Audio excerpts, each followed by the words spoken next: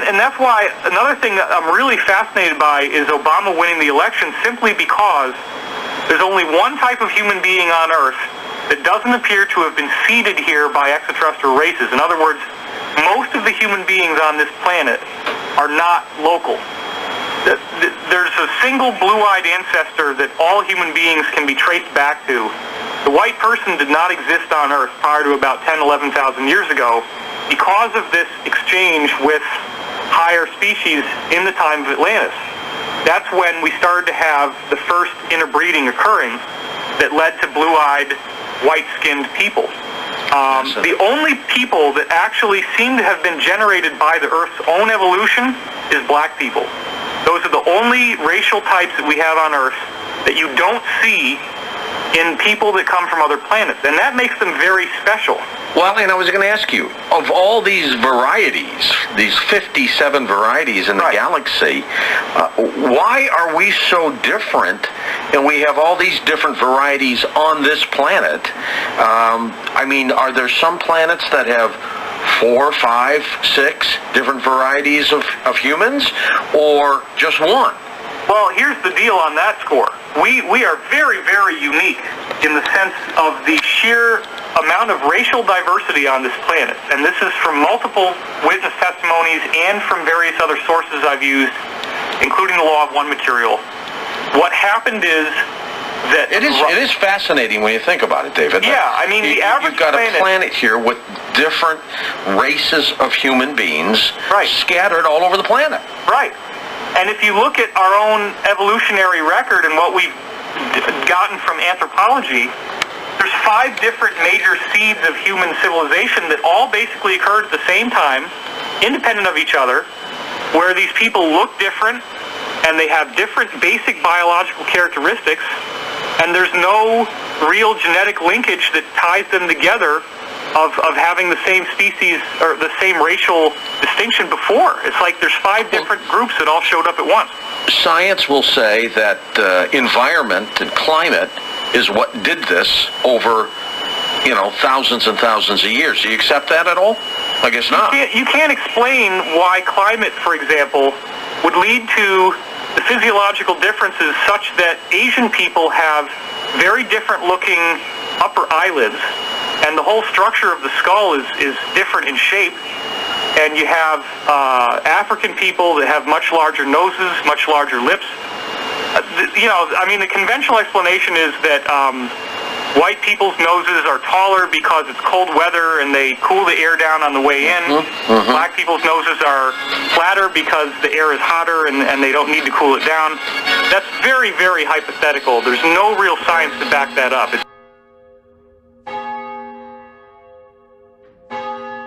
Remember, when they attacked Africa, they did not attack Africa physically. They did not attack Africa educationally. They attacked Africa spiritually. Jomo Kenyatta said when the European first came to Africa, the Africans had the land and the white man had the Bible. White man told him to close his eyes, get on his knees and pray.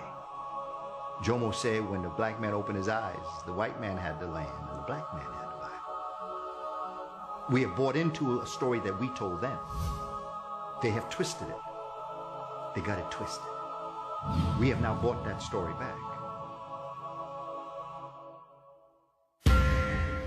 What we call the African and the communities that person lived in is where the concept of religion comes from. Europe never produced a religion, ever. Asia receives its religion from Africa. All of them. Buddhism, Hinduism, Shinto. As a matter of fact, to be more scholarly, starts with Hinduism. The first Hindu gods to come across were black Africans. And they came across, they were called Sambo, which is now a derogatory term used for blacks, mulattoes, etc. Sambo.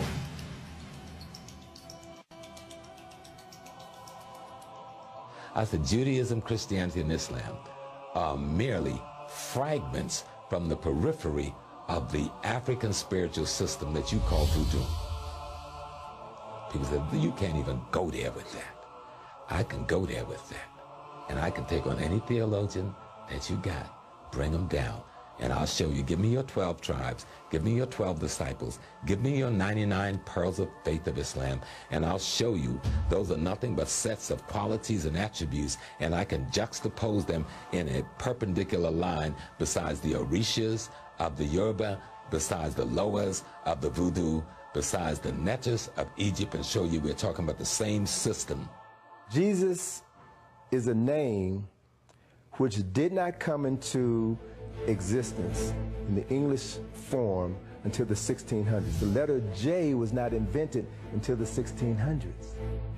Let me say this again. Now, the letter J was not invented until the 1600s. So the reality is Jesus is not the name of that person.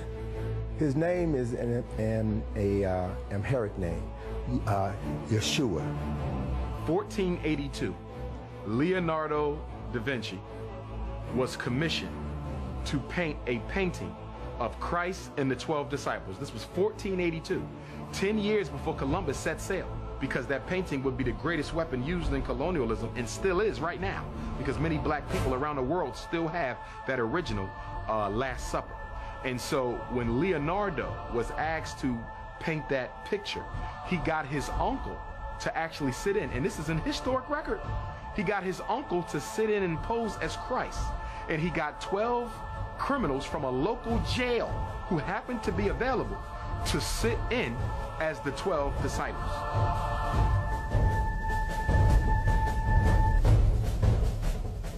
The only reason you call God by that name is because your former enslaver, your former oppressor, taught you that name. He never taught you the real name. He never gave you the keys to the power to free yourself spiritually, so that you are now spiritually or religiously still a slave. The African population in North America is the third largest black population in the world in any geopolitical state. Why don't we have a single word out of one of our language for God that we use? The Arabs use their word for God. The Jews use their word for God. The Catholics use their word for God. The Japanese use their word for gods. The African is the only population that don't have an African word for God. Yet, studies coming out of Geneva over the last 30 years prove that we are the most spiritual people in America, in the world, not just America. We worship with a greater propensity than any other people in the world, but we don't have a single word in our language for our divine. The word Christ is a title. It's not a name. Christ means the anointed one. And there were many people before the birth of Jesus who also bore that title, Christ. There were 16 people who were known as Christ. So Jesus was the last of saviors of mankind, saviors of a group of people who were known as Christ. When you talk about the image of Christ, it is important that we no longer ascribe to the European image of Christ. Why? Because the brain is an associating organism. It stores everything as pictures. And because it is associating, if you force feed an African child that Christ is white, because the brain associates, as that child begins to grow, the brain will associate white Christ with white people. And so if white Jesus is God, then white people must also be the gods of humanity. And so guess what? The power in the painting is transferred to the people who resemble that painting. And so it is difficult to pray to a white Jesus and not in some way feel inferior to white people. And that's why when I talk to Christian ministers, I often tell them you have to change these pictures. They say it don't matter. Of course it matters. Why do you think the European went around the world and systematically altered the image of Christ in every major cathedral, every major church, every corner of the globe? Because it is difficult to oppress a people whose image of the God doesn't look like the oppressor. But when God and the oppressor look one in the same, then the people will come to believe that the oppression was ordained by God. What we find is that in this story that came out of Kemet,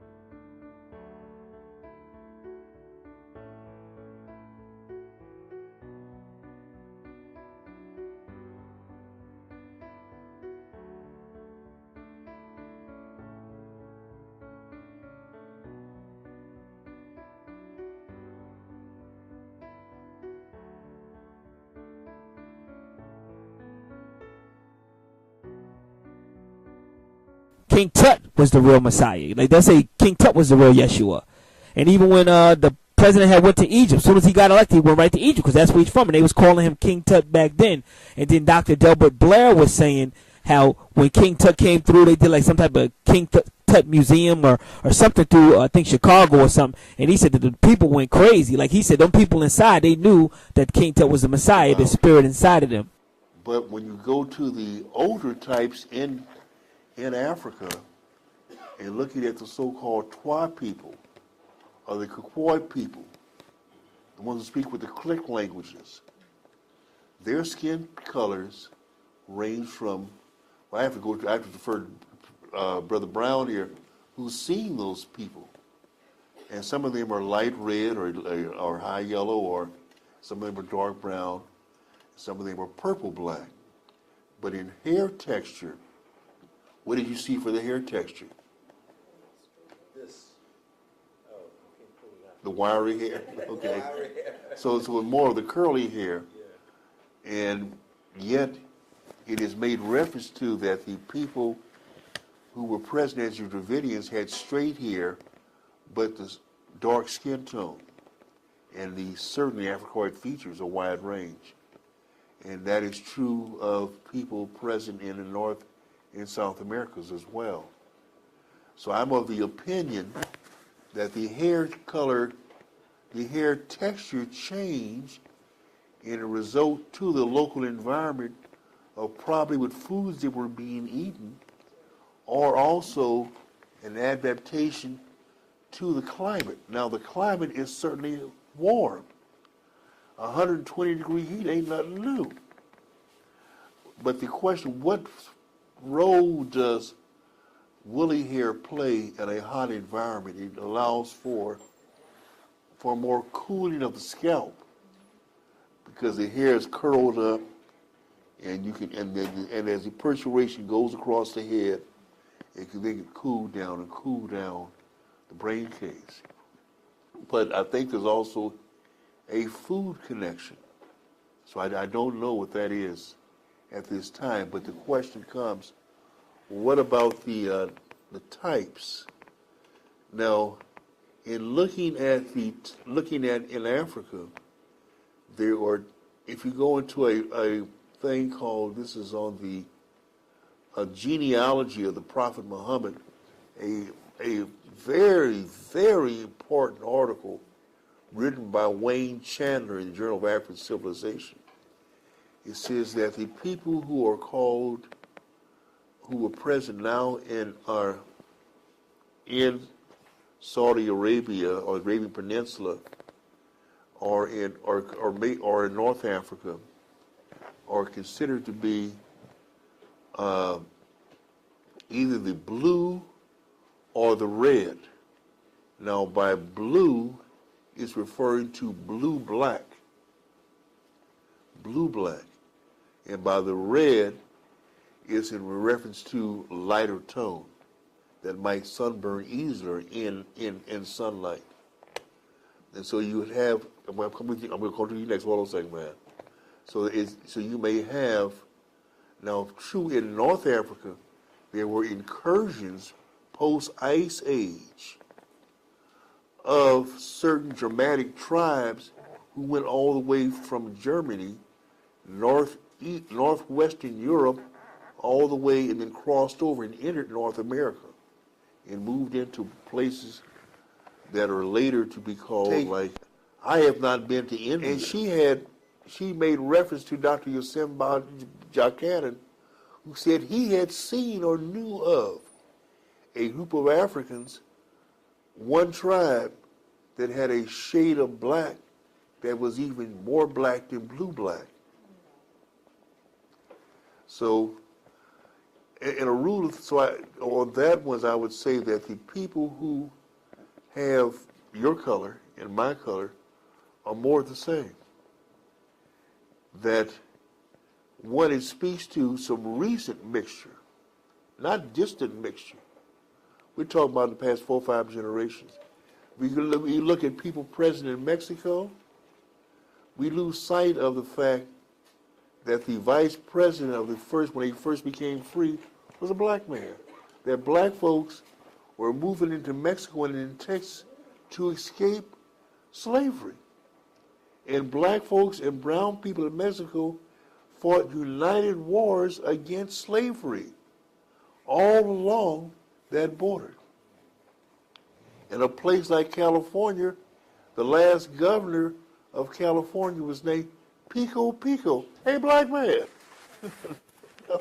And so when I go down the street Pico, I know it's in reference to Pico Pico.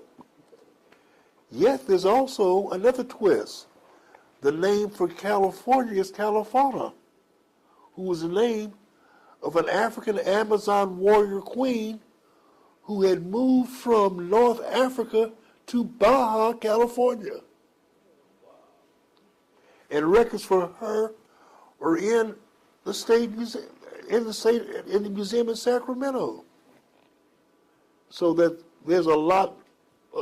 One thing that I can say about racism, and that is what Dr. John Henry Clarke maintained, and that was in the propaganda and in distorting the information that's being passed on as education, labeling some things as false and pseudoscience, and limiting what teachers can teach to young generations. So we grow not to even to value the dreams that we have. We were having psychic flashbacks about our own departed ancestors.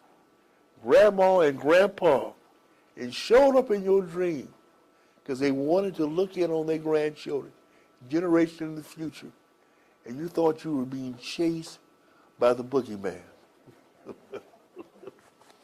Or you were being chased by an evil witch, and it was somebody who was your own blood.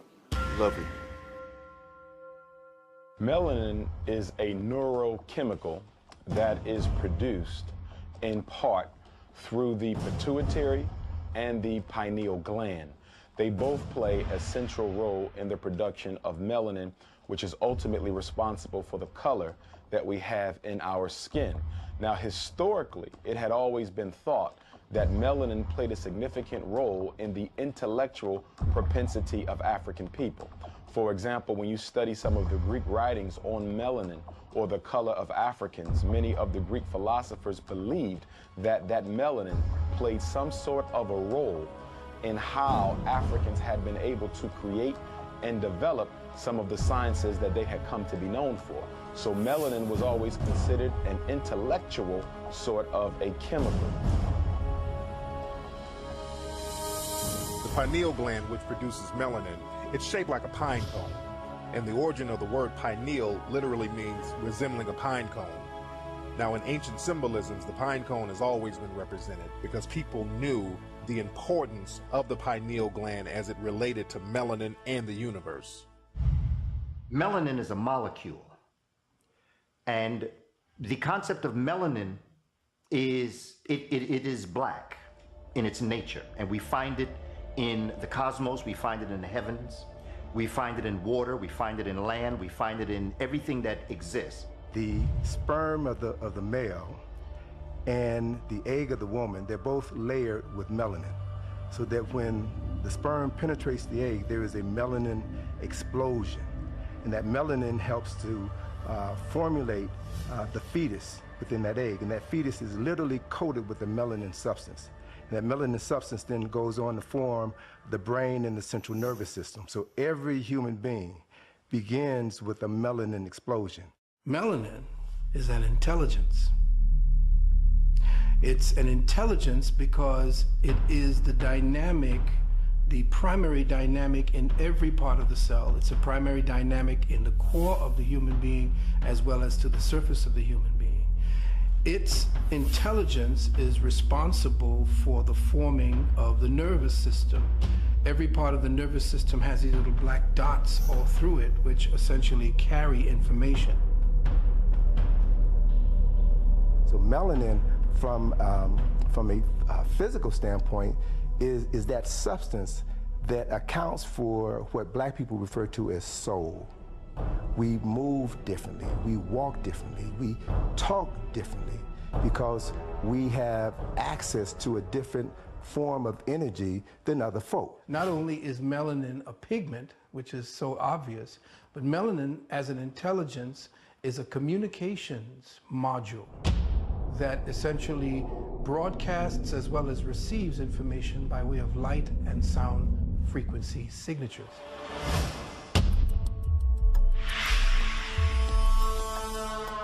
Scholars and scientists have been having conferences about melanin, to my awareness, at least since the 1920s. The pineal glands of most of our white brothers and sisters are calcified, and so they make less melanin.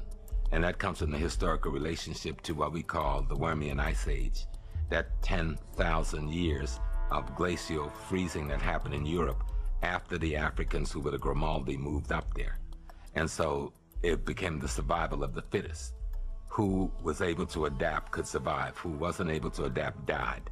So those people who were able to get rid of their melanin was able to survive. Those who could not get rid of the melanin, they died.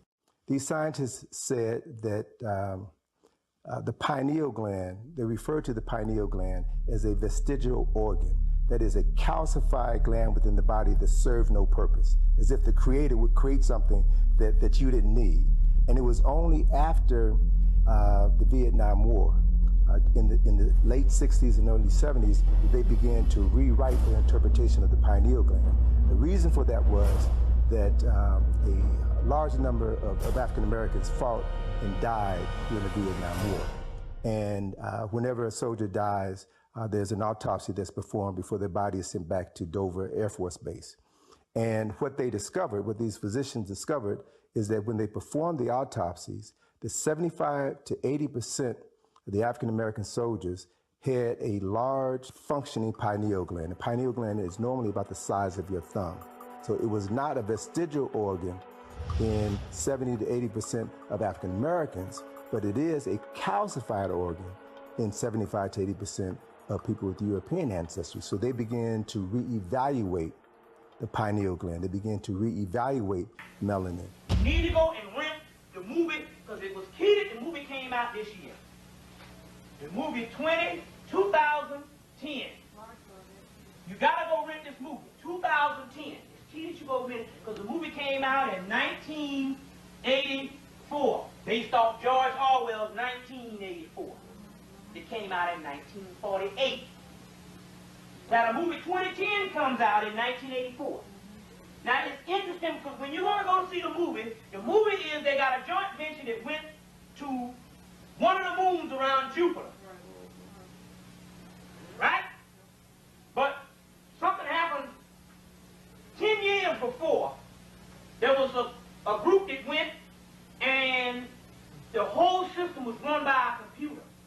But the government lied to the computer, and the computer could not compute a lie, and so when they computed, it just shut down the whole system and killed everything up there.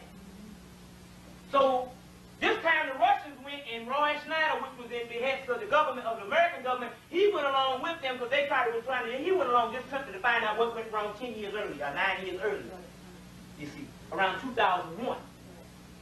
And when they get back, he meets one of the astronauts that got killed. First he appears on TV to his wife. She said, "Is that you?" He said, "No, I'm women. I do believe in one of my lifetimes I used to be with you. As what you know of me, John, that John, in one of my lifetimes, you have several lifetimes. And this lifetime is just like one frame." He said, "I do believe." And by the time he got up there, when he showed up on the space station, Roy Schneider said, "Is that you?" He said, "Yes." He said, "You got to get out of here in 2 days." He said, "Something wonderful is getting ready to happen." And he said, "What?" He said, "Just, you got to leave." So he convinced the Russians to pack up and leave. And on their way leaving, they saw, now one of the few moons, they saw this particular black dot. A black dot moving towards the moon. When they zeroed in on it, it had these little specks. They call them monoliths. These little specks. And it was moving towards the moon. One of the moons. And they was hightailing it out there on the spaceship. And it hit that moon, and the moon ignited. It hit the moon, and the moon ignited.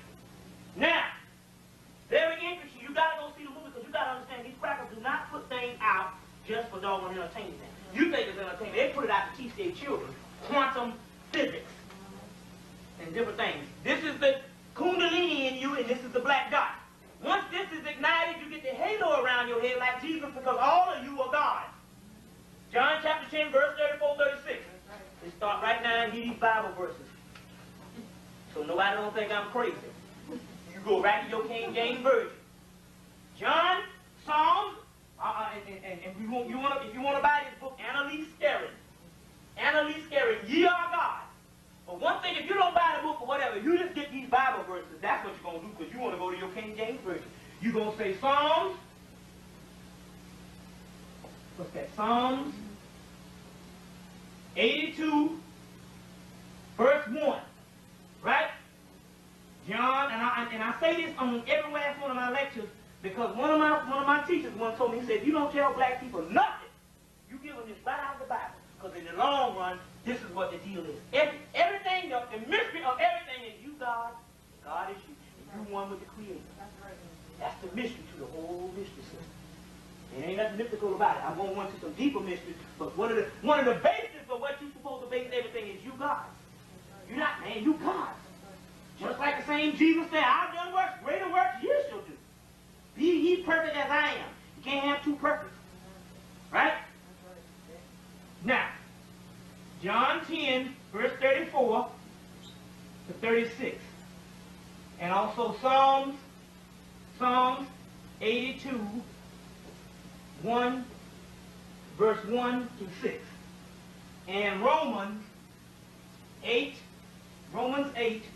verse 14, 16, and 17.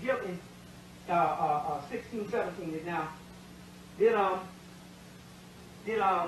you ever find this Moroni in the Bible? No. Well, there's a Moroni. I think it's in one of them Septuagint Bibles, because there's different types of Bibles. The Vulgate Bible. There's several hundreds of Bibles. You just know the King James, which is probably one of the one that was what it said in the beginning of the book. It has been diligently prepared, transposed, transfixed, cut out, and everything. Tell you that in the book. Anything they say diligently, they mean, man, we done did a work on this thing. So one was also Moroni, chapter 10, verse 9. Let's go through this right quick.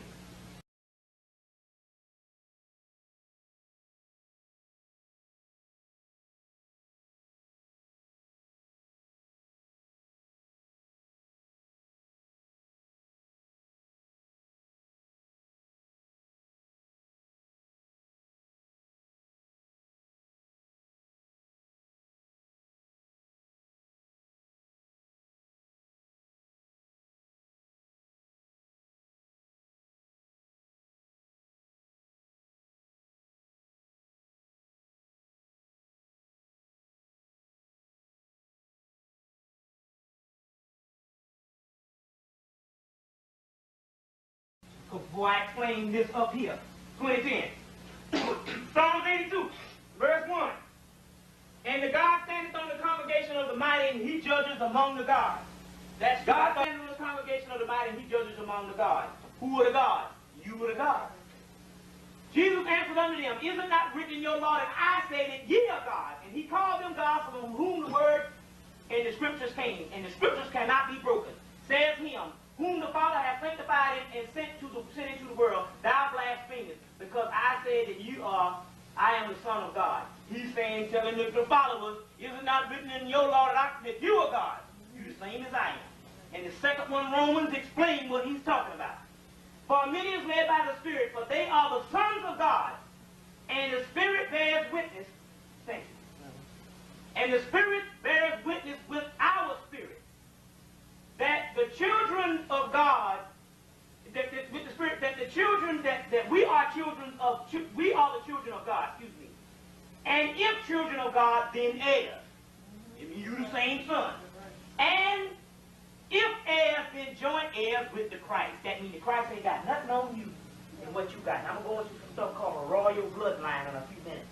And understand that. So that means ye are God. So this is the key. Raising yourself up to God. Now, you can get the book Annalise Scarron, Ye Are God, or you can also get, you can just write those Bible verses down.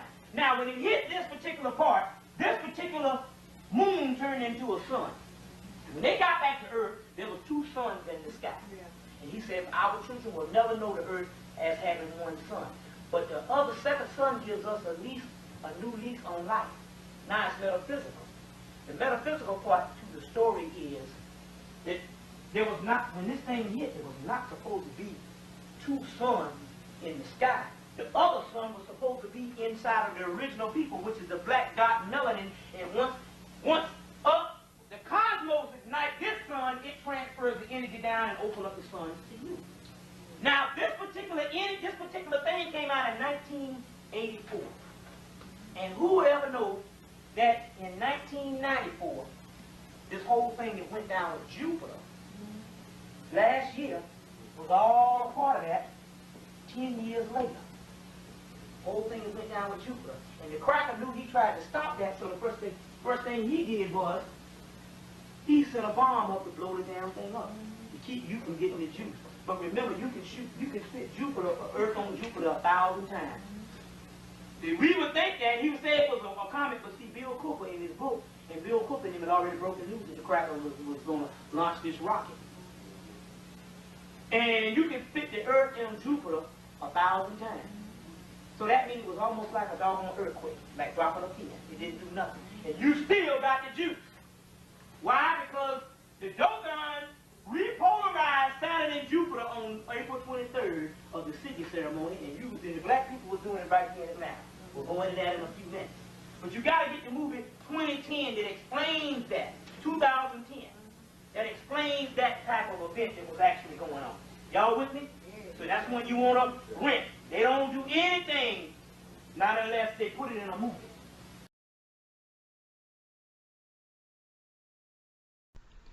Archaeologists in Egypt say they have discovered not one, but two beautifully decorated ancient tombs near the historic city of Luxor. Now, these tombs were found earlier this month, they state, in the area of Tombs of the Nobles. They are believed to date back to the 18th dynasty, and this is the years 1543 to 1292 BC. Now, this was put out here by the Discovery Channel, or by Discovery, that this tomb is connected to a courtyard that was commissioned by a royal cupbearer to the pharaohs. Now, what is very interesting is that this first one, discovered on March 2nd, a god's doorkeeper and his wife are depicted here. Belonging to who? Amenhotep, doorkeeper to the Egyptian god Amun. Amun-Ra. And you can see the eye right there. You want to talk about all that? And these tombs have been heavily vandalized. The whole wall carved out. History. Certain spots purposely removed. Now, this first tomb belongs to an Amenhotep, doorkeeper to the Egyptian god Amun, and they're surnamed Rabiu and his wife Sodomen.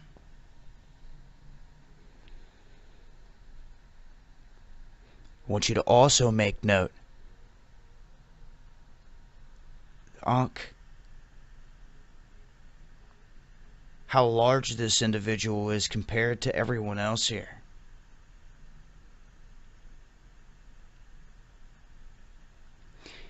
Now, Amenhotep's son and his wife in the second tomb, discovered on March 10th, belonging to Satmut, which is the son of Amenhotep, and Sodomen.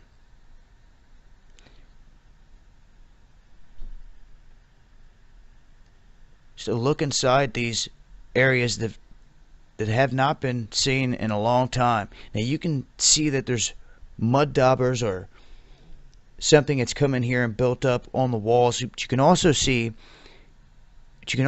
where they've purposely chiseled away certain spots.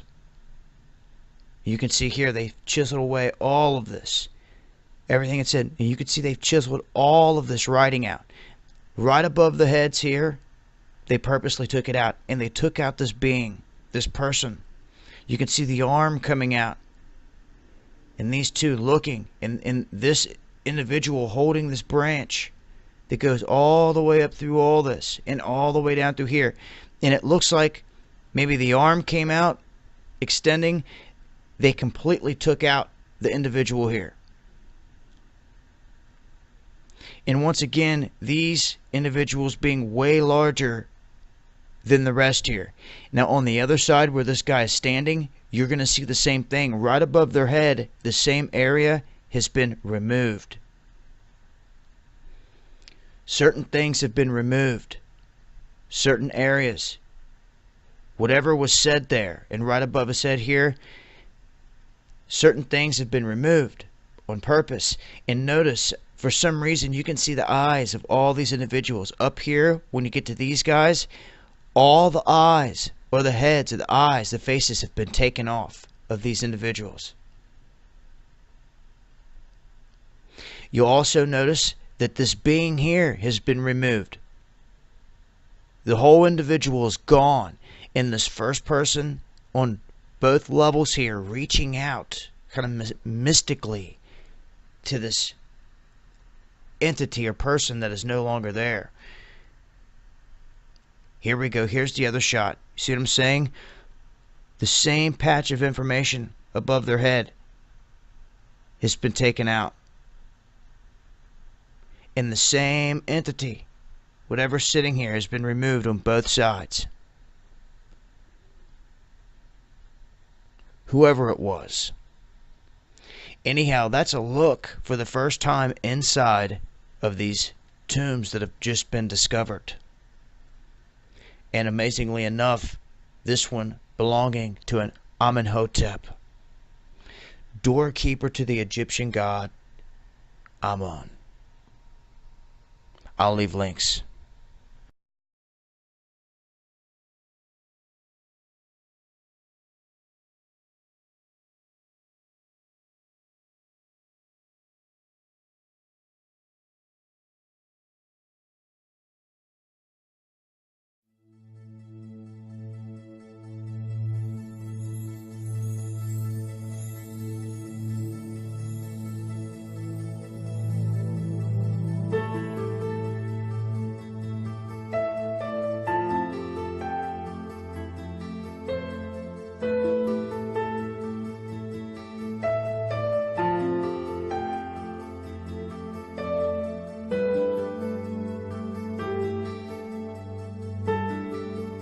When other people tell their history, they come across as being patriotic. When other people talk about where they came from and who they are and what their history is, that's called patriotism. But when African Americans do it, or when black people do it, they're labeled as being militant. They're called rebels. They're called Afrocentric. So that's the big difference. Our history, for some reason, it becomes offensive to people. So we have to stop being afraid to tell what our true history is.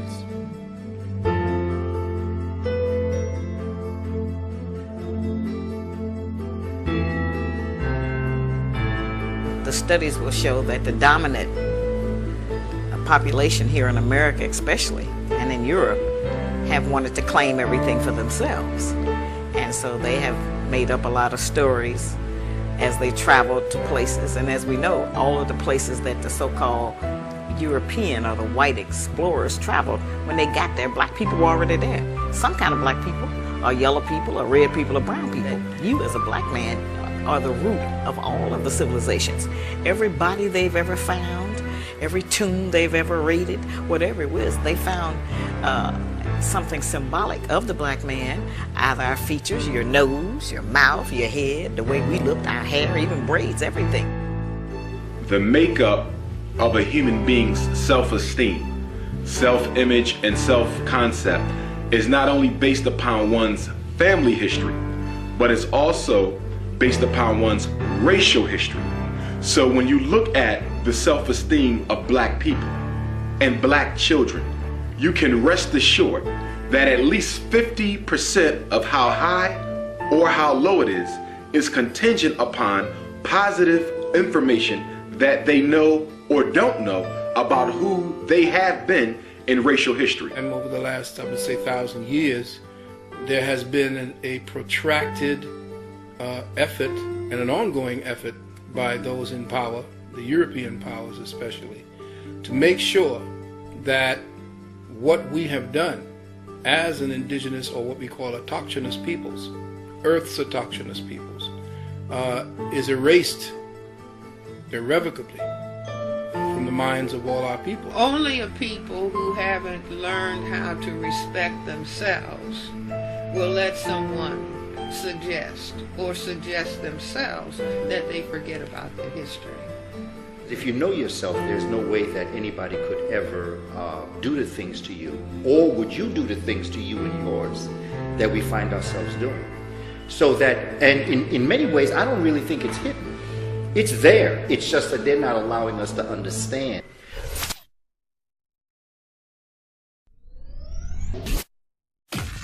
According to Dr. Ben, the original name of Africa was Alkebulan. Africa, the whole continent, was also called Ethiopia. As a matter of fact, the Atlantic Ocean was called the Ethiopian Sea. So there were several different names. Africa was really described by different tribes. It wasn't a whole monolithic society, but eventually they named Africa after a European. Africa was not called Africa. It's actually named after the one who actually conquered the Carthaginian, Scipio Africanus. So they usually, the Roman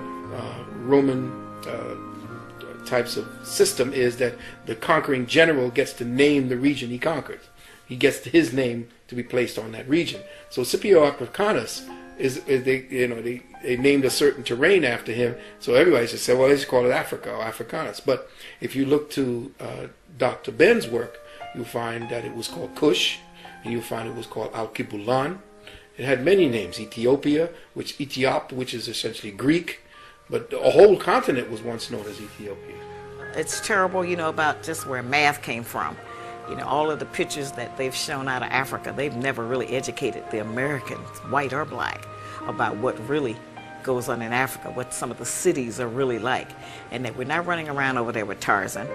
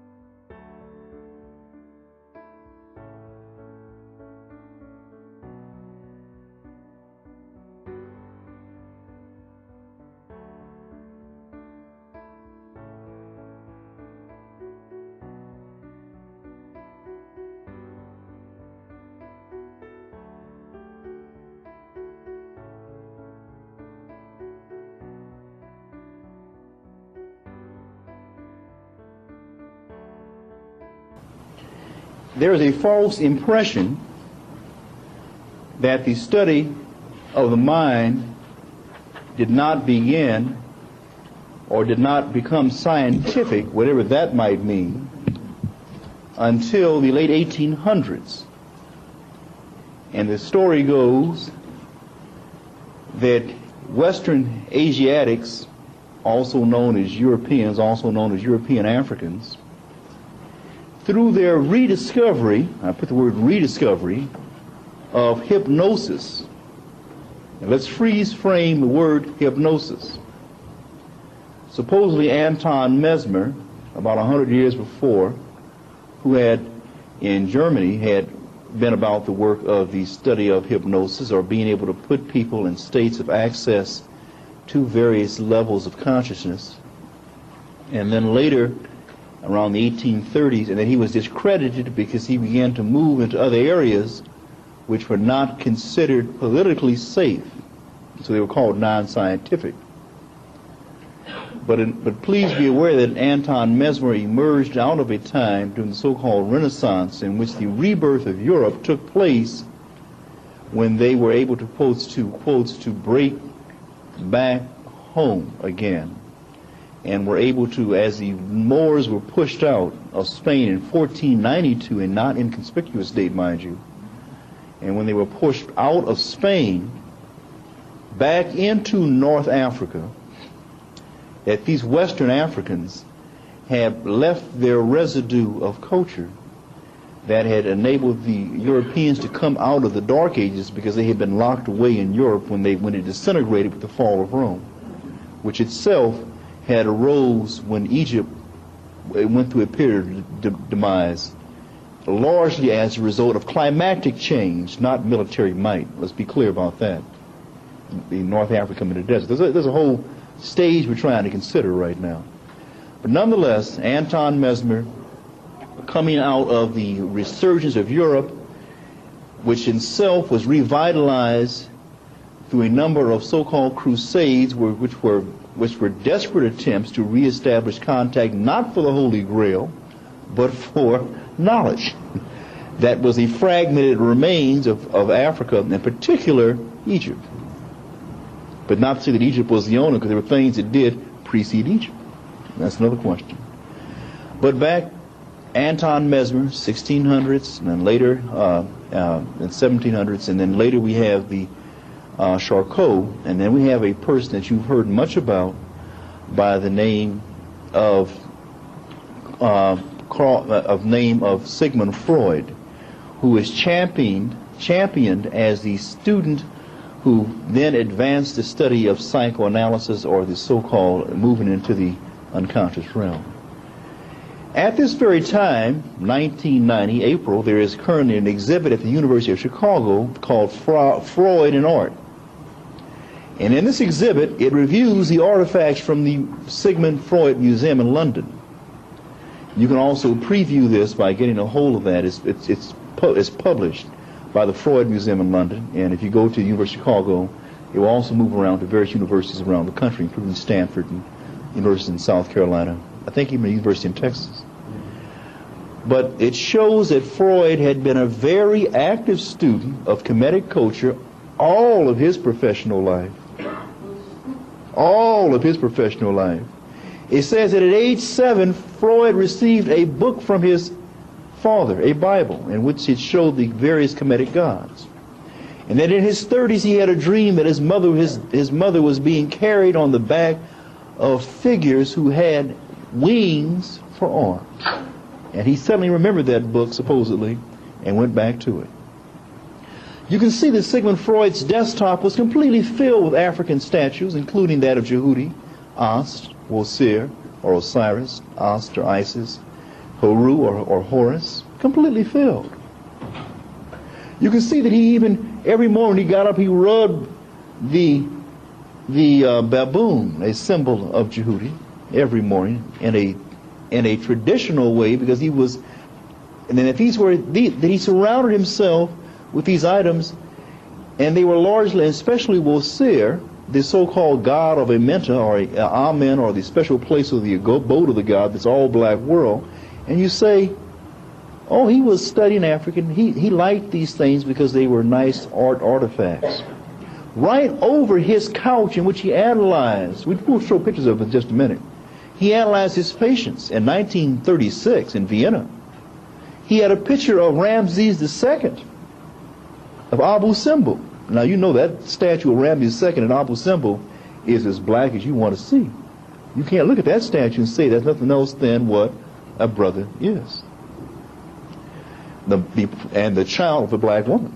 Can't see it any other way than it is. So that to know that, and then to see in this picture taken on his desk by Engel in 1936, he had a copy of the book Moses and Monotheism sitting right on his desktop, in which he wrote it 30 years before and didn't dare publish it until a year before he died, until he moved to London, because he knew the time.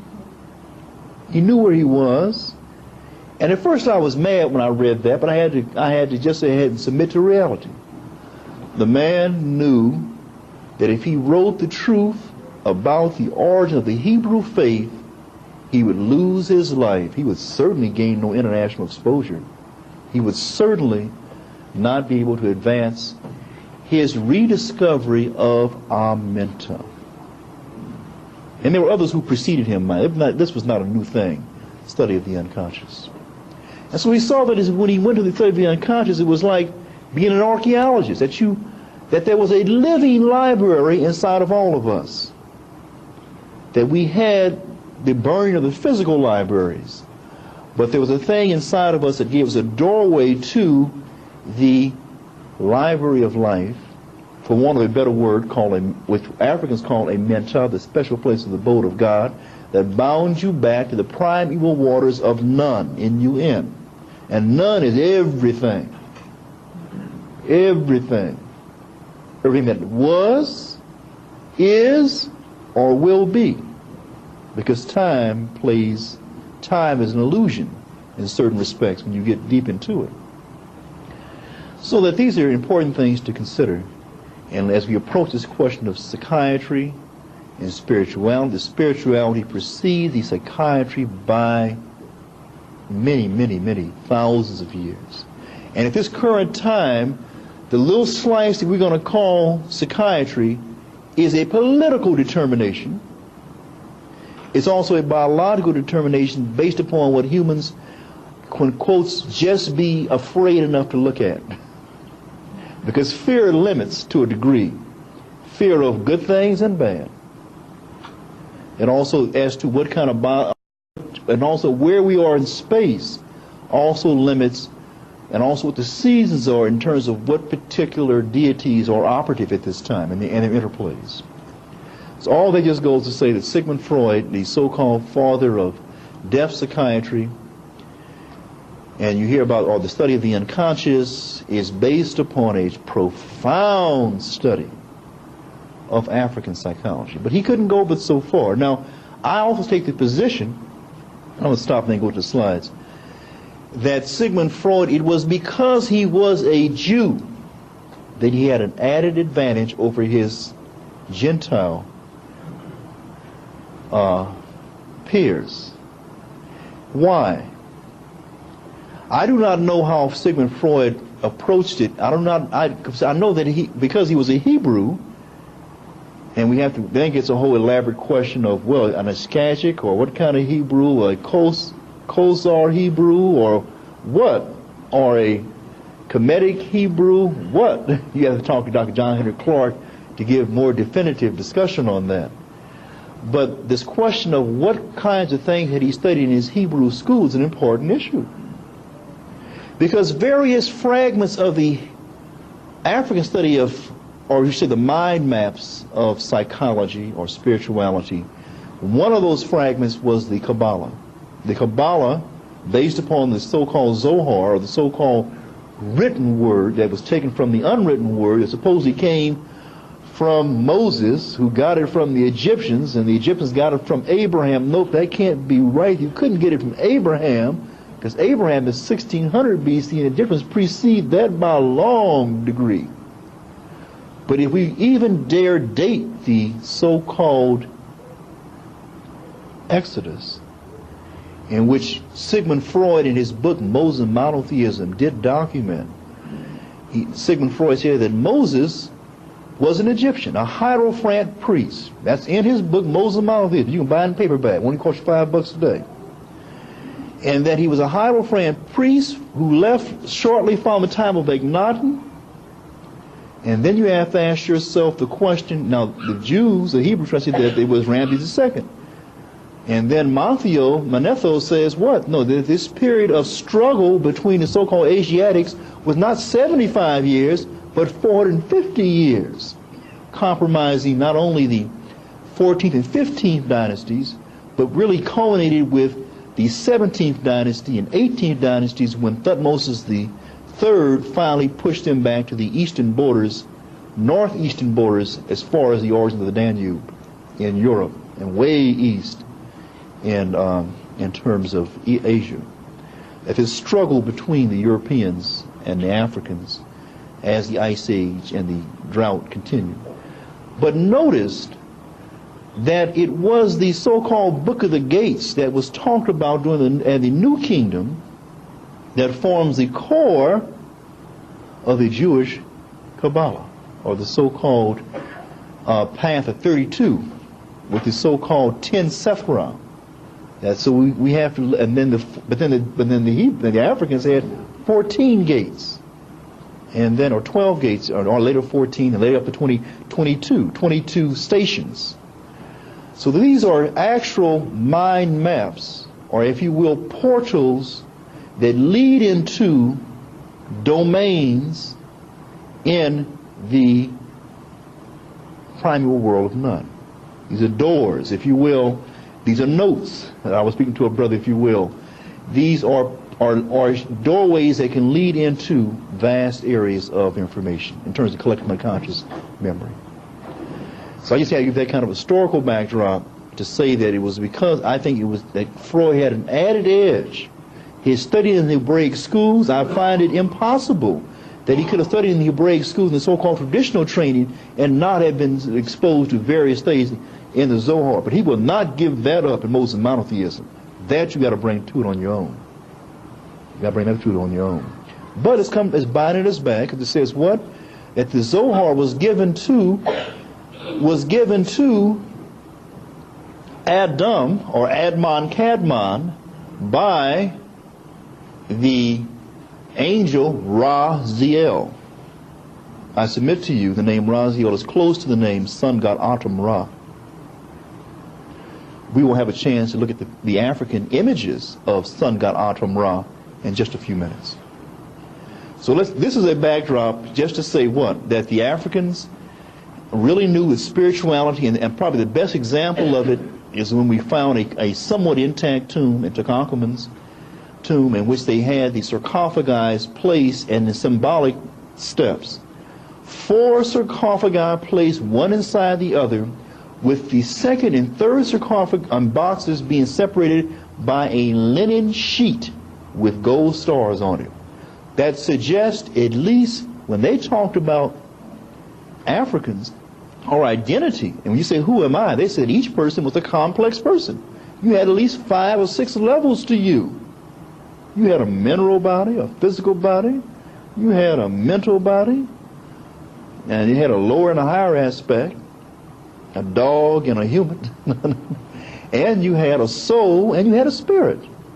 And all of these were different components of you that coexist at the same time, but the time that you call death or birth, at birth they all came together, even prior to birth, and at death, various ones went different ways. But you had to, when Africans said that I'm dead, they meant you didn't know these 5 or 6 or 7 parts of yourself.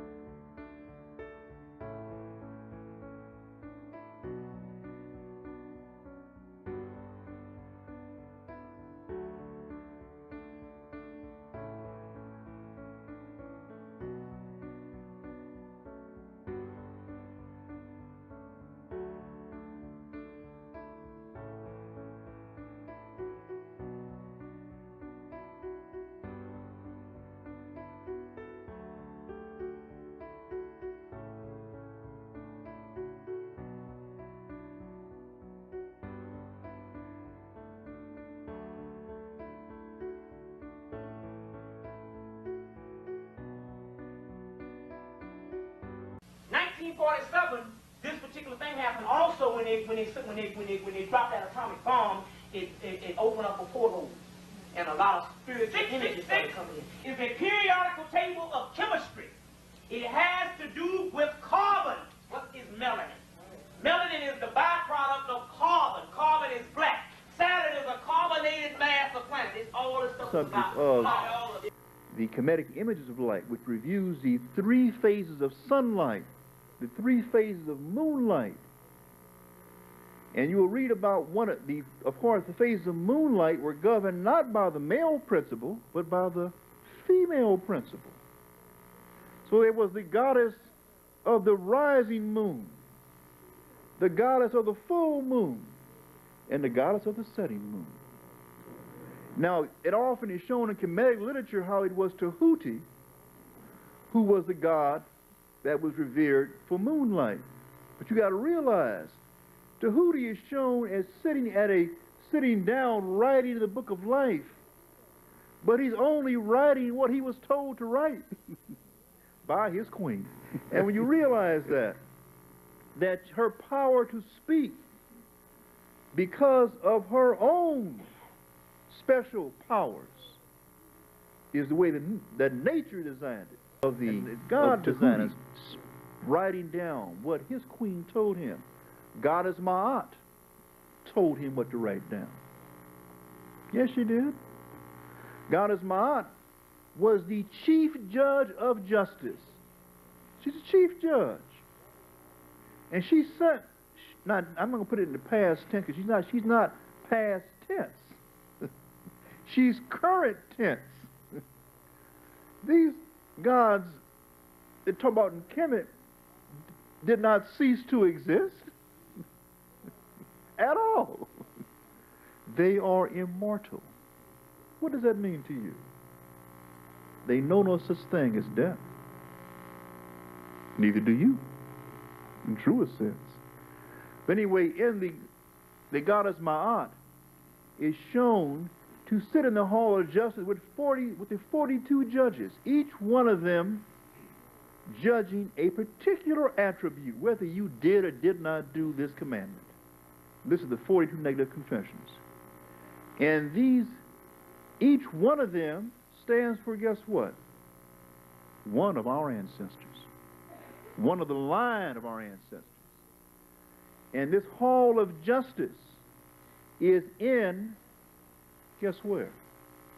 Where is this hall of justice located? In the cosmos. Where? In the core of the sun. In the core of the sun. You know the one you see rising? So the light that is put out, this is extremely advanced. That's why I say in the African Origins of Biological Psychiatry, the European is afraid because of his misdeeds, all the hell he's put our people through.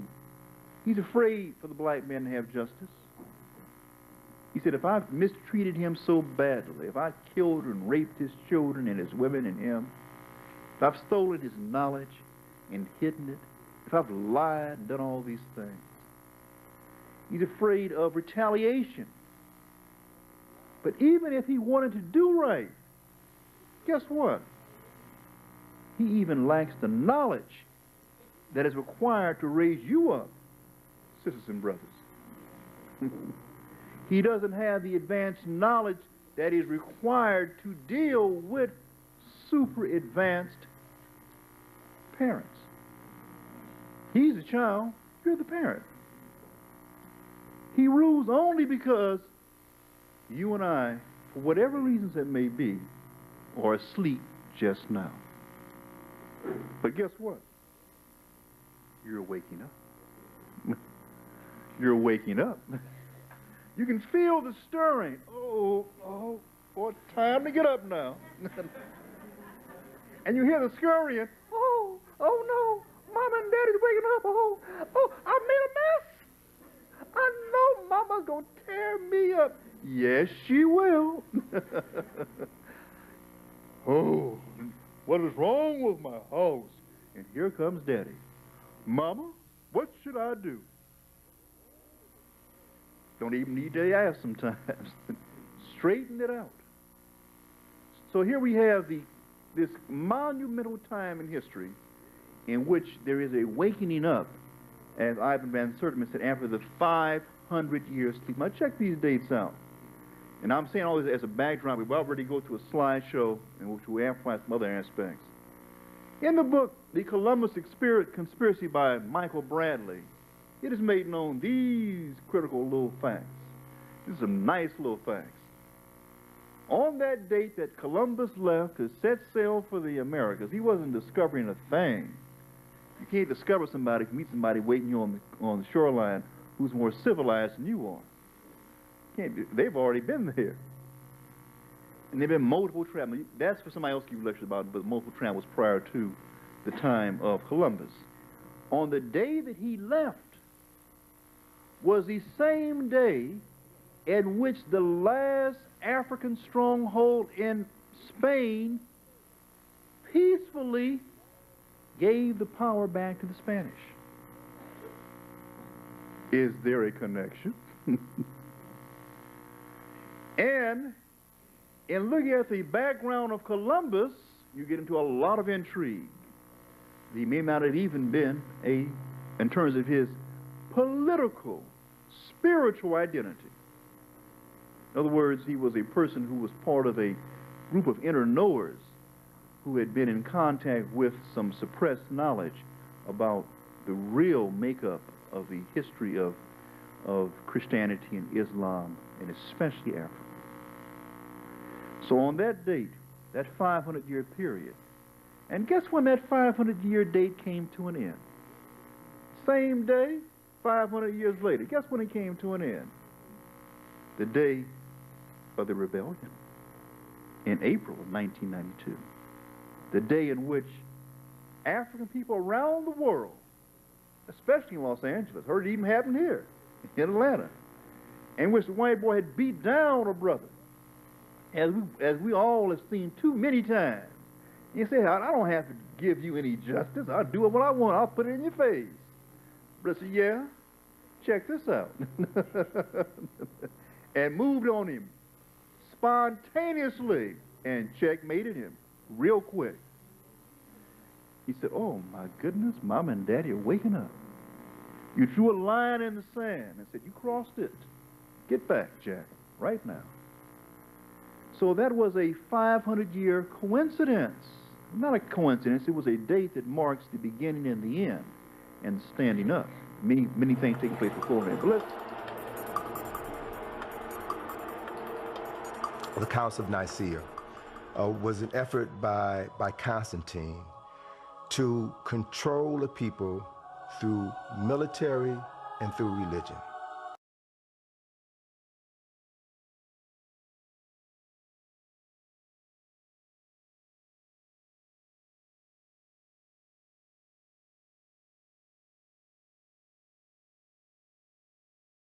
Whoever can control your concept of God has a weapon more powerful than any physical weapon, than any sword, any gun, any atomic weapon. Whoever controls how you relate to the unseen presence of God will not only control you, but can control your children and your children's children. So it was at the Council of Nicaea that the Constantine, this emperor, needed to find a way to consolidate his power, because the people that he conquered in various parts of the world had different religions, different ideologies. And it was at Nicaea where he brought together these theologians, these scholars, if you will, to hammer out one uniform theology that everyone would follow. And if Constantine could convince people to take Jesus as God on earth and change that he was a human being, then they could take over the control of the Catholic Church and make one. So they invited. And one of the priests was an African known as Arius, Bishop Arius. There's a book called Blacks Who Died for Jesus by Mark Hyman. Gives the story of Arius. Arius now gets word that Constantine knows Arius is coming to dispute this. Because he's saying, how are you going to tell people this? Nobody's going to believe that story. That Immaculate Conception? Come on, that's written on the walls of Egypt. That's a mythology, that's an analogy. You're not supposed to believe that story. That's a nice story to live by, that each and every one of us has Jesus within us and every birth is an Immaculate Conception. But there was no one boy born as the Son of God to free. Come on, you can't. Constantine said, look, come on over here. Nicaea, I'm going to talk to you. He found out that he was going to be assassinated. So he fled into Europe with his followers. Arius and his followers became known as the Arians. Wouldn't Hitler have a heart attack if he knew who the real Aryans were? They were a bunch of black folk. Everybody who was worshiping Isis and dealing with mostly a Kemetic religious philosophy, they said, we can't do this. This is ridiculous. This reminds me, there's no man called Jesus Christ. We ain't never heard of him. Well, Jesus Christ will take Jesus, which was the sun god in the West, and we'll take Christos, which was the sun god in the East, and we'll put them together. We'll have a name. And so what did he do? A man named Apollonius of Tyana, at that time, who had studied philosophy in Kemet, was teaching. He was a healer, working miracles. He was a hero at that time. So he became the template for Jesus Christ.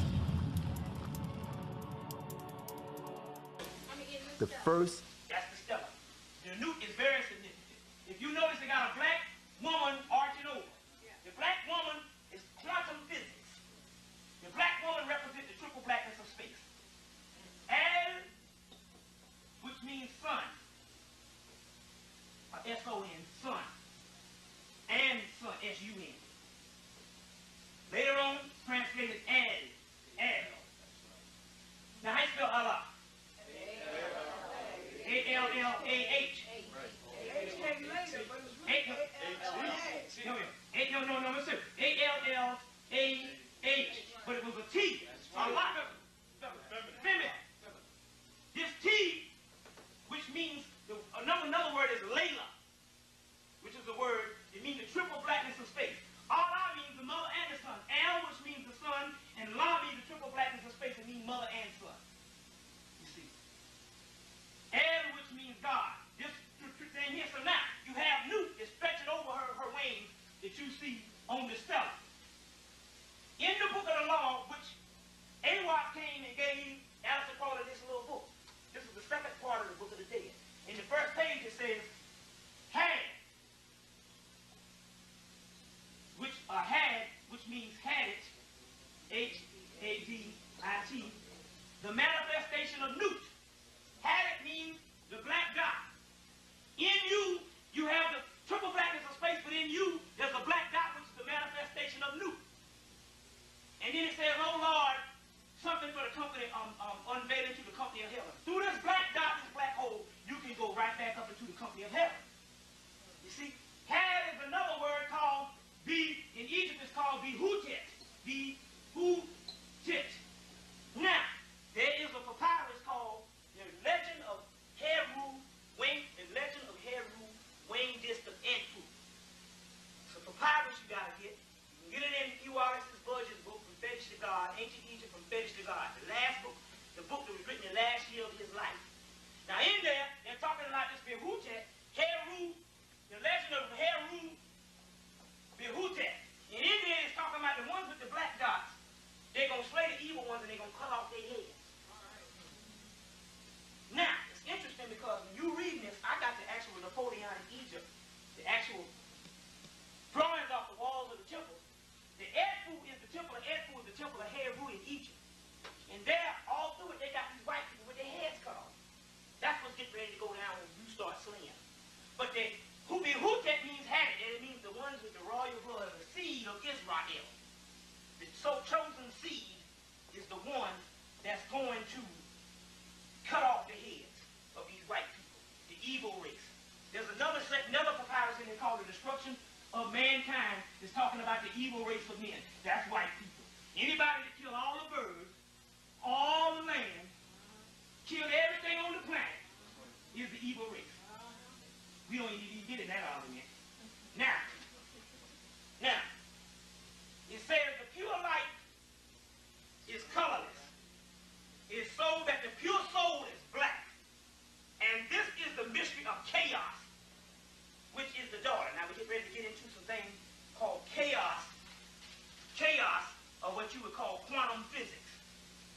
visit. But that's the mystery of this particular person, Angkor Nakhunsu. Now, I want to show you something because I broke down something. This god Aiwass, now this is the deal about it. This god Aiwass, who's supposed to be a tall black man, who is a form of the Christ. Now, what happened was, in 1880-something, a guy by the name of Edward Clemart started having visions of this tall black man with Arab dress on. He had a sword on his side. And he drew that picture, and the name of that picture is called Moorish Chief. That's here in Philadelphia, at the Philadelphia Museum of Art. That picture is nothing but another picture of Aiwass or Angkor Nakhunsu in a realistic form. And everybody see that picture. Black people see it. You can't get enough of looking at it. The Moorish Chief at the Philadelphia Museum of Art. Now, it's interested in this, either in the 3rd chapter of the book of Revelation, in the book of Revelation, it says something about Philadelphia. Why did they say it's Philadelphia? Remember now, the first, when the prophets are prophesied into the future, the first, there was no D.C. at that time. It was Philly, which was the first capital, right? So now they prophesied. Now why they prophesied? Because the book of Revelation is called the Amenta, and it was supposed to be something that took place in the West, because the lost tribe would be in the West at that time. Well, where in the West? We put Philadelphia there to show you that that's the capital of the new 13 colonies. You see what I'm saying? So now, the Philadelphia there is just a city in America, but it's symbolizing a people that will be drugged, hieromobile, or whatever you want to call it. It will be hit in the head and drugged in a land in bondage of not their own for 400 years. You see what I'm saying? And the time of the book of Revelation would go down in Philadelphia. It meant that going down in the west is Philadelphia was the first of that. So when they prophesied, he saw Philadelphia. You see what I'm saying?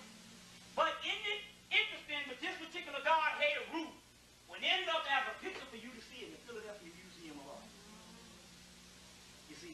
Now you got to follow this real close. Every time the cracker put out a movie, you think it's some spooked out stuff. Now listen. First movie came out 1984 when you had the year 2010 came out. Right. Same time a movie came out called Ghostbusters. In the Bible it says, this is not written in your law to hear God. You got gods on this planet, that's the people that carry the wrong blood, the black God. And you got the mutants who are not gods. Right? In the movie, when the white boys start to battle with the ghost, they're on top of the building, and this woman steps out, and the woman asks them the first thing she asked Dan Aykroyd and them. She says, "Are you God?" And they say, "No." And she says, "Then die." That means that the only thing that's going to be lifted up is the ones that's gods, and you are gods. That's the whole mystery of Christ. You see what I'm saying? Christ. Or the Mahdi. You see what I'm saying? Or the Messiah. The message. Now, in 1989, a second movie of Ghostbusters came out. Now, in the movie, it's supposed to be some evil man that got dethroned and vowed to return. And he needed a child to get off the picture, to go into the child and come back into the real world. Right? Now reverse all that. In actuality, they was talking about the picture in Philadelphia when they showed it in a museum. You see what I'm saying? In a museum. Now, you go see the movie, anything that they say evil, disregard the evil. Because when they say evil, that's evil to them. That's your God. See what I'm saying? They say the white man give you his woman. Because when your God to come to kill him, to kill you too. That's evil to him. So now he see a man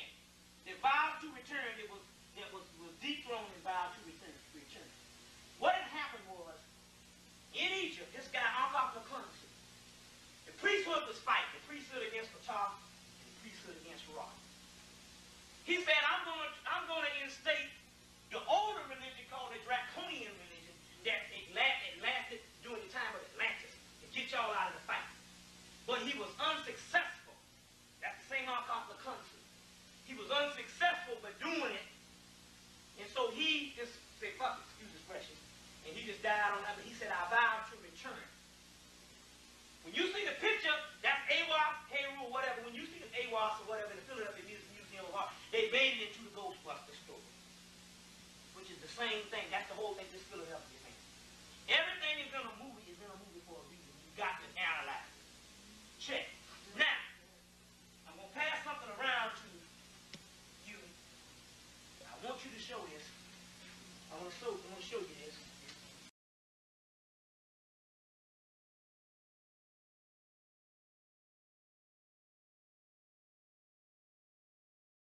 Tell you what I'll do. This is 44, and this is 44 different decisions. This black god ate Aleister Crowley, this, in 1907. These are 44 different signs. These signs, there's 22 in each box. These signs that you look at, there's 22 in each box, 42 in all. These signs here, or these symbols, are nothing but archetypes of stuff of melanin that's in your brain. In your brain. This is stuff that is in the black man and black woman's head. This rests in the threshold, which is the black dot, the seed of Israel. The sun is in you. Now, these particular ones, some stuff that's going on in here, was some stuff that Aleister Crowley, AWAS, who is this God, said, I'm going to give you the book of Revelation in 2 pages, which explains the whole thing. I'm going to explain it in 2 pages. It's going to be more precise than what you know of in the Bible because that's been translated so much. So I'm explaining it in 2 pages. And this is what's going on in this first box. But these symbols are in your head. He said, but these are going to be true up to this particular point. Now I'm getting ready to read something to you right quick before I go into it. It's called the Liber CCXX, which is called the acranium, which is your head, Atu, and it says the acranium of Sut, Hermes, Tahuti, Osiris, the black man. You see, Osar in Amenti is the name. When they say Osiris in Amenti, they mean the book of Revelation, the Amenta period, which these symbols are in your head is getting ready to open up. Now, when I translated, they say, I don't know if the people might not understand that, but I'm going to go ahead and see it anyway. It says the key to the mysteries is the key to the 666, which the sun, which is 6 protons, 6 neutrons, and 6 electrons, which represent what? Carbon. What's that? B-U-N or B-O-N? O-N. Carbon, which is, carbon is the root of melanin. Melanin is the byproduct. 666. Which is the beast. Now, what kind of, wait, is this talking about something negative? No. You're going to find there's 4 beasts in the book of Revelation. Those are 4 animals. That means that you got 4 types of energy in you. That means that those animals that surround you, it means this, the animals that surround you, even though the animals can do all these things, they put you over the animals, so you should be able to master that. It's the symbol of the Sphinx, which is the number 19. When in that is completion. You see what I'm saying? Which is the lion. Why they made the Lion King movie to celebrate this for you. That's not but the Osirian drama that they did. He's the king of the jungle. Instead of putting the black man, they put the lion, that you could read between the lines. But it means that you're conquering the 4 elements of the beast in you, which is talking about the different animals that represent God. You see what I'm saying? Now, carbon is the basis for all of this. Now it says the beast in the book of Revelation. The beast number 66 resumes the dual nature of the beast of the carnazone.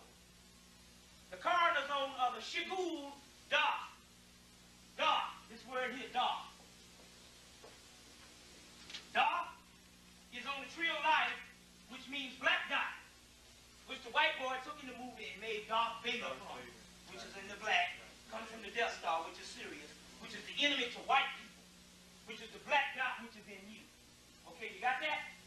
Dark, that's a spear on the tree of life. It's right at the same particular area as the base of your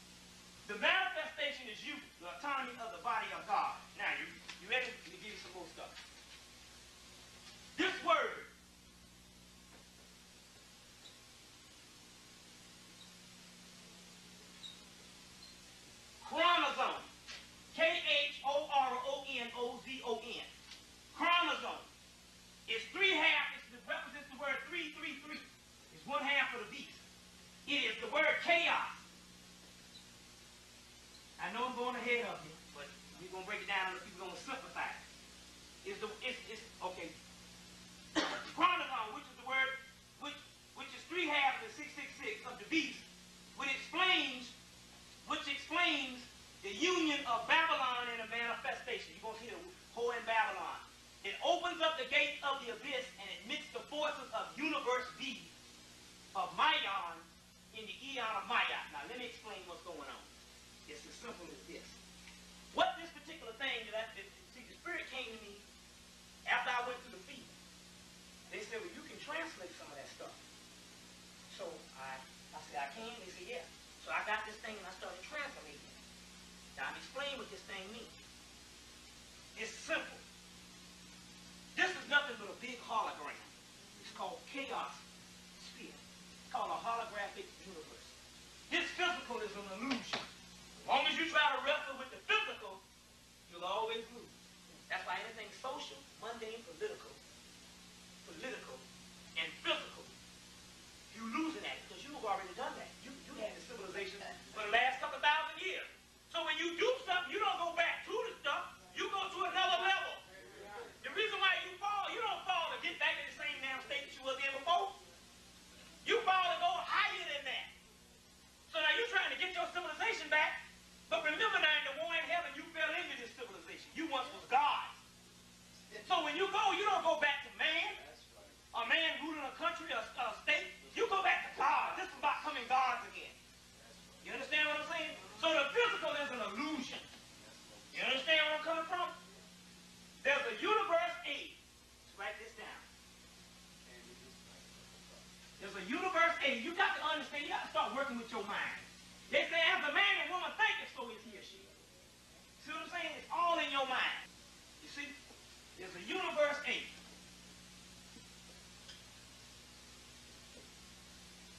Universe A. Universe B. You're in the universe A. It's the petty universe. It's the illusionary state.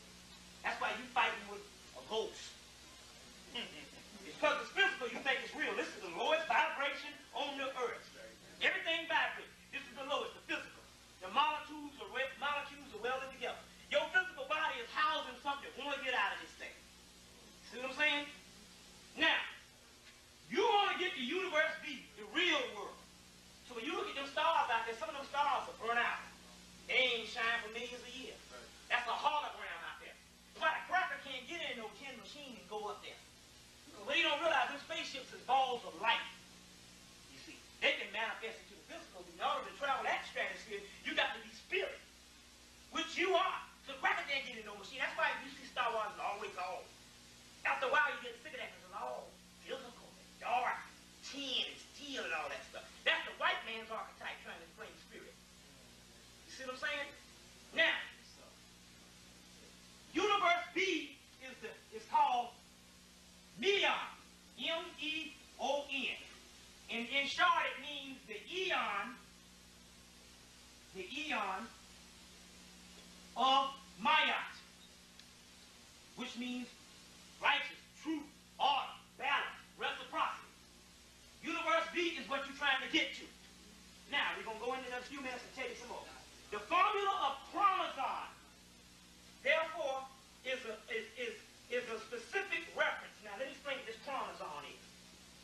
The chromosome is the principle of the disintegration of the ego. That's your lower self.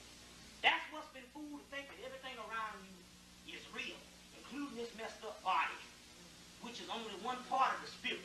It's the housing unit that you had. You acquired this body. You used to be the God. Manetho said there was a God that used to rule the earth. Honorable Muhammad said that gods used to rule the earth. You see what I'm saying? Solomon met an Egyptian priest and said that gods used to rule the earth. The Bible said that gods used to rule before the war in heaven. And you came down here for the experimentation and started messing this stuff, and after a while the damn laboratory red closed down and you got trapped in these physical bodies. You see what I'm saying? You see? The gods used to rule the earth. Now you're trying to get back to that other state. Now, the chromosome is the word I just wrote. The chromosome is the part of the beast. The reason why you're scared of the beast.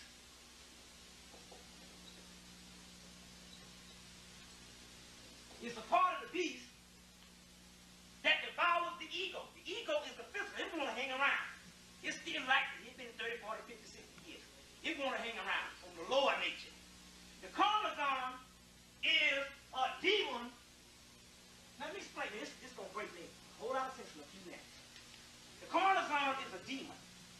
It's the principle of the disintegration of the ego that must be brought into play in order to effectively the regeneration of the phenomena in the source. Now, after carnazon devours the ego, it regards the ego as the essence of evil.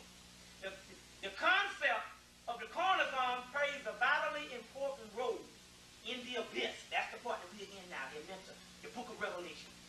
It particularly is dangerous because what it does is there's a demon that sits over the threshold. Your lower ego wants to go through this hole, wants to get to the higher self too. But it's only here to keep you enclosed in slavery on the lower half. So in order for you to get to your higher self, this demon got to eat that thing up. See what I'm saying? It's got to eat that up. Now the mystery to this is this. Because white people don't have the black dot, they don't have a higher self. So if this demon devours them, they're through. Whereas if it devours you, you become the higher self. Because the lower ego is neutralized. Everybody understand this thing? You got a lower self and a higher self. Your higher self must be destroyed. You must die on the cross. And the crossing over at the center of the cross is the black dot, which is dark, which is carnazon, which is the beast. And it kills that lower ego and you go into the higher ego. You understand what I'm saying? Now, that's what's going on in here. In this particular part here is this particular part up to that part. And these things get to work and it neutralizes that. The other part, once you cross into the threshold, you meet up with your higher self. Your higher self, and let me explain this. Your higher self is called the Necronomicon. Explain this. The Necronomicon. This is a book you want to get. Now, the guy is a big picture book. But this is the Necronomicon, a little $5 book. Now, I don't want you to be disturbed when you hear this stuff, because see, what happened was this. On 12/12/94, a doorway opened, which means 144, which means what? 144, which is the number of the apocalypse. You see, on 12/12/94, this doorway opened up. And when this doorway opened up, what had happened is, you need to go see the movie Superman 2. Put it all in the movies for you. Remember, it's supposed to have been 3 people that was rowdy, and you got encased in a glass. Right? It was all wearing black. And it was locked out in a glass, but they set up a bomb on the earth and blew it up, and the glass shattered, and they came to earth. And the only thing that was living on earth was symbolizing basically was white people, because we supposed to be dead. So they say, these people here, in theory, we can rule over them. See what I'm saying? And they were running hell until somebody like them was fighting with them, a sellout nigga, Superman.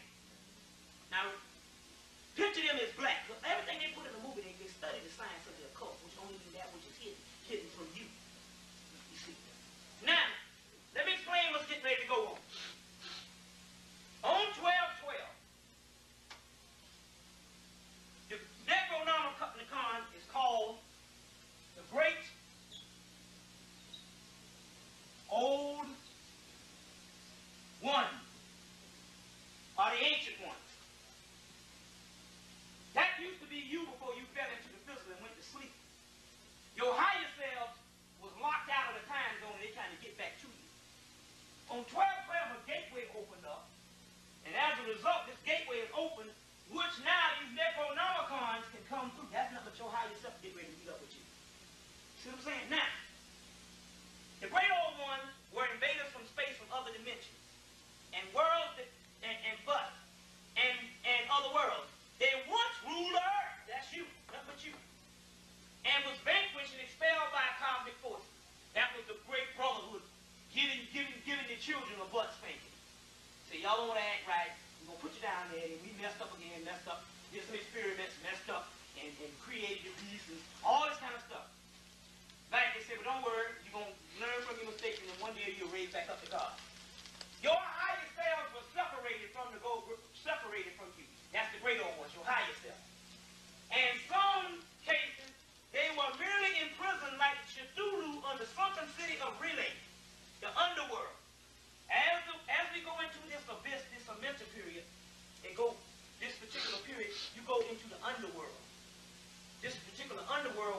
right now. This gateway that you see, these Necronomicons are ways to meet up with you. See what I'm saying? Now the key to this thing is, that's nothing but your higher selves, but what had happened was this.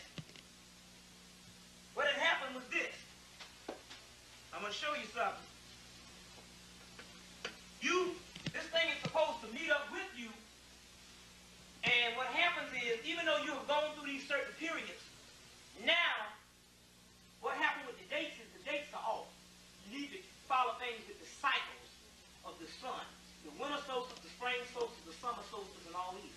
The spring solstice, the white boy knew that the reason why he got to start locking you down in concentration camp, because he understands that you, just like the animals, you hibernate in the wintertime.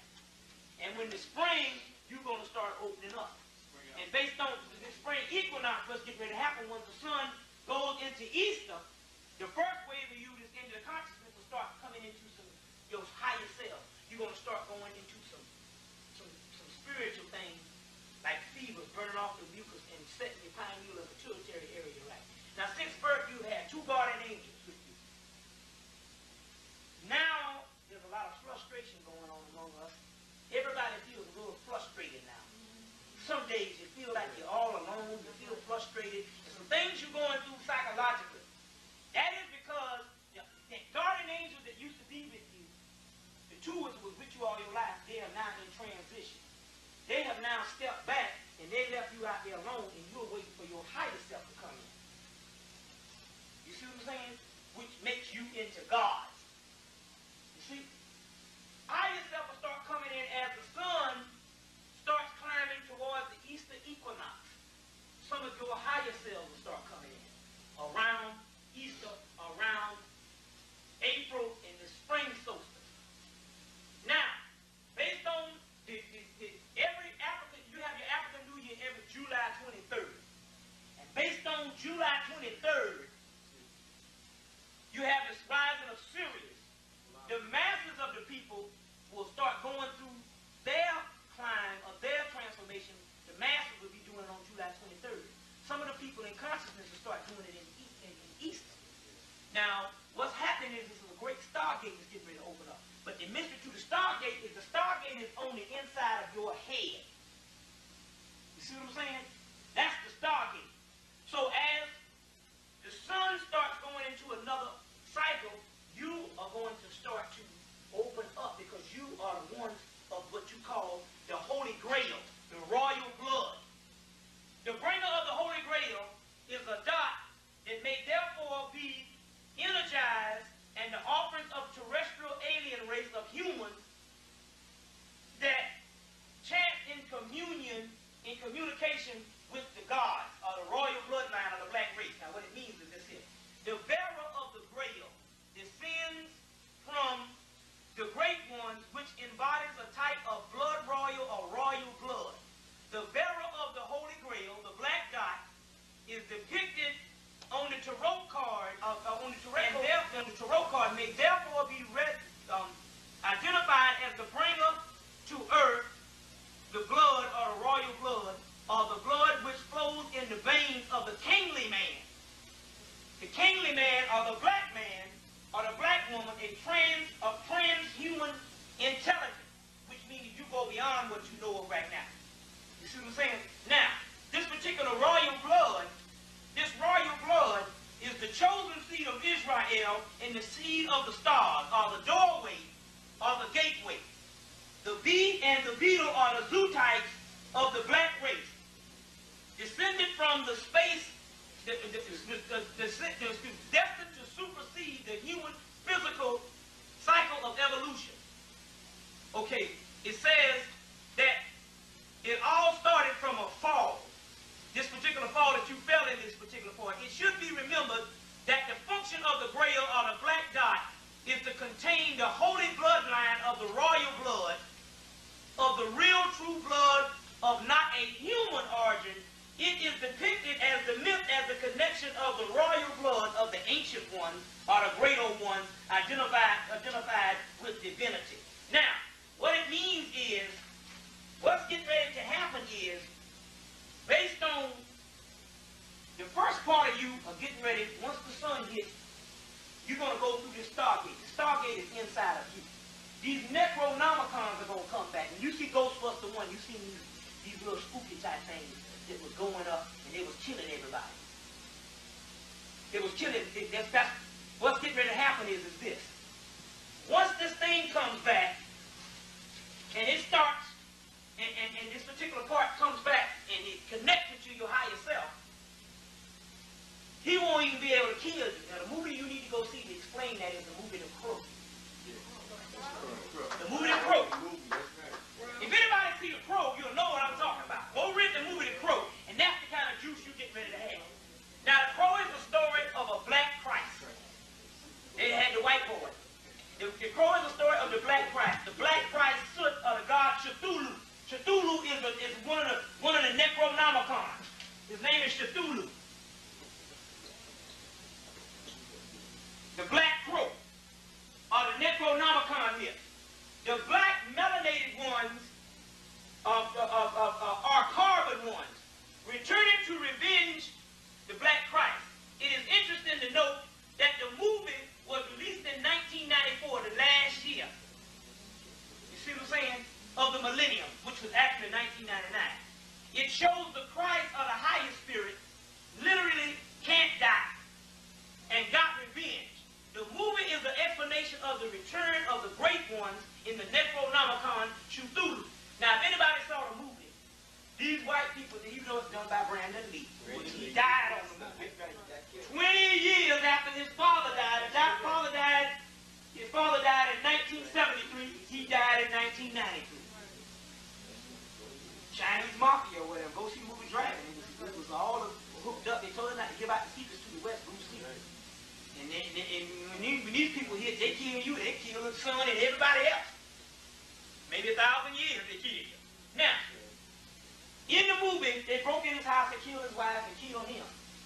But he came back, rose from the dead, and had a crow on the side of him. You see some of the Egyptians, you're going to see them, they got a bird in the back of them. That bird represents the spirit. And they were shooting him up, stabbing him, and the bullet wound just disappeared. And they shot him up with about 400 bullets. He fell on the ground and came back up and killed a whole room full of people. But there was an Asian girl up in there, she said, y'all shooting him. She said, y'all need to kill the crow. Because the spirit is in the crow. But see, the Asian woman represented somebody who knew the science. So they were shooting, she was running after the bird while they were shooting him. And each time they shooting him, they was getting killed. Now these Necronomicons is coming back and this here. Once your body is possessed with the higher self, you will actually be able to live in the physical and the spiritual. And what's getting ready to happen, this cracker can shoot all day long. You just regenerate. It's basically what you see on the Superman movies and all these movies. You see what I'm saying? Like Terminator 2. Not the one with the old one, but the one with the liquid steel. He just transformed back into it. They're getting all that stuff from your stuff. See what I'm saying? That's what's going down with this crow thing. The crow is called the black bird Soot, and Soot is one of the original names for the god. It means the black one. You see, it's the black one Soot. You see. Now, in this particular, these two symbols I showed you, this particular part of where you are now, you're going to unlock the key. This particular thing, when you cross over, you go into the Necronomicon. That's the god that's on the other side of the threshold. But there's a guardian on the threshold that's going to eat the lower half to get you ready for the higher half. Just the white people call that the devil because when they eat them, it kills them. Once they eat the lower half, they ain't never lower enemy.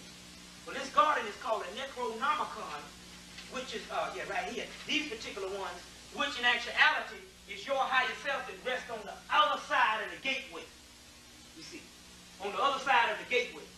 You see, so now the Stargate is, the Stargate for what was on the other side, and you got to go back and check the movie out.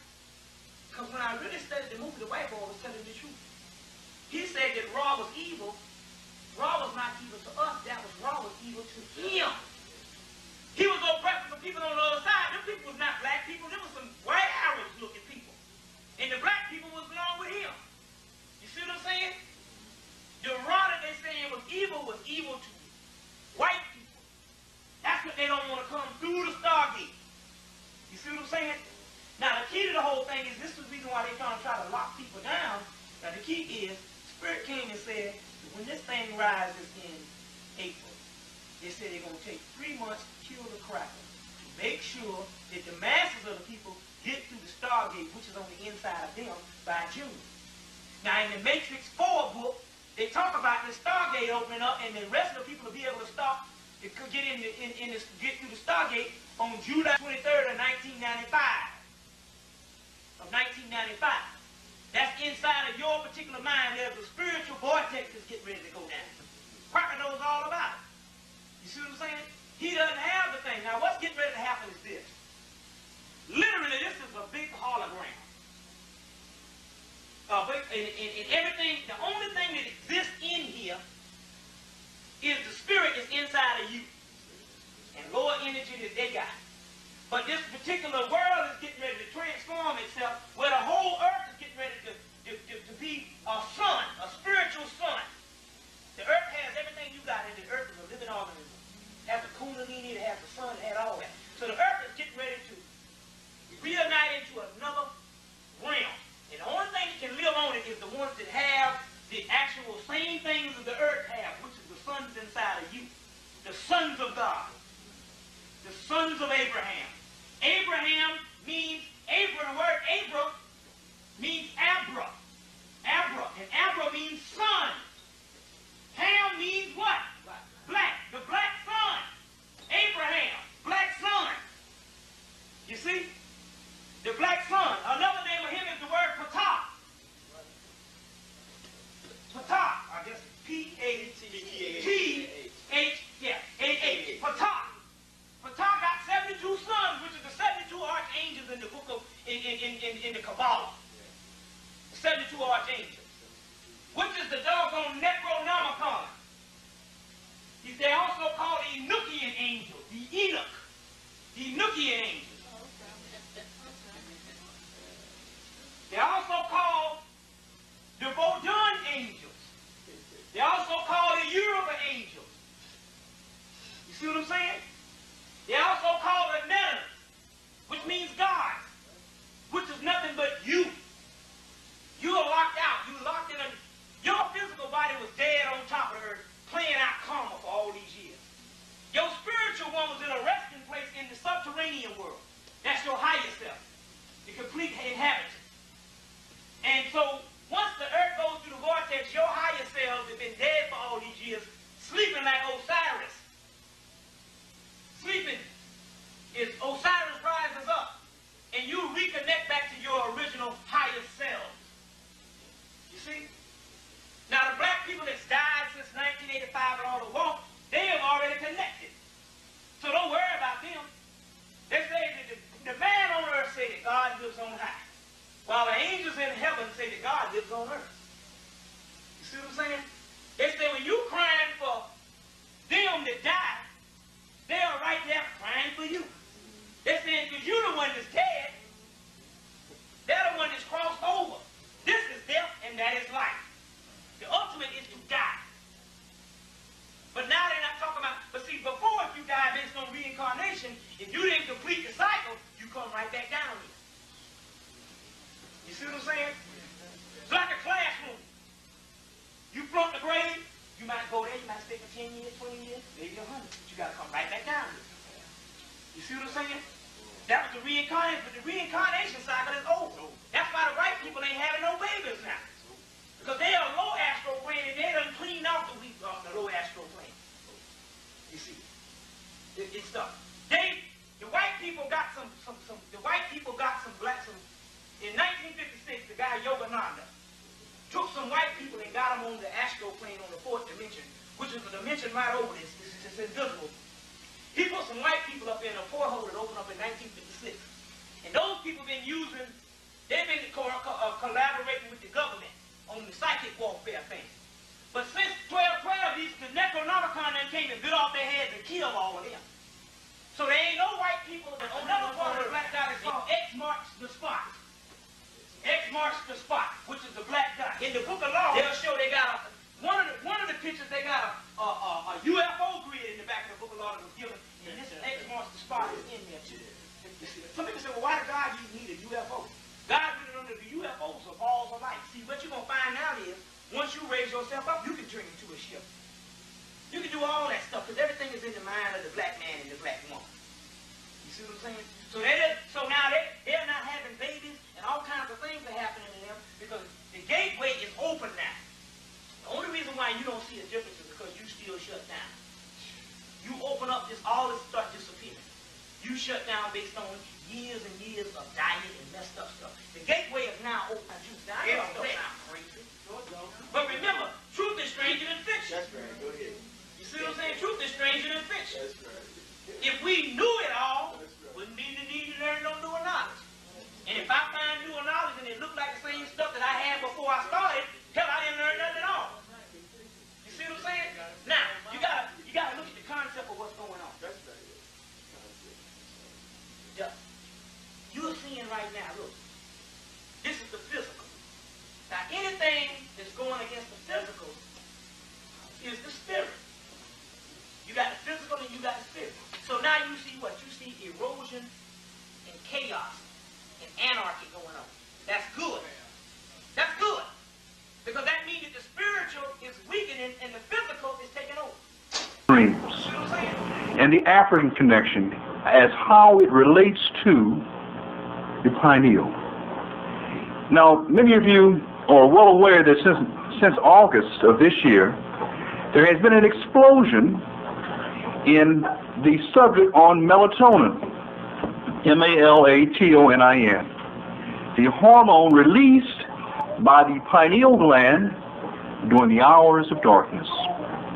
It is sold widespread in health food stores in 2 and 3 milligram sizes. They can't keep enough on the shelf. It's been published and talked about on the front cover of Newsweek. They've even had shows on ABC, Nightline, and others, 2020, about melatonin. There have been articles written in the LA Times editorial section. So it's a hot subject, but why now? Why now? The pineal gland, melatonin, it is said it is something that is relatively not known about.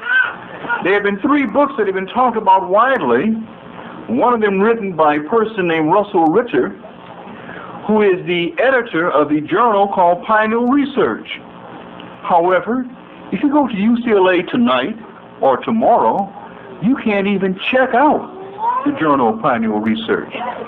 They will tell you that they stopped carrying it in 1991. How can that be? I was there last year in September of 1994, and I pulled it right off the current periodical shelf up to the year 1994. It meant it's time to suppress, to hide that information. We studied about the pineal gland at Martha King Hospital way back in 1976. I had the pleasure of writing a paper called the Pineal Gland Review in 1973. In 1976, we were working on pineal calcification at the Fanon Center. So this notion that there's not much known about the pineal is just another example of what? White supremacy propaganda. But it fits a much larger mission. The mission is disinformation, to make people afraid to use their own minds. Afraid to use their own minds. If you talk about dreams, you have an experience I had on Front Page the other morning. The brother got kind of hot. He's a good brother. I don't want to be harsh with the brother. He's a good brother. I'm going to meet up soon. And the brother said, "Oh, you bringing up white authors." As if Rudolf Steiner, Church of Light, the Kabbalah, and others were the first one to talk about dreams and spirituality. If you talk about spirituality, you may say, "Oh, you're talking about doing negative works, possessing somebody's mind." But clearly forgetting that the first revolution that took place in the Americas was in Palmyra, in Brazil, and they practiced active African spirituality and religion, and they held a free nation state for 100 years and fought off all comers. And the second one took place in Haiti, and it was a revolution to this day that they're definitely afraid of because it involved African spirituality, which was misnamed voodoo, and put a negative label on it, having you afraid of your own spirituality, your own psychic powers, painting it as if you talk these dreams, the devil is going to get you. You end up being a sex maniac. You're going to be a walking zombie. You're going to do negative things. They paint only the worst images because that's what they do with it. That's what they do. So as we approach this question of dreams, clearly to show to the African that this notion of the African approach to dreams is the foundation of all mental science. Foundation. But notice, let's go to the Kemetic name for dreams. You know what it means? To see. So dreams, from a Kemetic perspective, the Medu name means to see or to visualize. And so when we go to sleep at night, or even during the daytime, when we have visions during the day, we are simply using our great minds. But the model of the mind that is presented by Europeans is a false, corrupt model. It's incomplete. They paint a model that your mind is only that which you've experienced in your own personal lifetime, as if you have no part of your mind can look into the future. No part of your mind can look into your parents' bloodline, as if those, if you get into those realms, that's called pseudoscience, false science, witchcraft, voodoo, called something negative, the dark sciences. When you get into it from an African perspective, and you get into it real deep, you readily see that the African perspective fully embraced a spirituality that did not know no boundaries of time and space. So what is commonly being presented by the Rosicrucians, Church of Light, is really ancient African science, cut down, watered down, adapted to their perspective, and they hide the African origins. Have you ever heard of a name by a person named of Pascal Beverly Randolph? P.B. Randolph? Just take this name just for a little sideline. Some of you probably have. And if I give you a name, I want to give you a reference. Pascal Beverly Randolph, he has a recent book that was republished called Sexual Magic. Don't get thrown off by the title, please. You can find other books of mine through health research. Pascal Beverly Randolph was born in the 1820s. He was born of a Madagascan, meaning black woman who was born off island off the west coast of Tanzania, mother who was a seer, S-E-E-R. What does that mean? She could see and do works in the invisible realm. So, you know, what does that have to do with African history? You see, I'm saying the African history that we're trying to expose now is embracing a deepness of spirituality and learning how to use these powers for African liberation. The same way that it was done in Haiti, the same way that it was done in Palmyra, in Brazil. It's fundamental. Anyway, Pascal Beverly Randolph, then his father was a white boy who had probably used his mother in some negative fashion. Nonetheless, the father disowned him, and Pascal Beverly Randolph as a child then left and joined and became a merchant seaman or a sailor. In all likelihood, he sailed in black ships owned by black men, one of them being Paul Cuffrey of the New England area. Paul Cuffrey is a man who bought his own freedom and had 3 ships who ran from the eastern seaboard down to Europe, down to the Middle East, down to points in Africa. This is all taking place in the early 1800s when slavery is going full steam. Pascal Beverly Randolph then, by his own introductions, is exposed to so-called secret teachings and becomes an initiate and founds, guess what? The Rosicrucians in the United States. A black man named Pascal Beverly Randolph found its at. He also founded, guess what else? The Prince Hall Masons in the United States.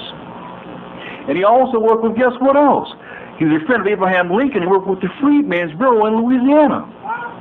But guess what happened to him? He was ostracized, and eventually he was killed. They said he committed suicide. I mean, brother got deep with it in a very, very major way. And from his works, another person by the name of Clymer copied his works, and those works were also transported back to Europe and became the foundation for some of the works of Rudolf Steiner. So this one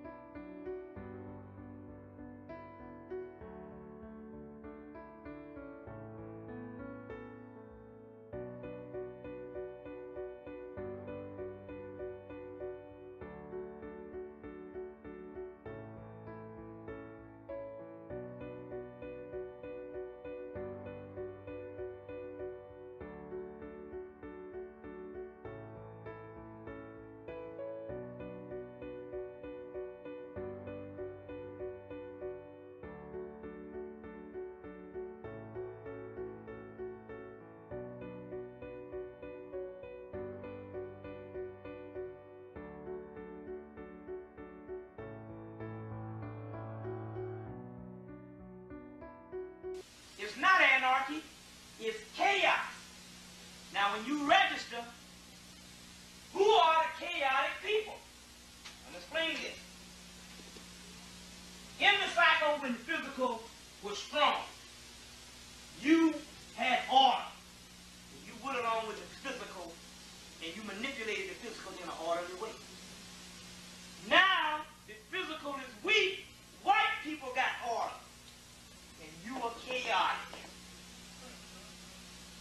When you see the children out here killing each other, they going along with the signs of the time. They going along with the same universe. You see what I'm saying? The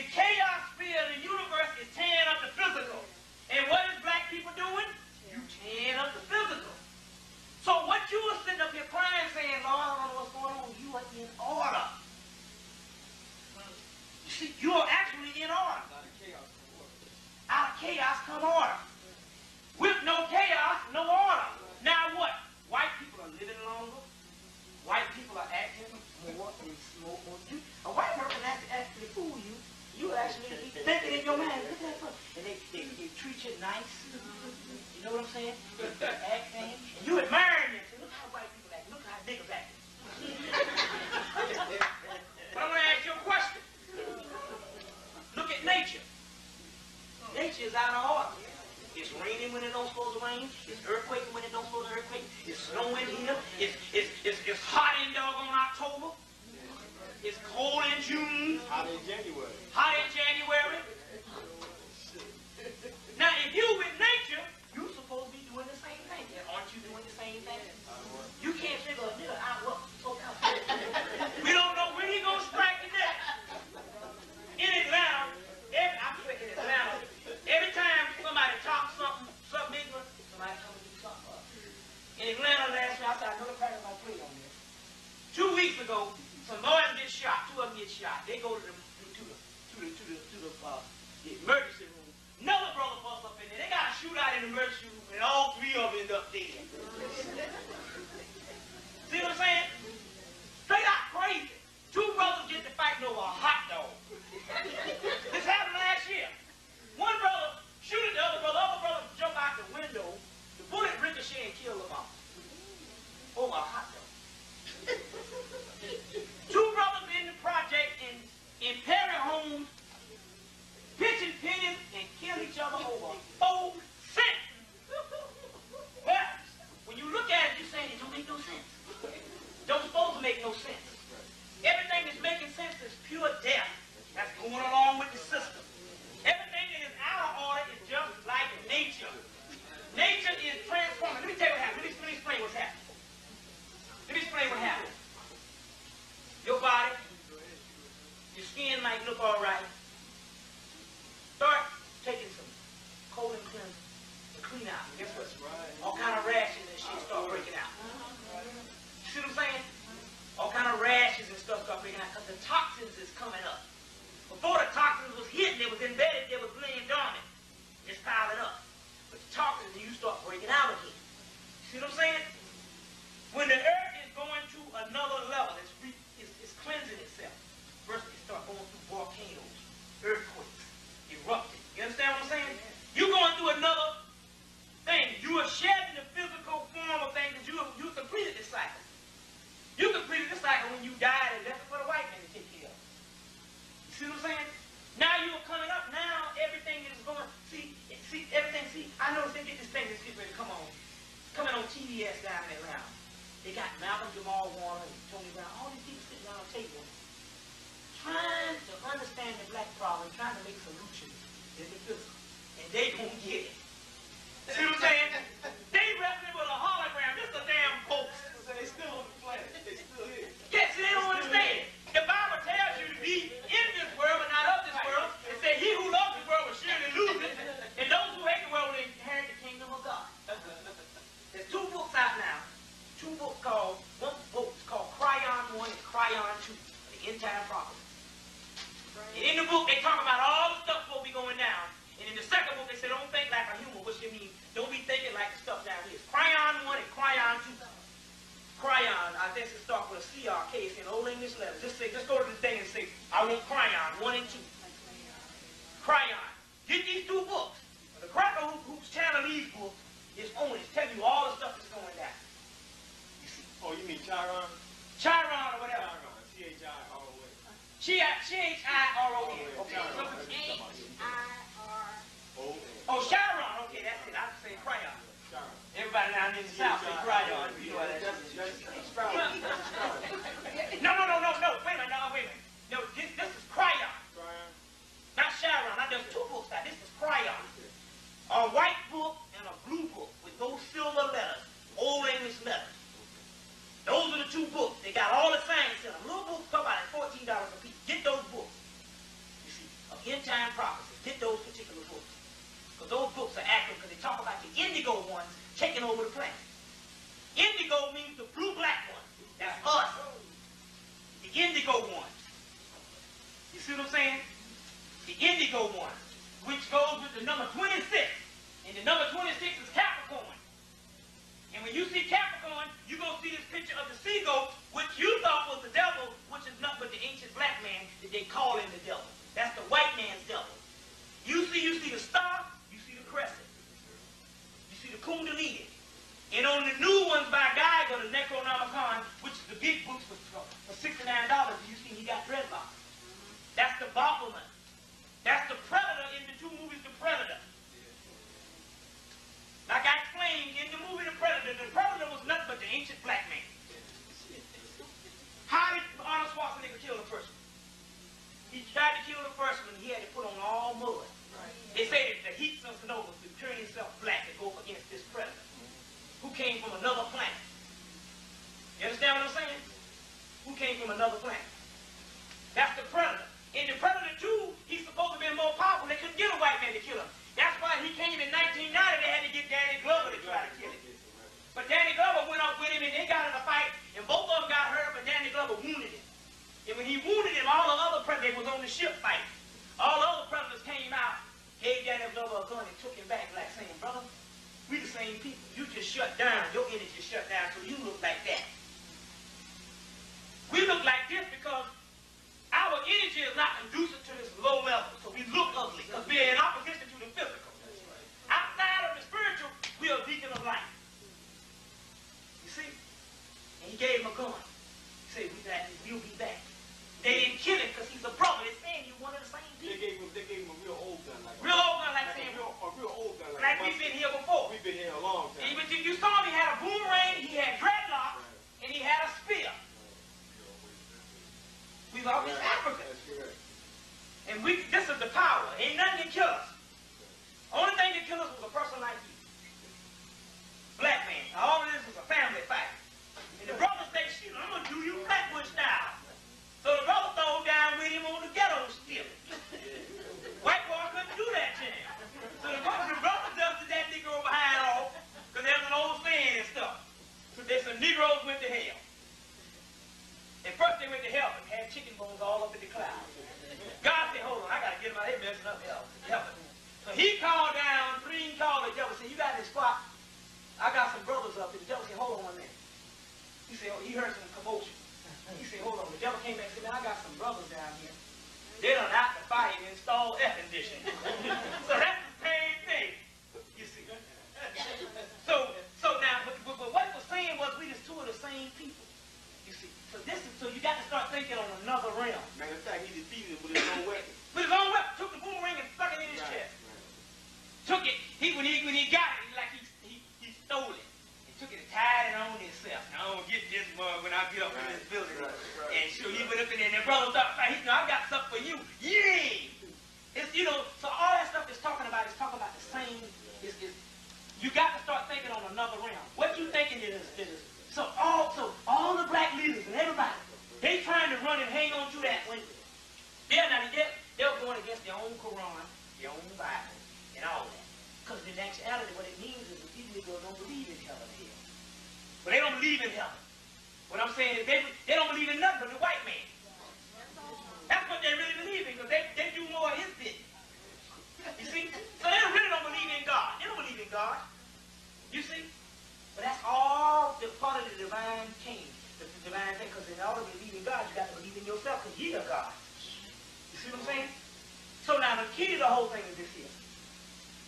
The white man is he's trying to do all this stuff as if something is coming from the outside to get ready for it.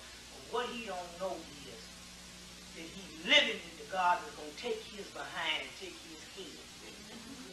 You see, the chronozone is a form of the energy in you, and what it does is it cuts off that lower nature. You see? So now when the white boy go up and he don't have nothing lower nature, it's like cutting off his head. That's the whole thing with the whole Highlander thing. Yeah. If you live forever, you cut off the other one's head. Right, you can cut off his head. Cut off his head. The Highlander thing. All this stuff is they putting this stuff in movies. They're putting all this, they're putting this stuff in movies and all, because they know that this particular stuff that is they know that this particular stuff is all getting ready to go down. This stuff is going down.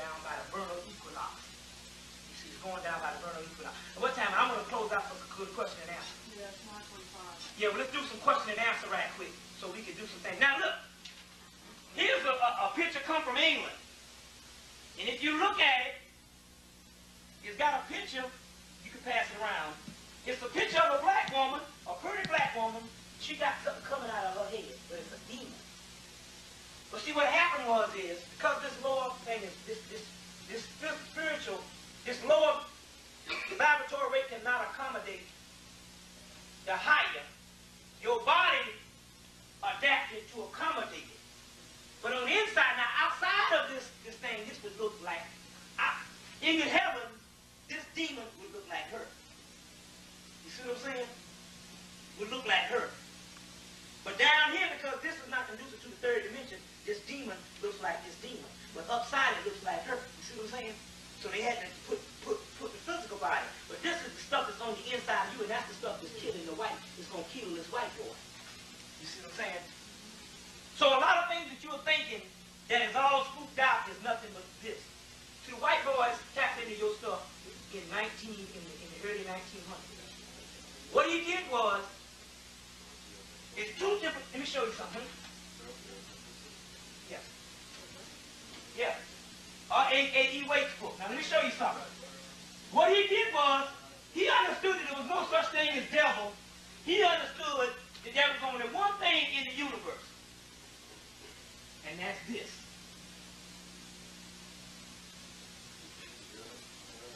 Yin and the yang. You got the dark, you got the light. You get the light from the dark. The negative, positive, and the negative. Right. The negative, which is the triple blackness, and you get the light. And the white boy got to jump on you. The dark is called, the light is called Christ.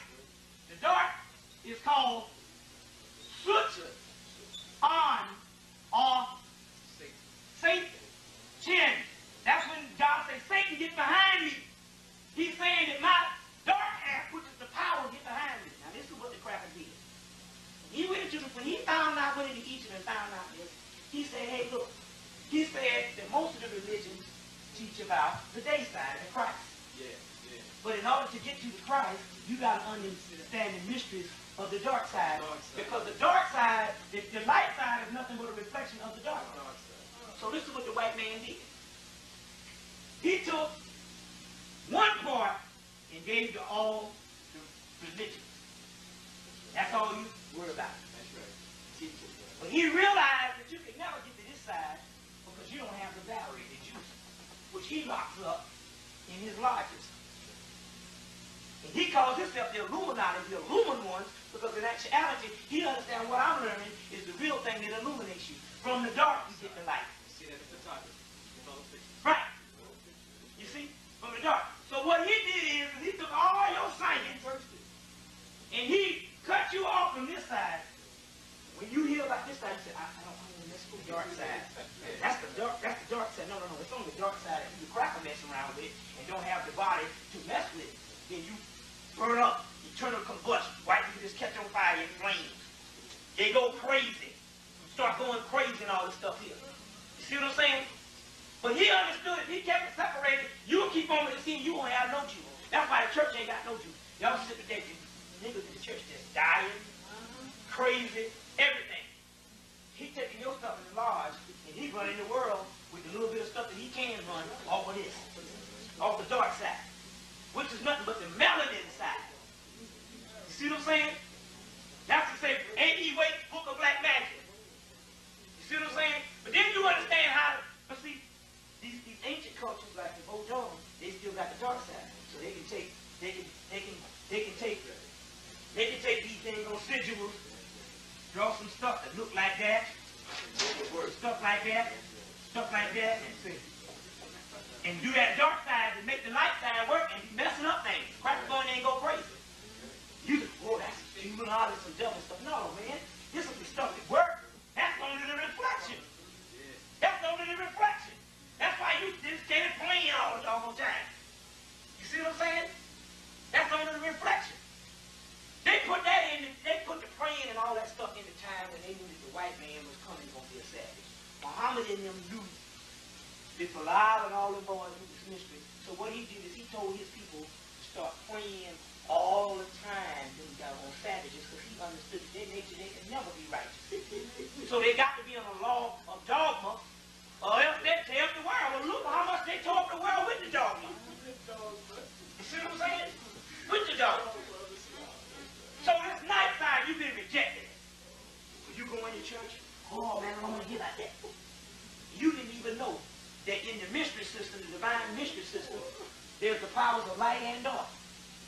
You see what I'm saying? And you got to know the mystery of both of them. That's called the thou. The thou. The yin and the yang principle. The baby is born out of the darkness of the womb. You study the constellations. You study the darkness, all of that. You see? All of that. Right. Now what happened was during the time, right after the mystery system started falling, some of the people that came out of the mystery system, because they didn't have the real records and stuff, they lost some of the mystery. So they said, well, what we're going to do is we see this, okay.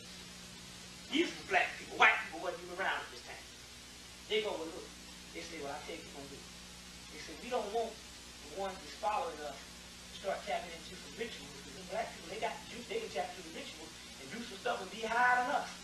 So what we'll do is we'll ban all the rituals and say it's evil to keep them from being as high as us, because we the ones that want to keep on top of this thing. It was an ego thing. The priests did it, it was an ego thing. And so some of the Hebrew priests, they banned this stuff because they was wandering in the desert and they had lost some of the real mysteries. So what happened was they told the other ones, we don't want you to do no mysteries or no rituals, because you might tap into some stuff and go, hey, I got the real juice. You see? And it'll make us look bad. This was a bunch of ego stuff that was going on. They said God said do this. God said do this. So all of a sudden, you start just praying and looking at the scriptures and looking at the stuff like that. No. And that ain't nothing bar dog. What it is, that ain't nothing good behavior. You know the good behavior by the time you're 12. That's right. You see what I'm saying? You don't need for no man to go to church, for no man to holler at you for the rest of your life and tell you good behavior on the stuff that you already know. Otherwise, because if you didn't supposed to know it, if you didn't know it, you wouldn't be going, amen. You'd be like, I didn't know that. See what I'm saying?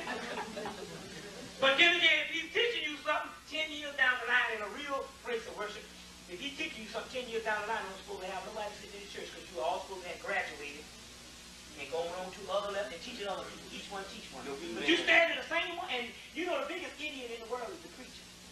Black preachers, the biggest idiot, egotistical, male chauvinist,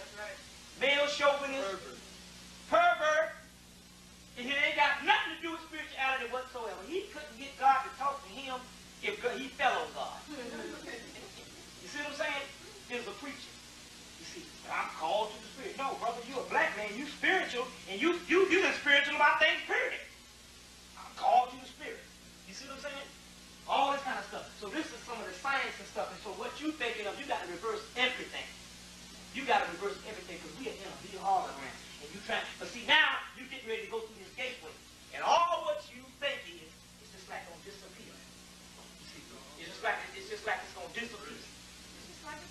It's just like a dream. Another spirit for this circle. Everything rests in the black dot. Another sign for this circle is this here too, which is your symbol, which is the whirling cross, which is also the black dot.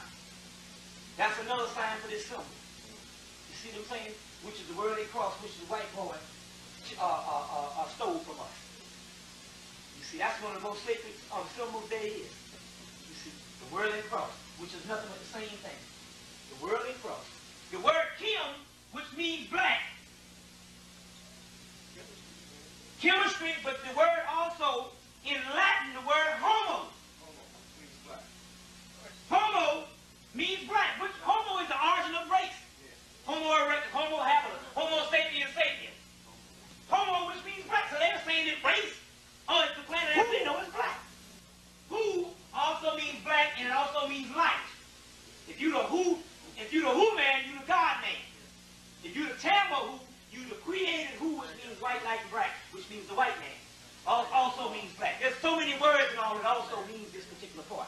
You see, also means that particular science that's dealing with that. Now, when you're gonna see a picture of a little head dude, he got his thumb in his mouth, and he got the God best behind him. The God best is the original word for beast. And the God best, which is another word for Satan, get behind me, which is the mouth of God, which is the black dot in you, which you are backed up by the power that is in you. That's why when you see on X-Files about 2 weeks ago, they had some clones where it said, how you kill me? They say you got to stab him in the back of the neck, in the back of the base of the skull. Because it's behind you. It's behind you. You see what I'm saying? So that's the thing. Sutan, which only means melon. Sutan, Shaitan, Satan, which means melon, the black one. That's why they started with Satan. which was the real one. And all what happened was this. This is what happened. What happened was you had two priesthoods starting to war. You had the Typhonians and you had the Osirians. Both of them had the same science. But what happened was when the Osirians, in their drama, what they did is they literally, when they was talking about Osiris, they was talking about the white man. And what they did is they just named the enemy of their religion, Set, after they get back at the other priesthood. They mix the stuff up. Set is the original one. He's black. And it has some of the teeth. Right. Right. Well, see, Typhon. Typhon means the great mother. Set, Typhon is the same as Set, Soot. It's like the Osiris broke from the mother. Right. Broke from the mother to the male. Right. You need to get Book of the Beginning, volume 22. Book of the Beginning, volume 2, Gerald Massey. Book of the Beginning deal with that whole section. And church was a student of Draconians that the white people talk about. They're actually talking about the black race. Because Sirius came from Draconians.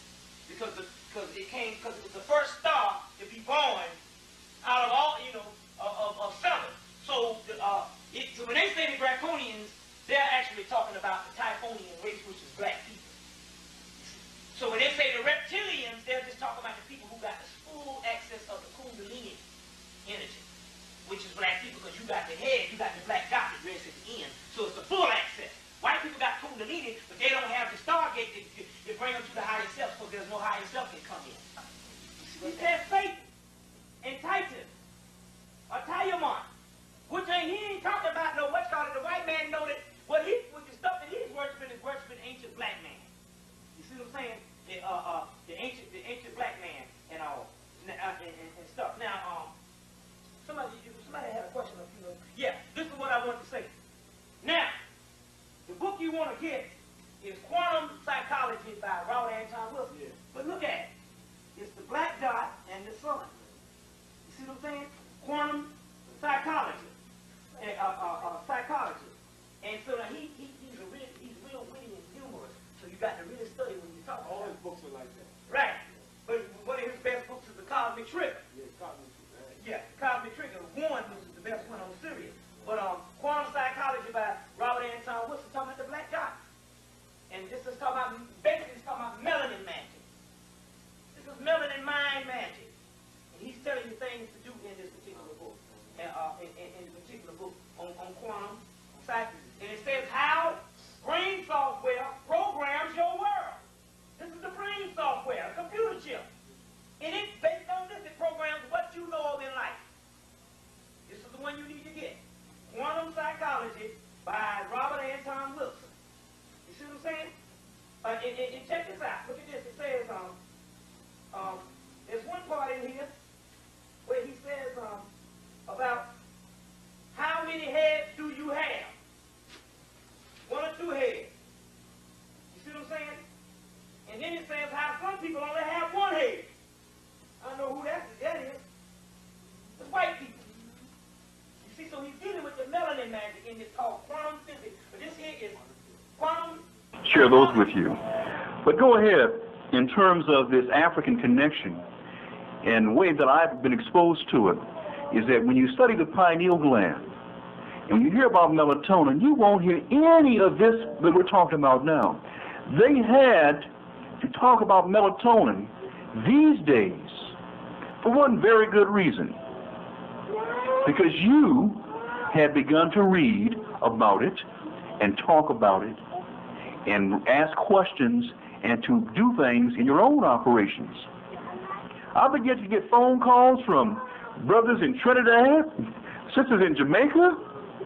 I began to hear people were listening to these audio tapes in Ethiopia and in Ghana and in Zaire. My brother, my own blood brother, who had traveled speaking to Africa, so he was walking through an airport one day in Abidjan, Ivory Coast. The sister walked up to him and said, is your brother Richard King? Your voice sounds just like him. I got my tape right next to me.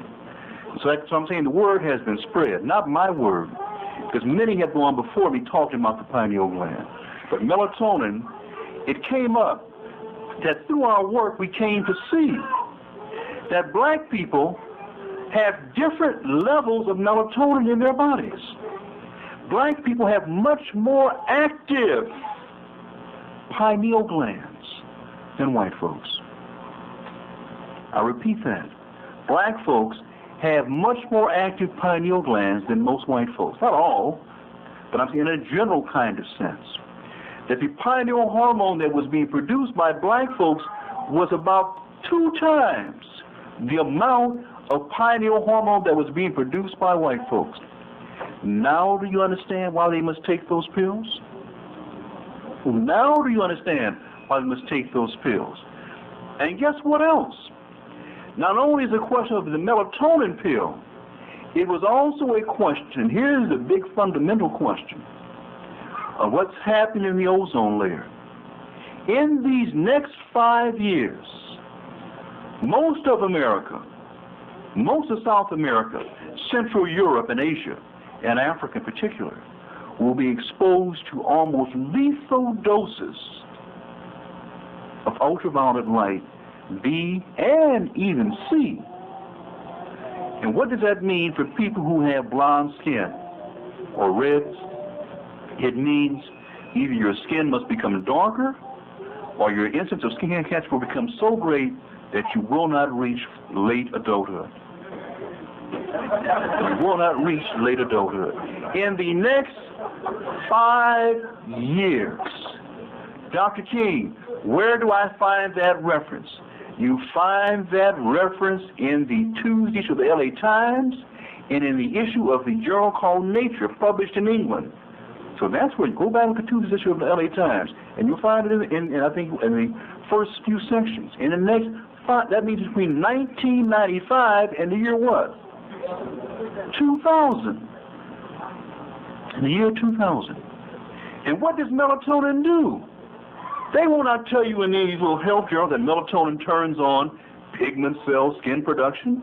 They don't tell you that.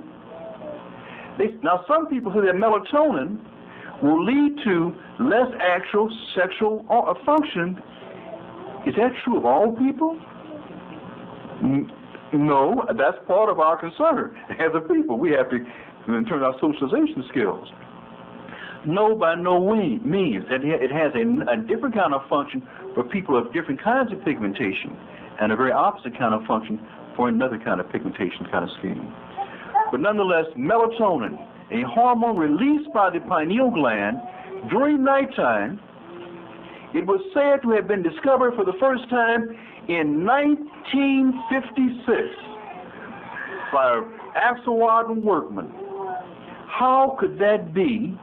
Is when you can go right now to the museum in Cairo and look at King Tut's tomb, the second shrine, the right panel, and see a scene that shows the sun putting rays of light into the forehead where the pineal was located. And there's only one thing in that anatomical location that responds to sunlight and moonlight, and that's the pineal. So that was 1550 BC. So how could it be that 3,300 years before white folks rediscovered the pineal gland, Africans knew about it in detail? But guess what? That was nothing new. That was old. It was known because even going further back, the so-called pyramid texts, and I'll read to you a few of them in just a minute. In the pyramid texts, written again way back at in the so-called Old Kingdom times, they talk about this thing. They didn't call it the pineal gland. It was called the Eye of Horus. The Eye of Horus. Let me read to you what it says in a few places, and we'll begin the slideshow in just a few minutes. I have 2 books that will be available at the front and also back at the desk. The African Origin of Biological Psychiatry and Melanin, the Key to Freedom. I'm going to quote throughout this lecture from both. But here it reads. This is reading from the pyramid text.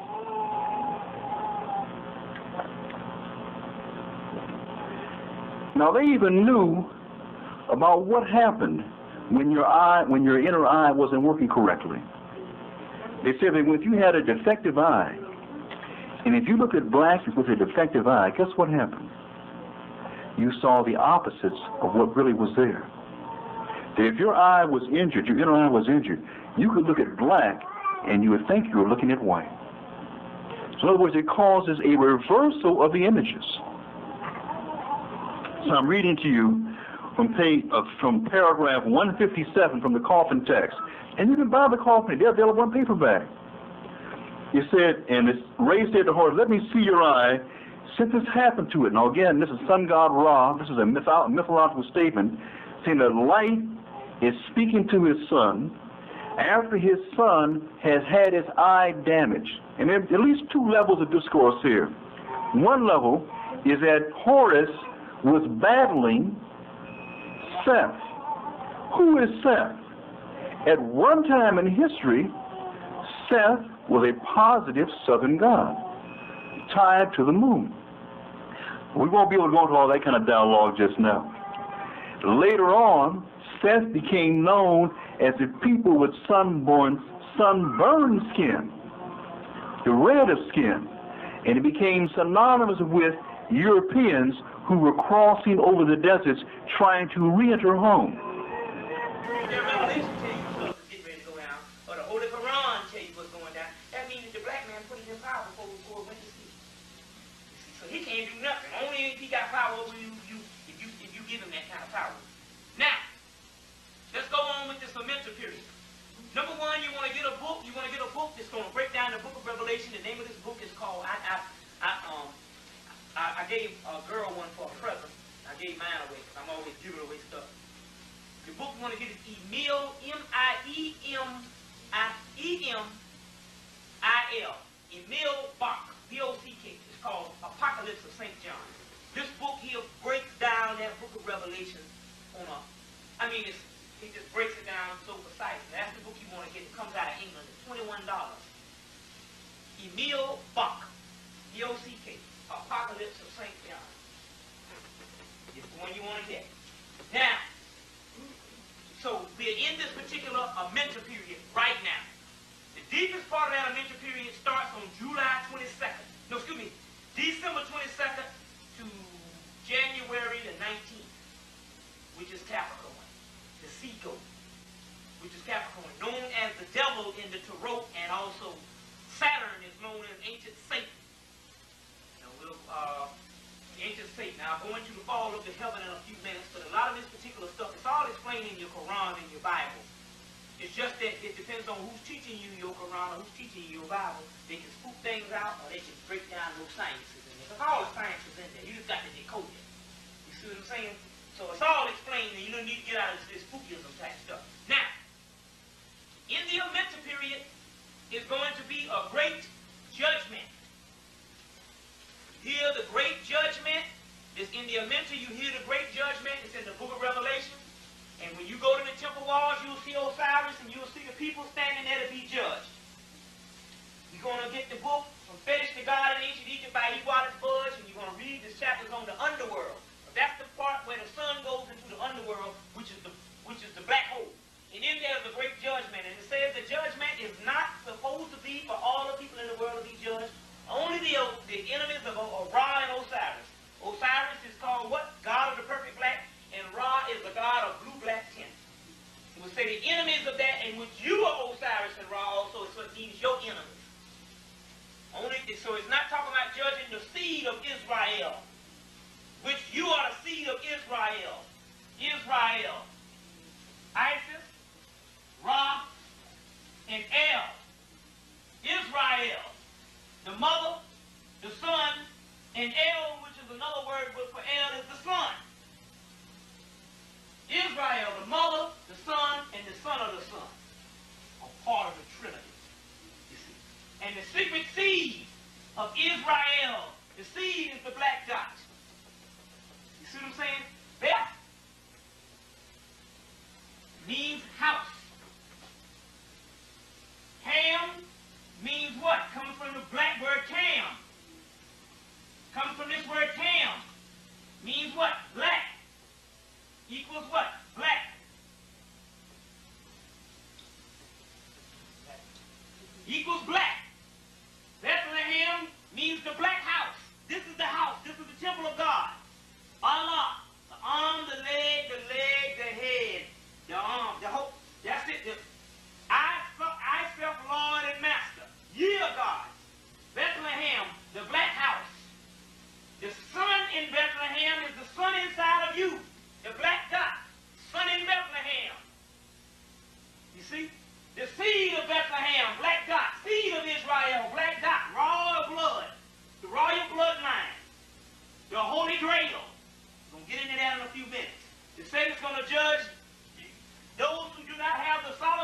that Solomon is what? Oh, yeah, I am black and comely. The mystery of Mason is this is Solomon's temple. Solomon is the black body. The temple. You see what I'm saying? The building of Solomon's temple. This is the body of Solomon's temple. You see what I'm saying? The Solomon's seal, which is the black dot. The Solomon's seal. Oh, yeah, I am black and comely. Solomon. You see what I'm saying? Who is the master mason? Who builds the black temple? The woman. Who is the master mason? The woman. Man can't be the master mason because man can't have a baby.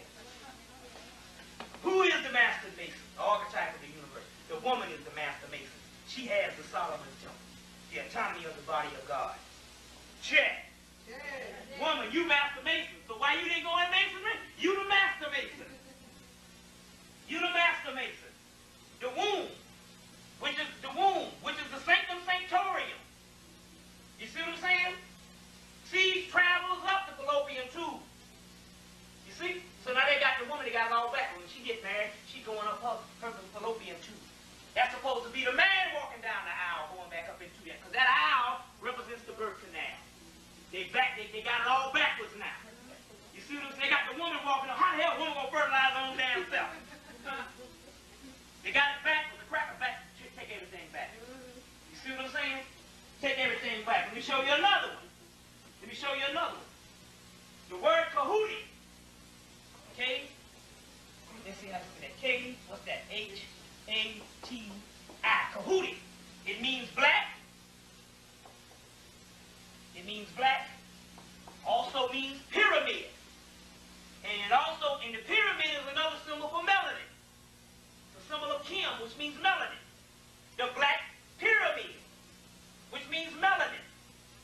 Now, look at this.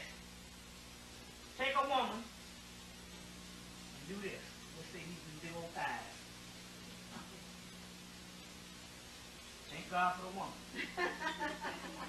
You have this pubic hair right here. What is that? It's a pyramid. It's pointing into what? The vagina, which is the opening of the way. Which is the womb of the universe. It's a pyramid. That's what it is. That's the symbol of it. It's a pyramid. You see? So a lot of women didn't have to be made, but she had it. She born that. You see what I'm saying? She born that. You see? That's the deal on that. Check. Got it on this film now. All right. Let's go on. Let's go on. Now. The men took 1,000 years to turn this thing around, and they did it in Egypt, politically. Now, let's deal with some things.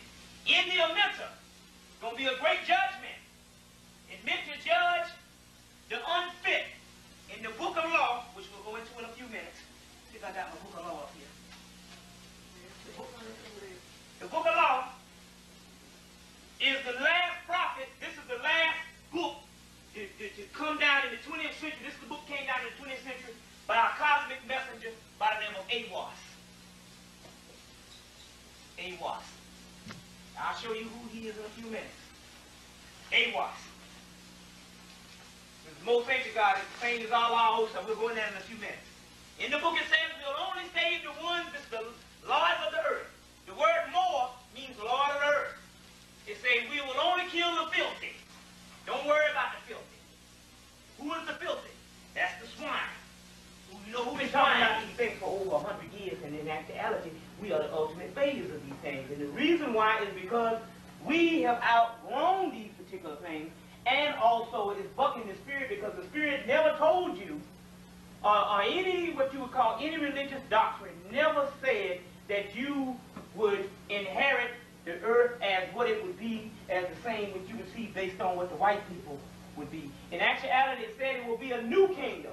Now, if you go in the Book of Coming Forth by Day, if you go into, which is the Book of the Dead, if you go into the Holy Bible, the Quran, anyone that says what is going to be a new kingdom, that means it won't be anything that you recognize as of today. So therefore, by you being the actual people that are the original people on the earth and the people that will inherit the kingdom of God, this new kingdom will not look in the physical as what you think it is. So therefore, the reason why we have been failing is we have been trying to rehash an old cycle of what we used to do. And the reason why we fell from the get-go and gave it to the white boys because we had outgrown it. And we had to go to sleep so we could inherit the new kingdom that's coming in. And so often now we're trying to rehash old stuff that does not work. And so what I want to do today is we're going to go into a certain amount of things like that. Anything that you can perceive in your mind based on what you would think is everyday life is basically not the way it is. This is all a hologram. It's all called, when you study quantum physics and when you study the actual stuff that the Europeans are studying, you see, this is all a hologram. Now some people say, well, this stuff sounds kind of spooky. But you must understand this, what we were saying as we was discussing, as we were discussing as we were driving over here, is that the European has taken thousands and thousands of your actual papyruses in the British Museum in the bottom of the University of Chicago, and then he gives you stuff as mathematics, physics, and he gives you this stuff that they learn in schools and in colleges and stuff. And basically, you are looking for the way that you have been trained by the European to calculate a way on how to get out here. And even when I start talking about spiritual matters, you're trying to perceive it in this intellectual mind, and in actuality, that's why it doesn't pan out, is because the simple fact that he has all of the complete rudiments of that knowledge, and he gives you the garbage on the outside. He learned in his lodges and stuff. So therefore, there's no way that you can actually calculate things that based on your mind or what you say you were educated by. Now here's a cracker that tell you that he don't have cures for AIDS, cancer, and all this, when no doggone well that he has invented a cure for every disease on the planet since 1940. He's had a cure for everything, where they use vibration and crystals that can cure anything. They've even had the actual telescopes that they have invented, and these telescopes they've invented since the 1940s can magnify every cell in the body and can tell what's wrong. These are how powerful these telescopes. Since the 1940s, and the government came and confiscated it all. Yet you say it doesn't pan out in science, or the science say it doesn't work. That's all because what they give the doctors and all there by law, they have to keep the people ignorant of the real true science. Now how in the hell can we trust a doggone white man that's going to come in and tell you that based on his education and he's teaching you that this stuff don't seem right, when he can't cure nothing, but you can get a doggone man in Africa that can go in and break an egg and throw a few cowrie shells and break open a coconut and cure AIDS, cancer, and everything else. And who we going to believe? We going to believe the man with the high knowledge, or we going to believe this beast with no knowledge at all, and all of a sudden, because we're educated, it just messed us up with this mind of thinking. And so we have to get out of that, and we have to go back to the spirit. So now all of a sudden this stuff start coming in the spirit, and all of a sudden it starts sounding real stupid. So we want to deal with that, because there's two kinds of knowledge. There's the hidden side of things. C.W. Ledbetter, an occultist, wrote a book called The Hidden Side of Things. It's a book out, and everything that you think is real in this hologram, which is the physical, which is the lowest, there's a hidden side. Cracker got that stuff from us out of the British Museum, where they dug our stuff up out of Africa. C.W. Ledbetter wrote a book, Hidden Side of Things. Now the book is, you can get the book from Health Research, where you can get a lot of out-of-print books. Another book is called Occult Chemistry, which means that the chemistry and all the science, the entire science that you learn, there's an occult side of the thing, which is the real roots, or the real juice. And the stuff that you learn is just a mathematical equation. It's just philosophy. It don't do anything, you see. Now, you know, we have gone all over the universe to get the cracker. He can't even build a real deal spaceship. He's based on his new technology, based on out in Nevada. They got these new spaceships and nothing but airplanes, brown airplanes, and they can fly up in the air and they fool everybody. But yet he cannot do anything to go outside of the universe in a real deal fashion to that other little space shuttle. Which, even though he sent up one 2 weeks ago, they turned around and the next week sent up another one that they didn't tell people about. You see, because they know that they're losing this war, and we want to deal with around these like that. You see.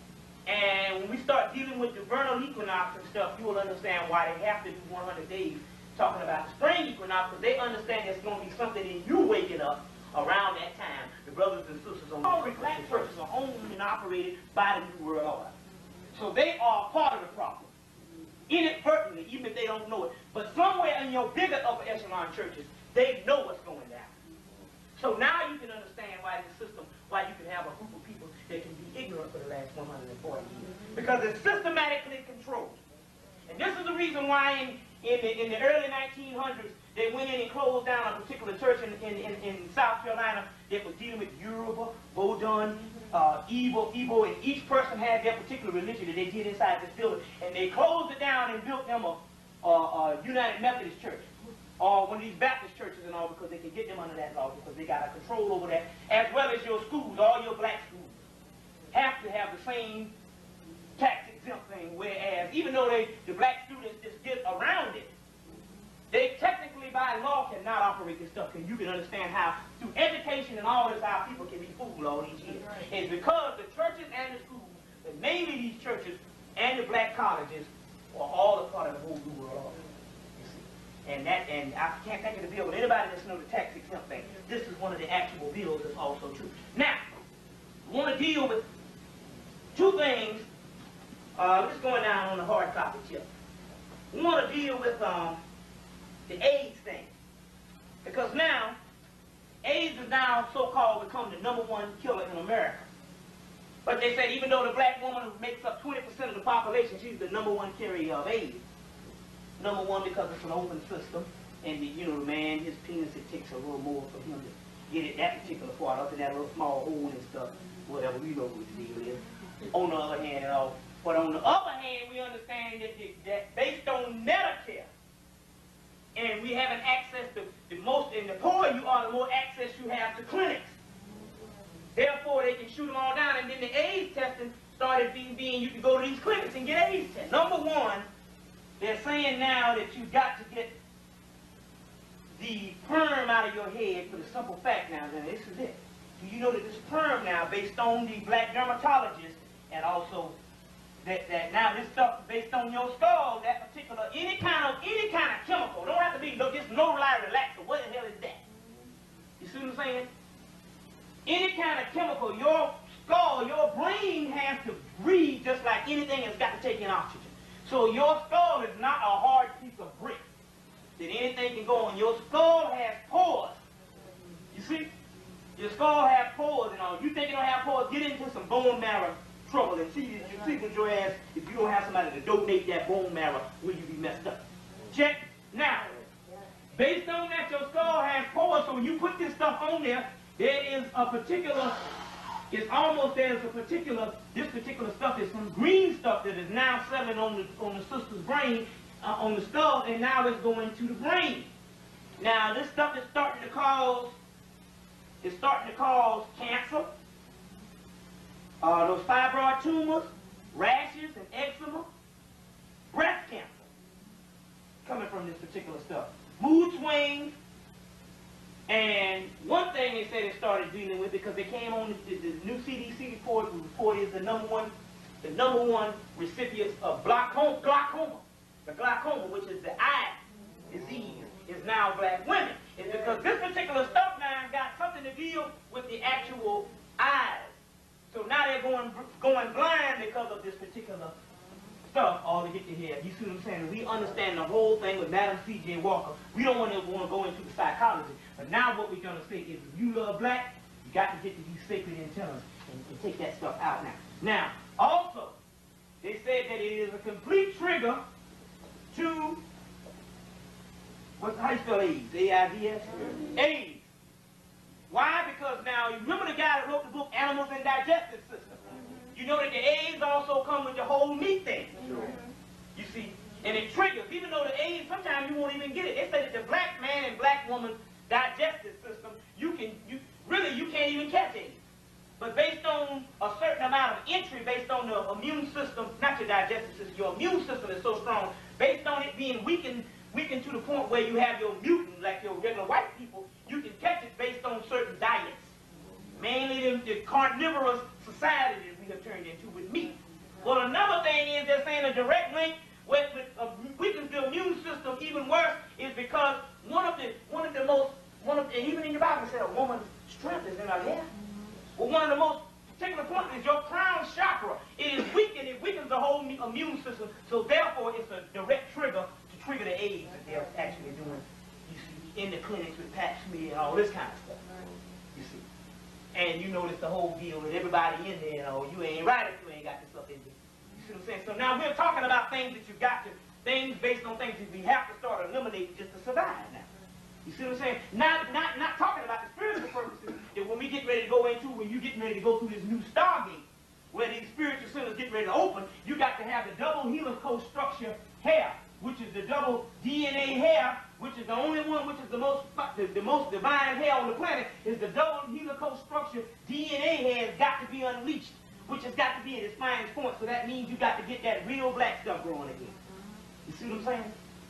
And I don't care how short it is, as long as it's not suppressed. You see what I'm saying? As long as it's not suppressed.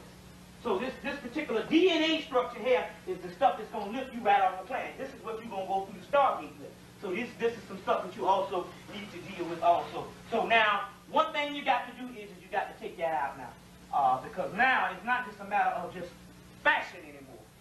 Our consciousness is a matter of health purposes. And also, too, in the final days, a lot of people are going to be getting some spiritual juice, and if you don't get your juice, it's because you have that particular crown chakra set down. Now, your whole Christian mythology is based on the lamb.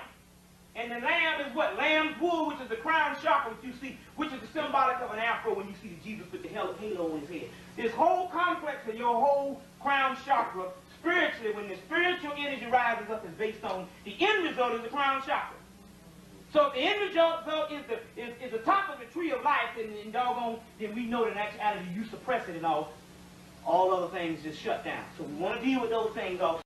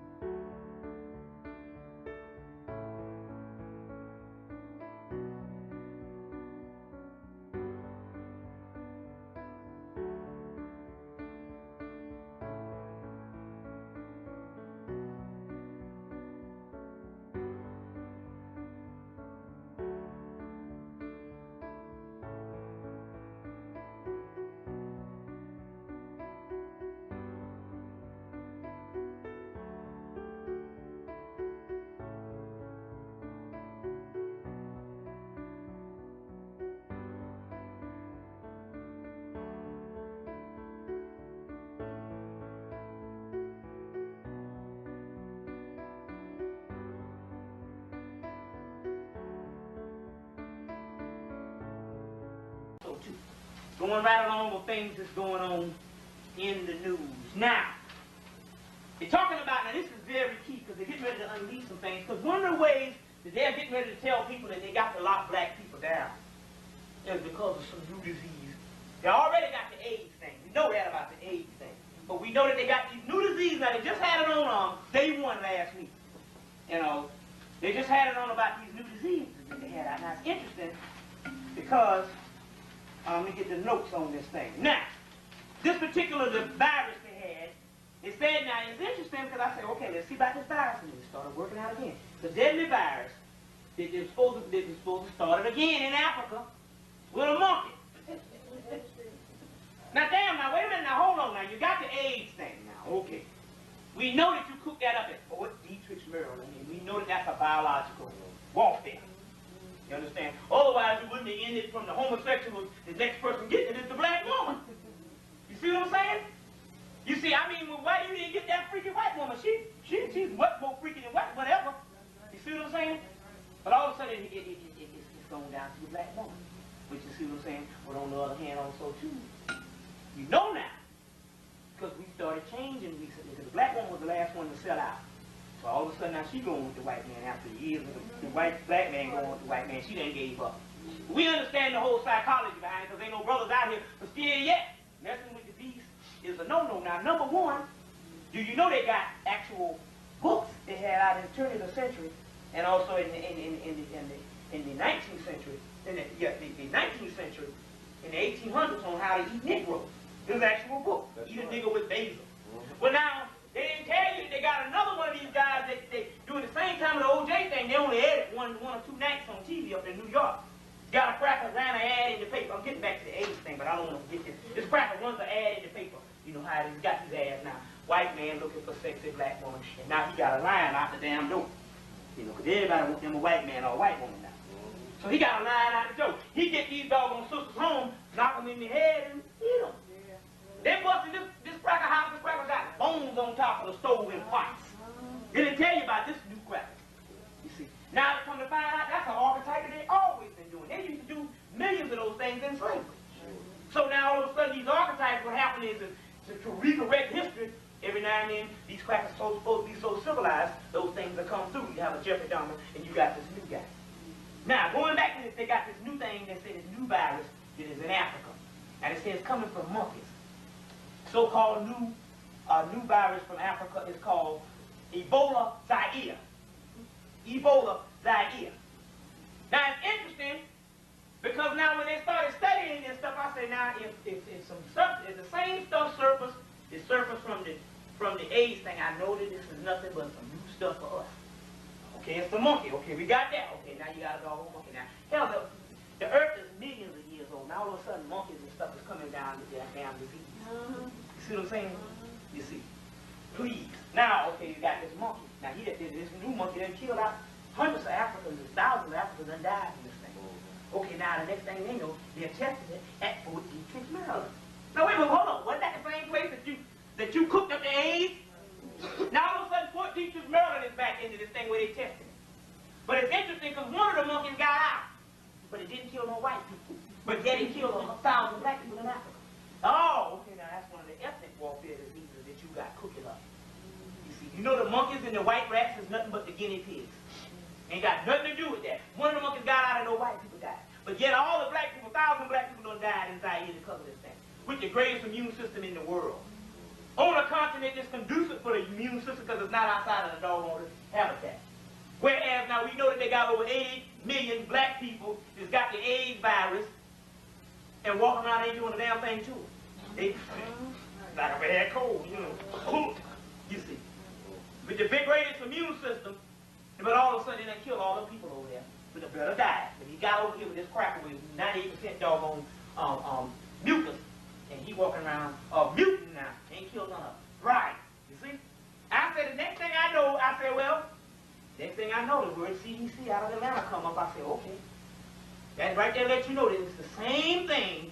I said, the only thing I need to know now is if it's the World Health Council that was in Zaire that shot up all the people with smallpox that gave them AIDS in the first place. Yeah. But the doggone new disease is called Ebola Zaire. You see?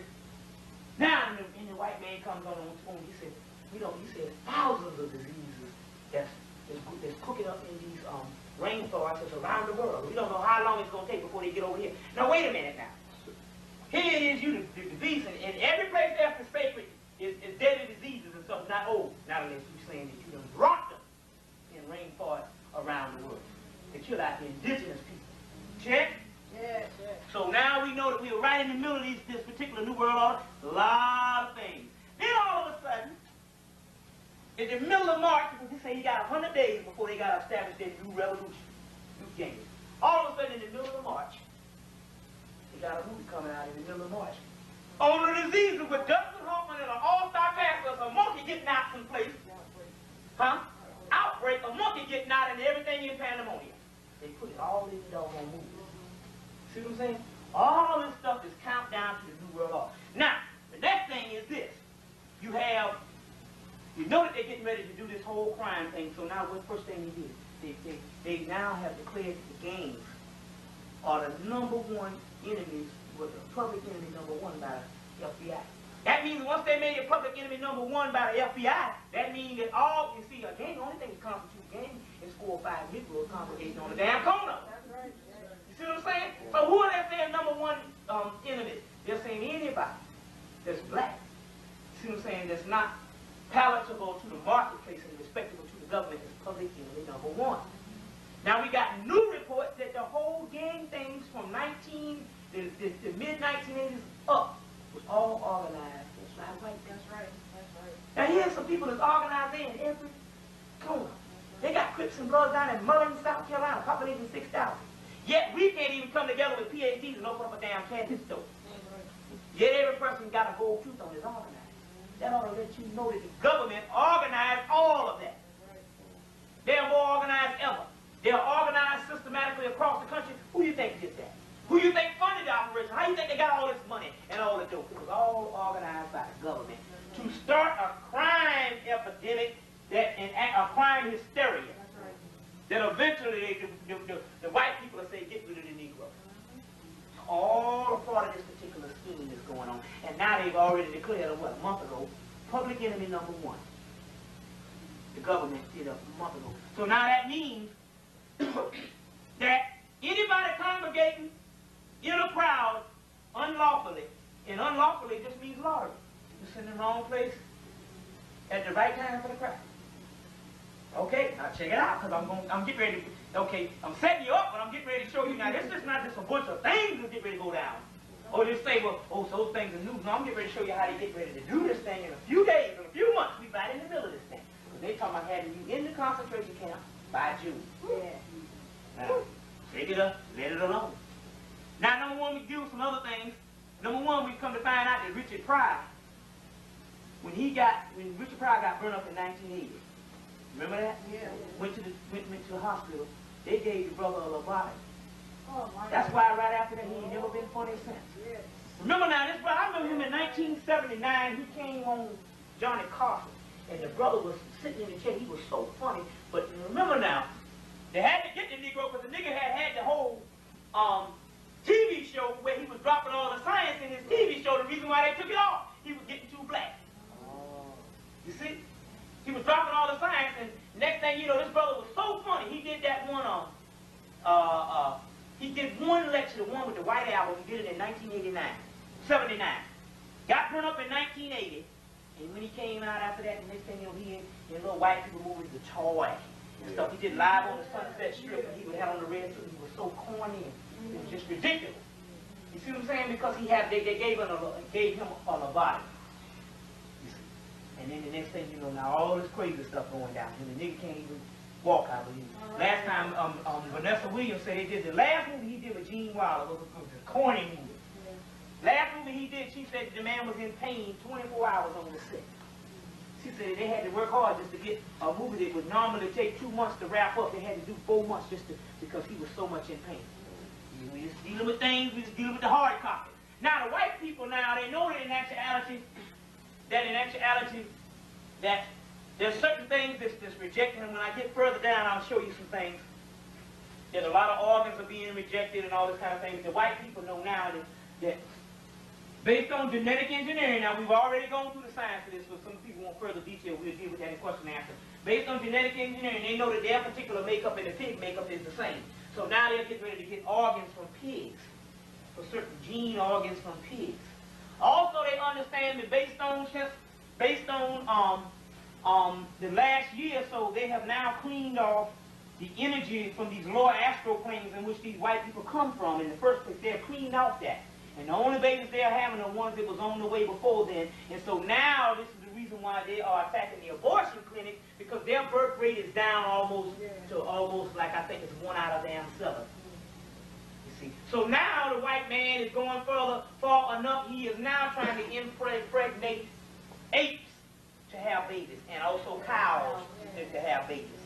You see, because their birth rate is down totally because the powers that be are wiping them off the planet, and their birth rate is down 1 out of 7. You see, and now they got all these things. I know they got them in Atlanta. Every news station, every week, they got this infertility specialist that's on, and all this stuff about how they're not having babies and what is happening.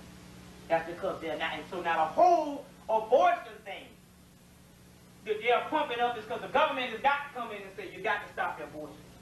You see, because brothers and sisters are having babies.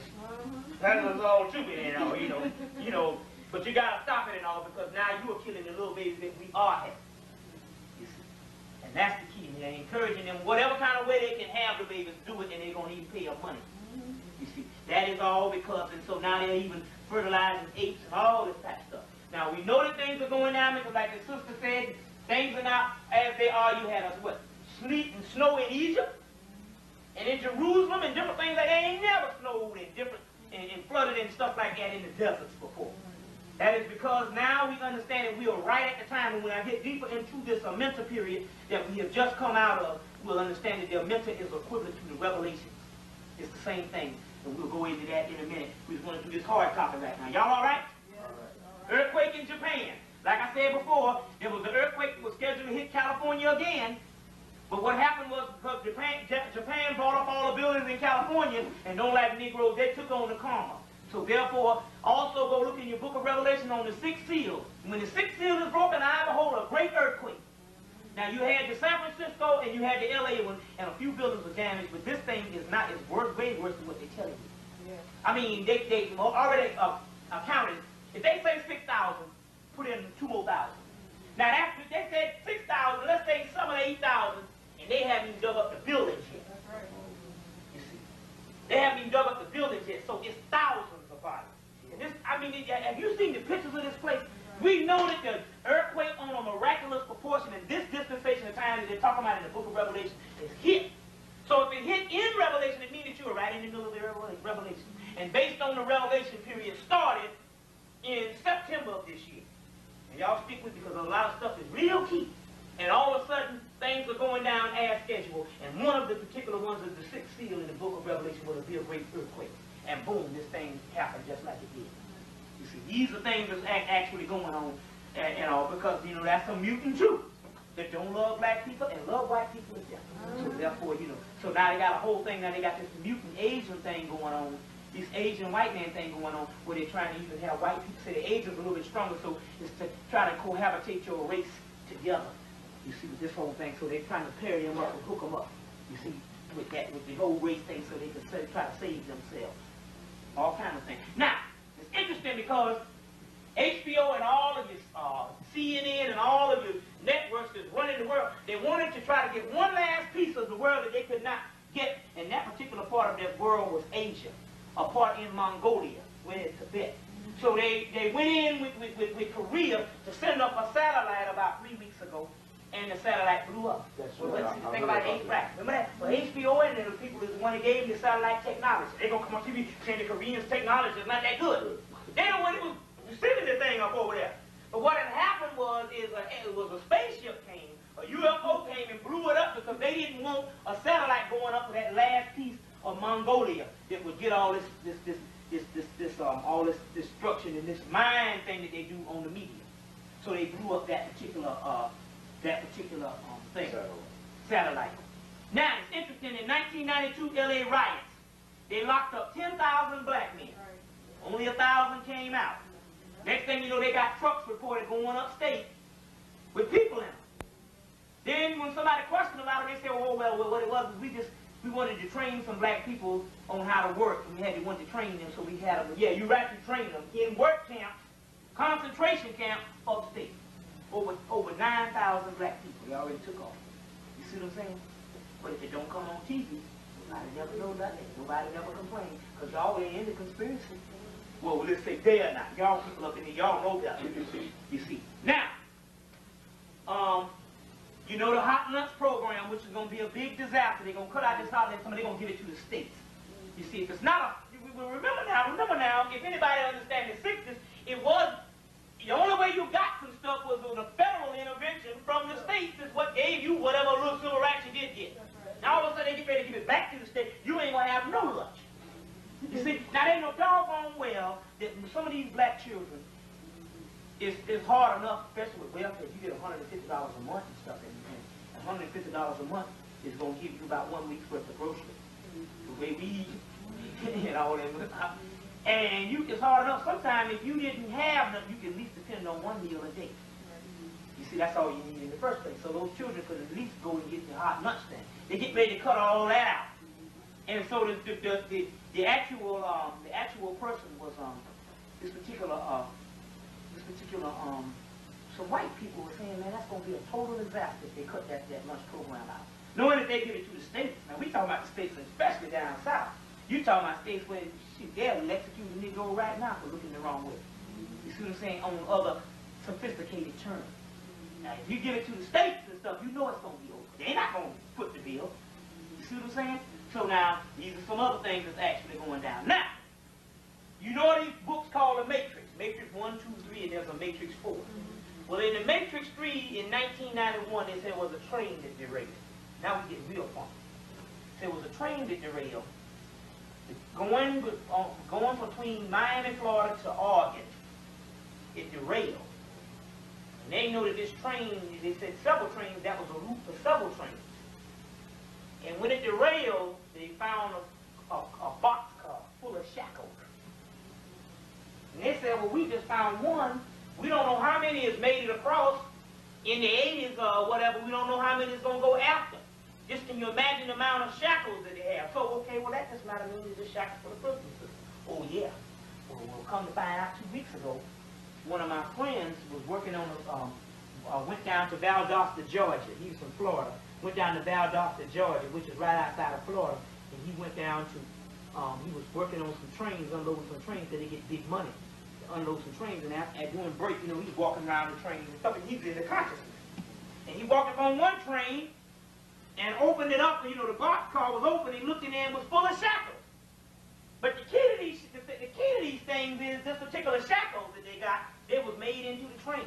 So now, what kind of principles, what you got shackles made into the train? Almost like that slave boat thing. You see what I'm saying? This was 2 weeks ago. So, you know, Newt Gingrich said he's getting ready for his revolution. And these shackles were made into the train. You see what I'm saying? Where they can lock a Negro down. Then it's interesting that now Amtrak just announced that they was cutting down, closing down a lot of Amtrak that they didn't need around the country. Now wait a minute, hold on now, wait a minute.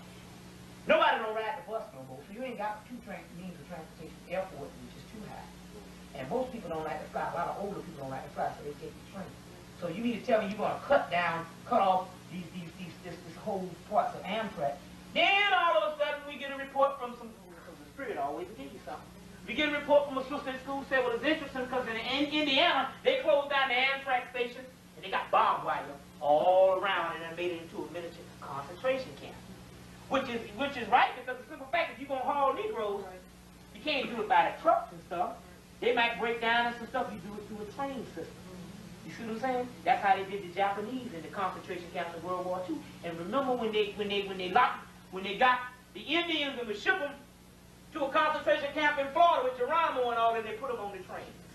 Now these Amtrak are shutting down. And now what it is it's a complete system that they can load your behind right on from the holding camp. You see, from the holding camp.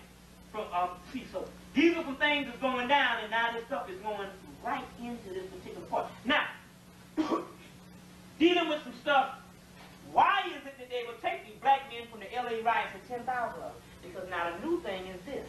You want to go and you want to write down a movie that came out in 1991 called The Harvest. You can go to the video store, just call The Harvest. You're going to find out in actuality that body parts are worth millions of dollars. But they understand that in actuality, most white body parts reject. So if you get a melanated body part, they don't reject. They got almost a damn 99% accuracy rate where they percent accuracy rate that they don't reject the body. And if they do reject the body, it's because the mutant body wasn't right. But basically, it's like good as gold. It's like a brain. It's like a diehole. See what I'm saying? It's like them Pirelli type. You see what I'm saying? The real deal stuff. You see what I'm saying? Like that damn Midas boys and stuff. Sure. So now, what they dealing with here is, you see, there's parts and stuff, and the melanated parts are very expensive. These are all things that they're doing, and this can constitute for damn 9,000 missing black people. And we ain't, that's just the ones in LA, right? We ain't talking about all the black people that's bums on the street that you don't want to deal with no more. They just end up disappearing. So they snatch up a couple of hundred bums, nobody never miss them. You see what I'm saying? And that ain't including all the rest of the people. Never miss them. This is what time it is, the stuff that's actually going on. Now, the next thing we know that Graham, who gave you the Graham, Rudman, and Hollins, was it Graham, Rudman, Hollins bill from the 1980s, and it messed up a lot of black people, got messed up on this thing, where it cut off a lot of subsidies and stuff. Now, he said he's running, he announced he was running in Houston, right? Now, they asked him, the first thing he did was at the University of Houston. He was running when he got his, when he announced the campaign. And the first thing he said about this crime thing, he said, when I'm elected, but see, he already know that. He know that this thing is a whole, this some ego stuff. He know that he all down with Newt and all the boys, Bob Dole and all them. So this thing, when I'm elected, this is going on now with Clinton and all of them. There ain't no party. He said, when I'm elected, he said, about the crime bill, he said, if I got to string barbed wire on every concentration camp in the country to put people in for this crime, we're going to do it. Then all of a sudden, last night, they closed down, they closed down 10 more concentration camps. They closed down one in LA, no, in California somewhere that it's so huge, it's worth like, it's bigger than 3 or 4 small towns. You see. Now, they closed down 5 in 89, when Clinton got it, Bush did, when Clinton got it, he closed down another 5 in 93. Now they closed, that's 10 already. Now they done closed, they closed down 20. They're gonna close down 10 of them this week. It started last night. We're closing this big one down in California. So they're gonna have 20-something concentration camps that they're closing down. See what I'm saying? All getting ready for what Newt Gingrich says is his revolution. All right, well, how do you start the revolution? Let's understand this thing. Well, what is going down? How do you start the revolution? Number one, we already know that based on the crime bill was passed, but there is no constitution now. There's no such thing as a constitution, actually. They're talking about this particular House of Representatives 666. All these bills, they actually done passed these bills. They just got to put on this act before you. But when it comes down to it, they can produce the thing. There's no constitution. In the crime bill, once he passed the crime bill, it automatically go into martial law. Even though the martial law might not seem that it's effective, for the simple fact that you haven't done anything for them to impose it, but they can't, in order for them to impose martial law overnight, they can't go and run in the house and pass it. They had to pass it before, so they just crack down. Anytime they pass martial law in Congress, that means in actuality they suspend the Constitution. So there is no more Constitution. You understand what I'm saying? There is no such thing as no Constitution. You crazy for going about it in the first place. The Constitution. See what I'm saying? There is no more Constitution. Now, that means that they're waiting for the big event. Now, the big event goes like this. This is on government proportion. In 1989, black college students used to go to Virginia Beach and Hampton to party. In 1989, they cracked some heads and they stopped it. The next year, the Freaknik in Atlanta had an overwhelming proportion of black students because they didn't go to the Virginia Beach in 1990, fall of 90. Okay, at that particular time, during the Freaknik in April, they had what is the Aggie Fest, which the Aggie Fest was being held in North Carolina A&T. That closed down, the last one was 1990. Then in 91, the Freaknik became even bigger. And now the Freaknik is one of the biggest things going. You see. Now, the first year, when they got super big, they blew into town and all the merchants was happy because niggas bought up the liquor store. Bought it out. They were saying, we made so many billions of dollars this weekend. So the next week, Bill Campbell and Ed they were out there. I think Bill Campbell was there. Bill Campbell and everybody welcomed the Freaknik. B103, everybody welcomed it. These people came in and partied and didn't kill nobody or nothing. You see? Didn't vandalize nothing. You see, partied up a storm. But spiritually, last year the Dogon was doing their Siggy ceremony on April the 23rd of last year. During the same time that they were doing their Siggy ceremony, for some reason, the spirit made sure that the Freaknik on the Siggy ceremony is done in West Mali, Africa, which realigns the planets so we can get out of this condition. Who would ever know? It's one of the most greatest things ever happened in history, that on one horizon, they are having the Siggy ceremony that the Dogon that people have been waiting for the last 60 years. And during the same time that the black students, who is the youth, would be having one, even though it might have been ignorant, it was their ceremony, the Freaknik, on the Western Hemisphere. You got to look at things on the spiritual things, because things don't happen like that by coincidence. Scared the crack of the death. Then that means that the government had to get on it on miraculous proportion.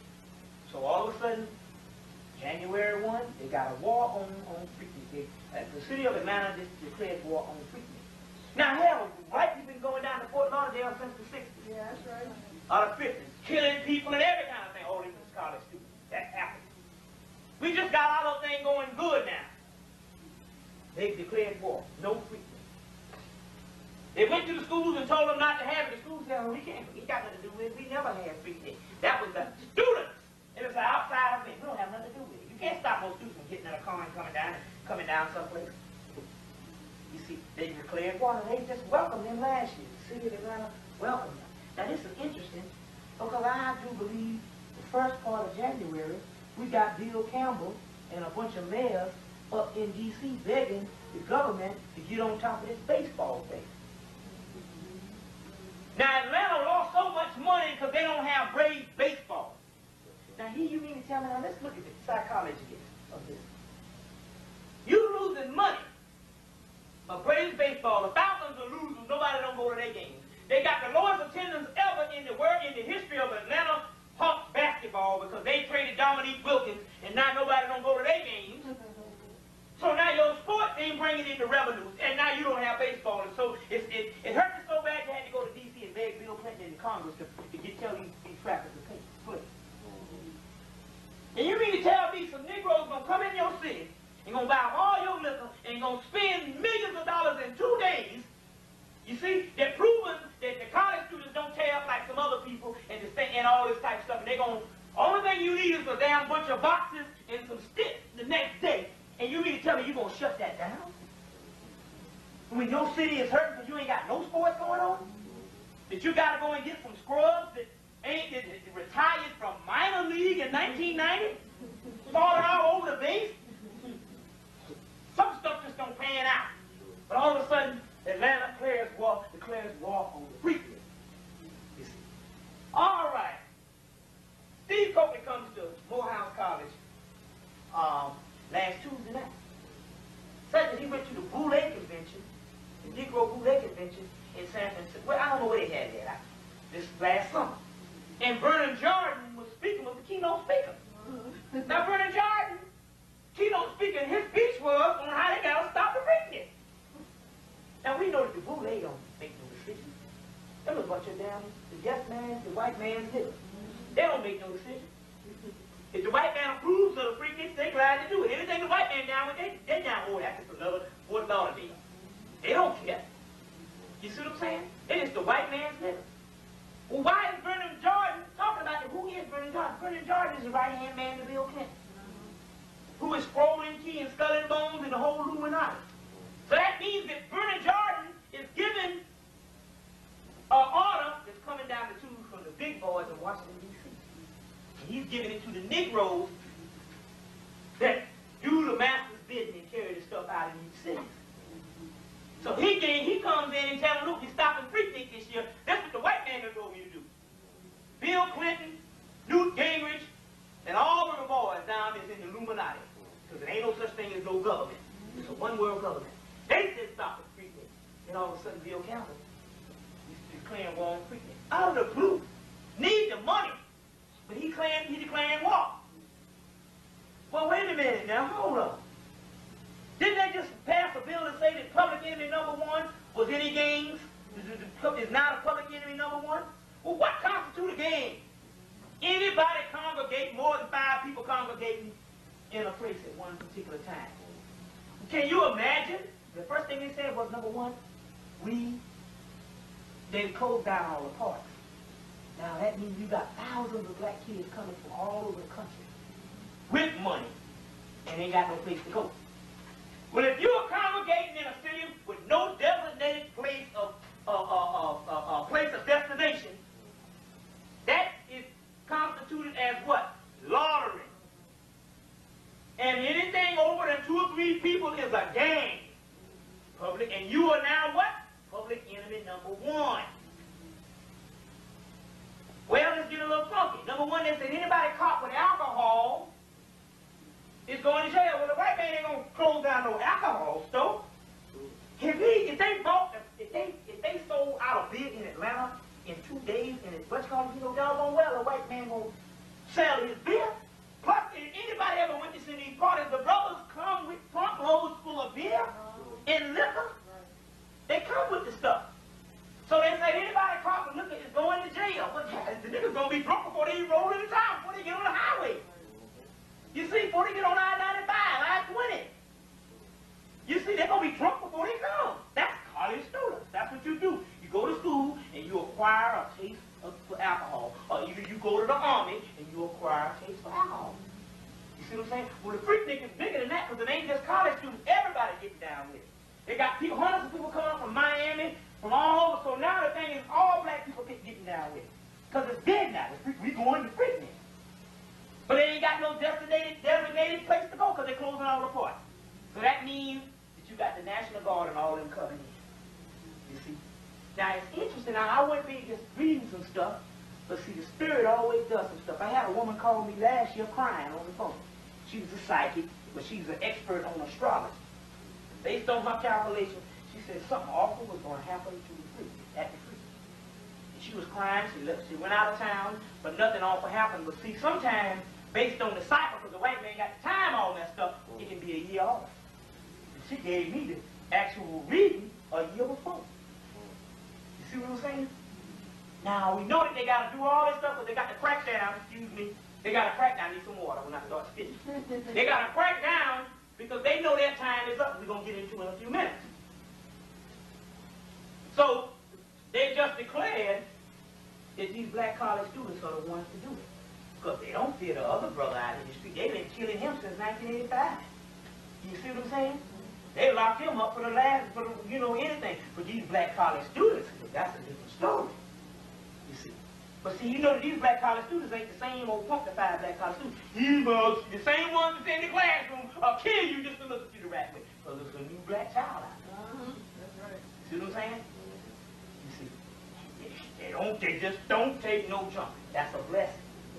You see. We wanted them to be just merged right on in the system and forget everything. You see. But no, the Spirit said, no, we're going to give a rebellion to you. You see what I'm saying? That's for a spiritual. You got to look at everything on another. Well, you can't go the same way everybody says, oh, what's wrong with our kids? So what they dying?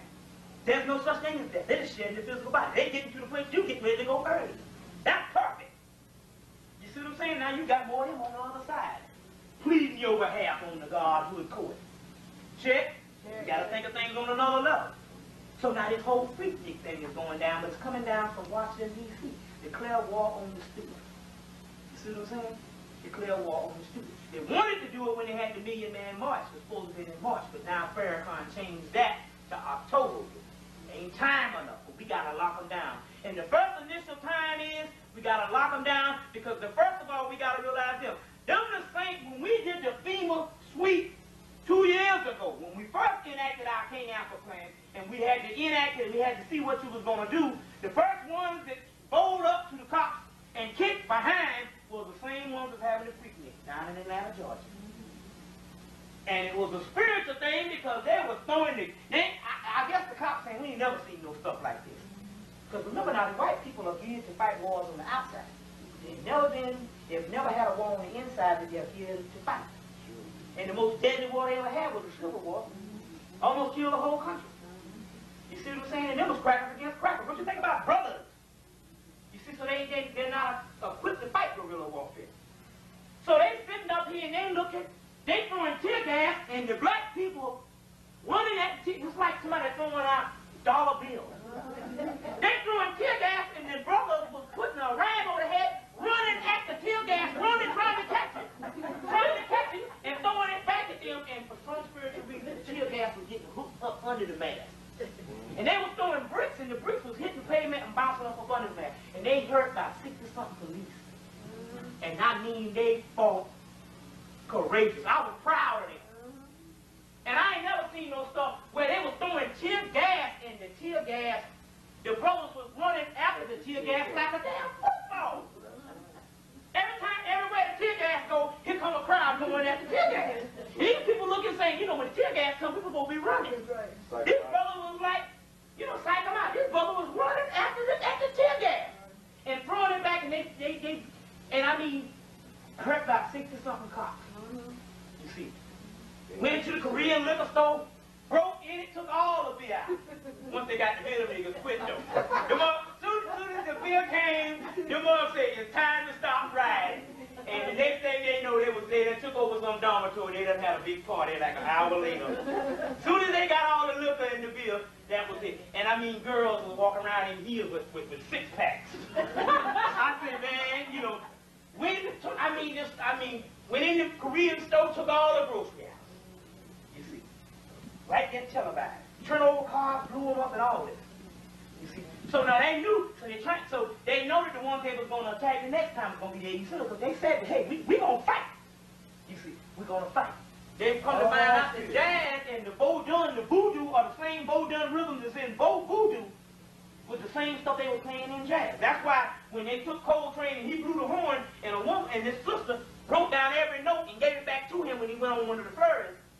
And she gave it back to him. She said, play that. He said, it's impossible for a human being to play this. Play this. She said, you just played it a few minutes ago. That's because the spirit was getting up into the horn. There are certain spirits that manifest, and it was getting up in the horns. Now, what happened with him, because they didn't know about meditation, when you invoke them spirits, and they get up in your head, you need to meditate to get those particular spirits to go throughout your body so they can help you. Otherwise, you start going crazy, you have to drink a lot of alcohol and stuff, so they started going through a lot of turmoil. That's because of the music they was playing. They was fusing too much energy in one horn because the bands got smaller. Well, back in the day with Duke and them, they had big bands and stuff, so it was set, so it, you know. But what happened with the big bands was, remember, all the white boys would get into it, Glenn Miller and doggone Benny Goodman, and they would saturate the music, and they'd have to go to another phone because the cracker done got into it and then made crossover or whatever. You see, the same thing is going on now. But here we see an example of the Sphinx. If you read, now these are some things to write down. The Journal of Pigment Cell Research. The Journal of Pigment Cell Research. It's in your medical school libraries, right over there at Morehouse, or the other, medical school. This contains the latest publications on melanin in the world. Take your $10 or $5, get your photocopy card, and go pull out volume 6. That was this year's. Latest one was in October. Get the latest. I got a whole stack over here. In other words, empower yourselves. Do not be dependent upon anyone. You're that bright. You're that bright. I can't read the names. My sisters, my brothers, you have inside of your mind a infinite mind. If you just read it and sleep on it, when you wake up in the morning, guess what's going to have happen? You will have traveled to another dimension, and they will have broken down for you real plain. See, Dr. King, I don't believe that. Try it. Try it. Check it out. Another journal, the Journal of Pioneer Research. Now, they're going to play games on this. I'll tell you that up front. They're going to say it's maybe not available. Journal of Pioneer Research Reviews. Another one might play a little game on that, too. But you can get another one called the Journal of Neurotransmission. That's much more widely available, especially 1986. The Journal of Neurotransmission. And the Journal of Cell Research. Journal of Cell Research. These are all, you'll find some sweet, sweet references on melanin, on the pineal. But the Journal of Pigment Cell Research, you'll get the abstracts of the last International Pigment Cell Conference held in London just this past few months in '93.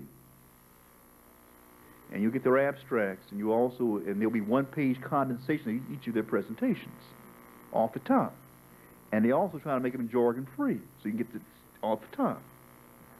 But so keep those in mind, please. Also, I have the articles back in the back, the origin of biological psychiatry, which gives you a lot of information, and especially that is a very jam-packed reference material. And also, I have just 9 copies of the Black Light article, which is an article called the Eye of Haru, which has 243 references up to the year 1992. You know what this is. Need not further comment. It's a Sphinx. What is not shown is the weathering of it by water, which proves that it is older than, you have to ask, well, then when did water last fall in Giza? So that's where you date how old these monuments are. Here's the African study of blackness. The black cubit, called the Nilometric cubit. This comes from the book Symbol and Symbolic by Swallow de Lubeck. When Africans worked in black stone, they used a special system of linear measurement, not the royal cubit, not the sacred cubit, but the Nilometric black cubit. Because they're dealing with life factors between dimensions.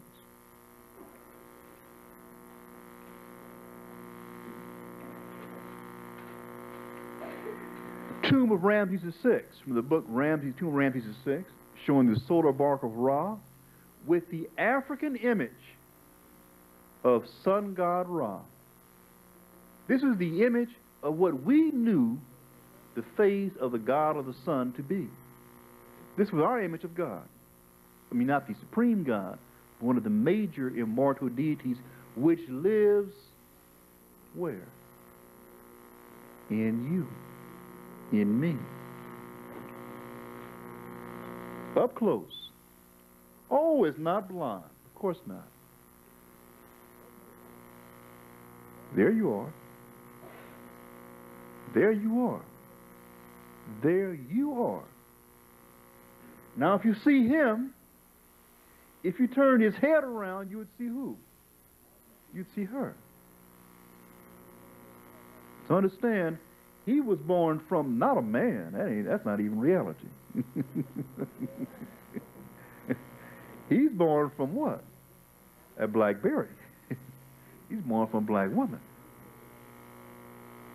And clearly, and I'm stressing this point again because I'm trying to come to a clarity on this point, being forced to come to clarity. He's also receiving instructions from, guess who? A black woman.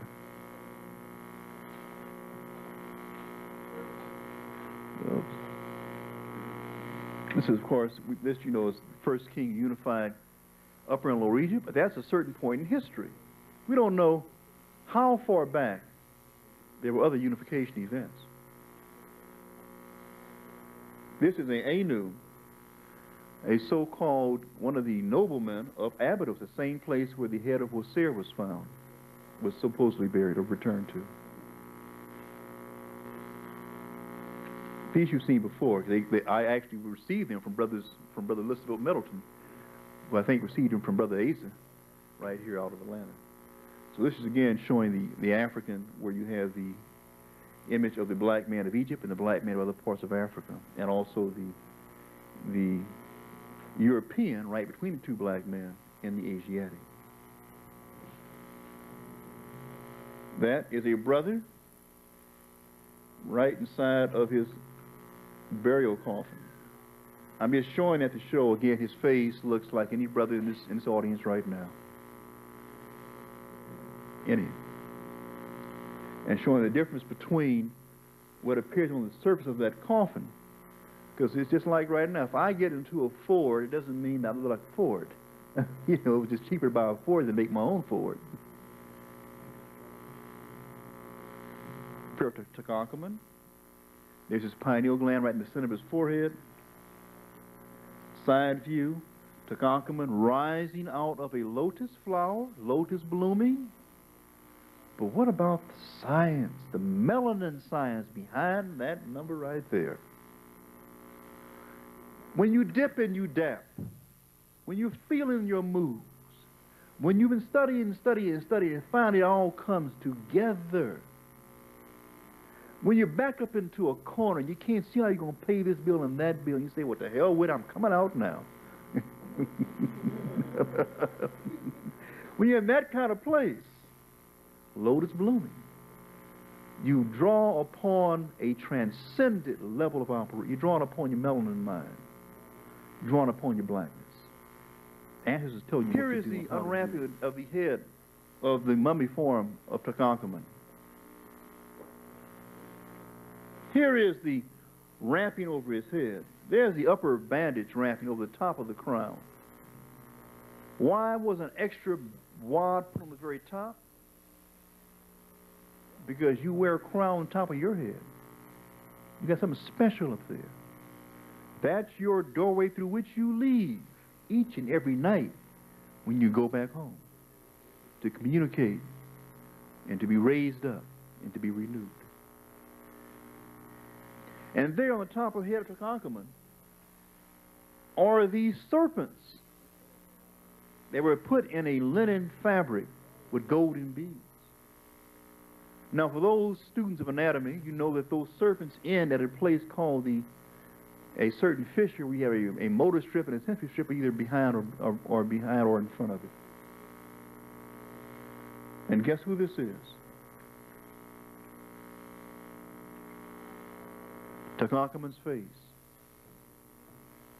showing his full lips and his full nose. The African man that he was at age 18. Not Asiatic, definitely not Caucasoid. Sounds like down-home brother to me. Sound like brother from the hood to me. So you look at that, my brothers and sisters, and you know again and again that it is a lie. It is a lie. It's a hustle, straight up trickster hustle, that somebody's engaged in brainwashing, total distortion of it's not confusion, it's not intellectual splitting of hairs, straight up lying. It's hustling, it's propaganda. Somebody's covering up knowledge and intentionally hiding it. This is a brutal assault upon the minds of all humanity. It's a rape of the knowledge of humanity by a gangster, straight up, and a little tired gangster at that. Not a strong one. They call a non-African. Can you buy that? It's a pyramidion dating from a time of roughly 1081 BC. So that would place it roughly about the 12th dynasty, number 19th dynasty. And this is a pyramidion that is, again, the tops of pyramids usually had black capstones. The tops of pyramids are built to represent the human body. Then it's showing that in the tops of a human body is a black thing. That is your black antenna too. But it is more than an antenna. It's a black door. It's a doorway through which you open to go out and to come in. And that door is your pineal gland, your black dot. Again, the slide's turned around incorrectly, showing you how the serpent in the middle of the forehead was representing that black serpent. Now, often it was shown that there were birds that were placed around the eye. Now, what's that saying? Because you had the power of projection. And you had the, now, this word projection is a sweet little word. That is, if I look at something, it is external to me. But I project onto it my memories of things of like character, something that is similar to that visual pattern. So I project onto it my past experiences and memory traits of all things of that particular pattern of appearance. That's one way of approaching it. In other words, the symbol activates my memory door for that category of events that are of a similar pattern. But also, it makes you fly. It makes your mind, because an African mind is not just anchored here in you. It's like a tree. This melanin is like a tree with roots in my body, but its branches go up to the heavens.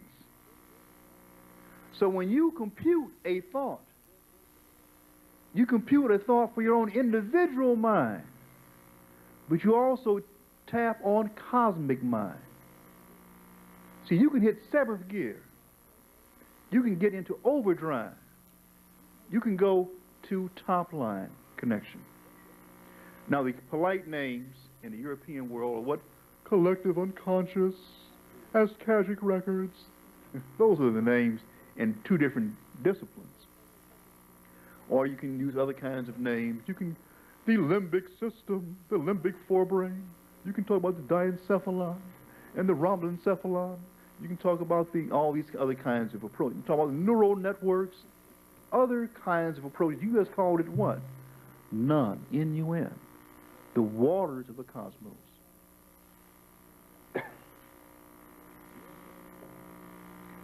Again, human head, bird on top of the crown of the head. You now see why. Here is one of the pharaohs, bird behind his head. You understand why this behind the head? Because it will come up from his supermind. Surface mind's in the front. Supermind is behind. It's behind you because you can't even see all of it. It's the tip of the iceberg. Tip of the iceberg is up front. The iceberg is behind you. The one little leaf of this tree is in front, called you and your melanated body. That entire cosmic tree is behind you. Well, somebody said, covering your back, man? Yeah, your back is covered, black folks. Real tough. Real tough. Stars putting rays of light into the forehead. I've used this slide over and over again.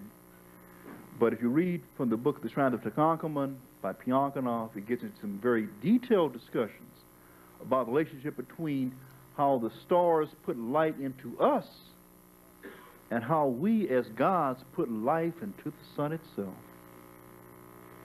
In other words, when you leave at night, you go into the sun. You put life back into the sun. There it is. Serpent, rays of light to the forehead. Where's your serpent?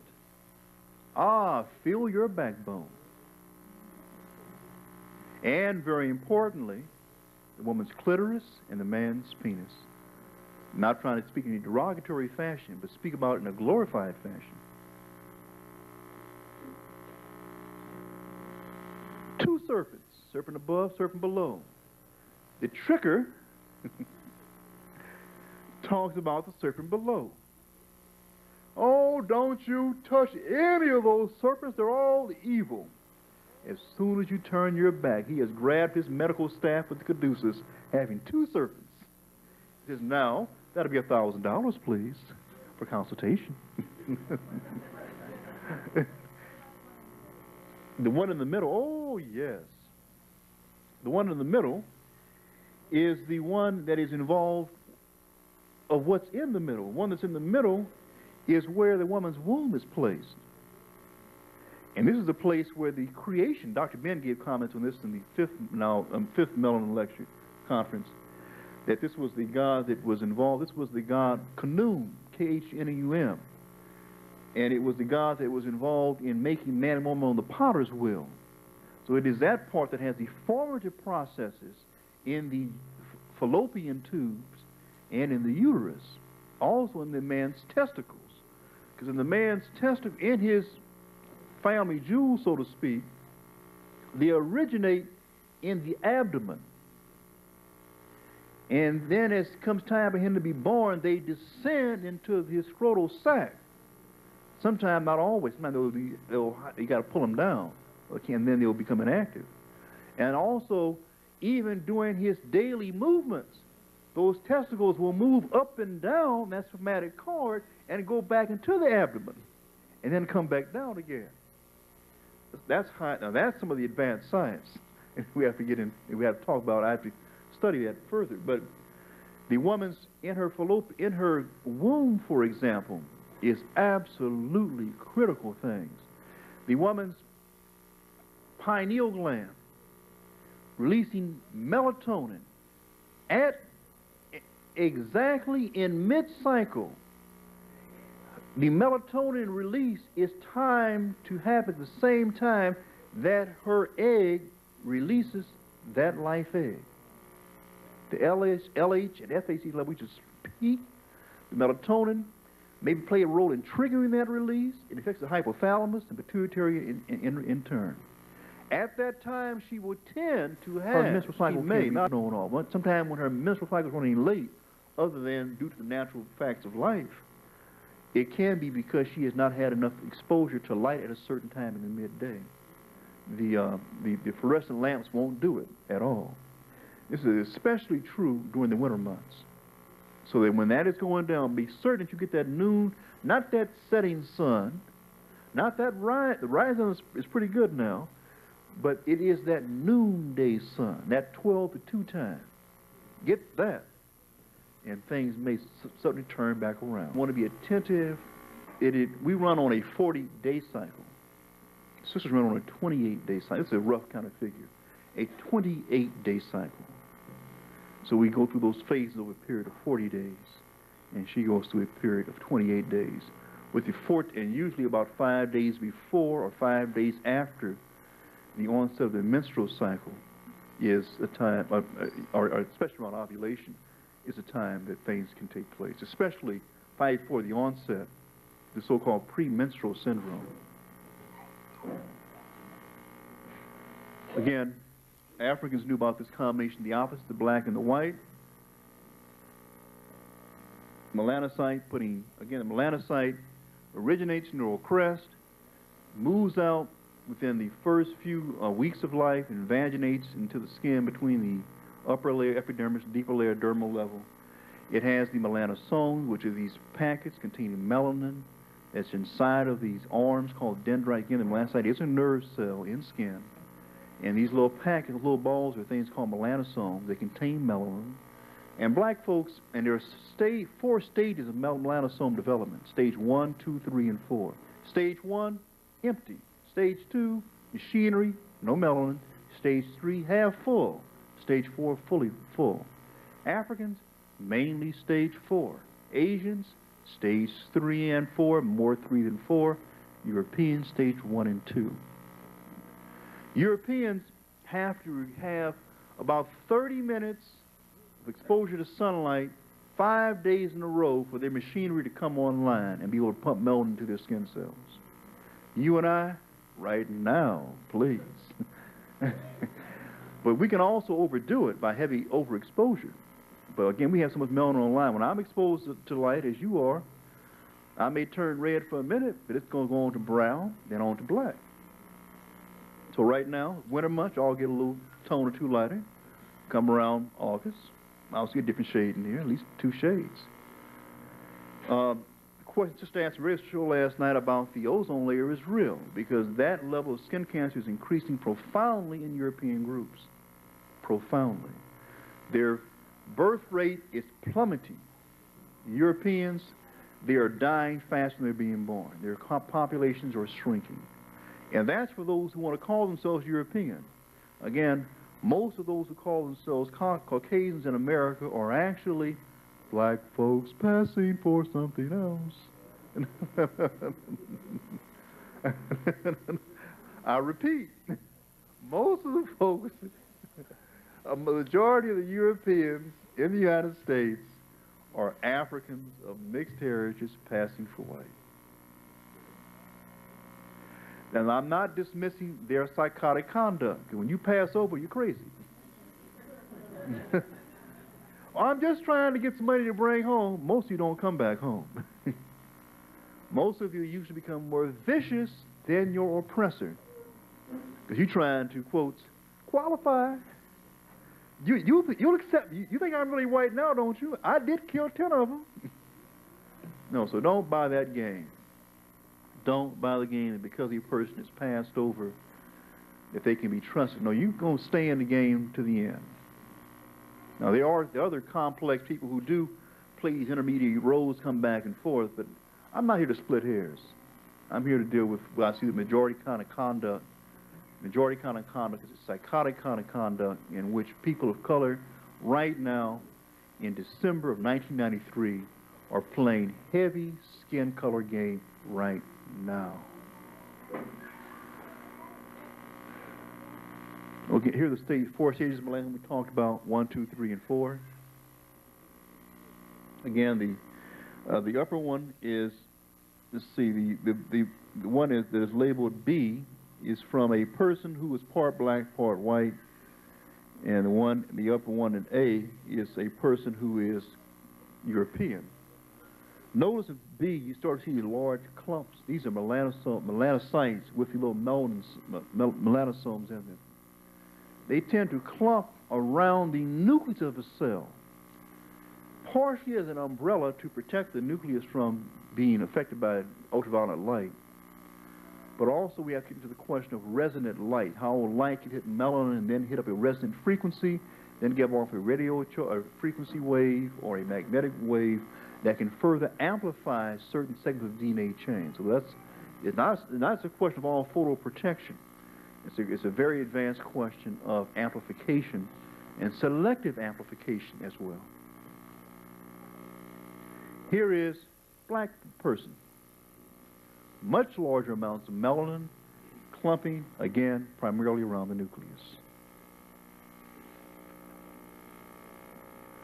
Okay, where is the pineal gland? You see it there, right in the center of the forehead, right in the midline.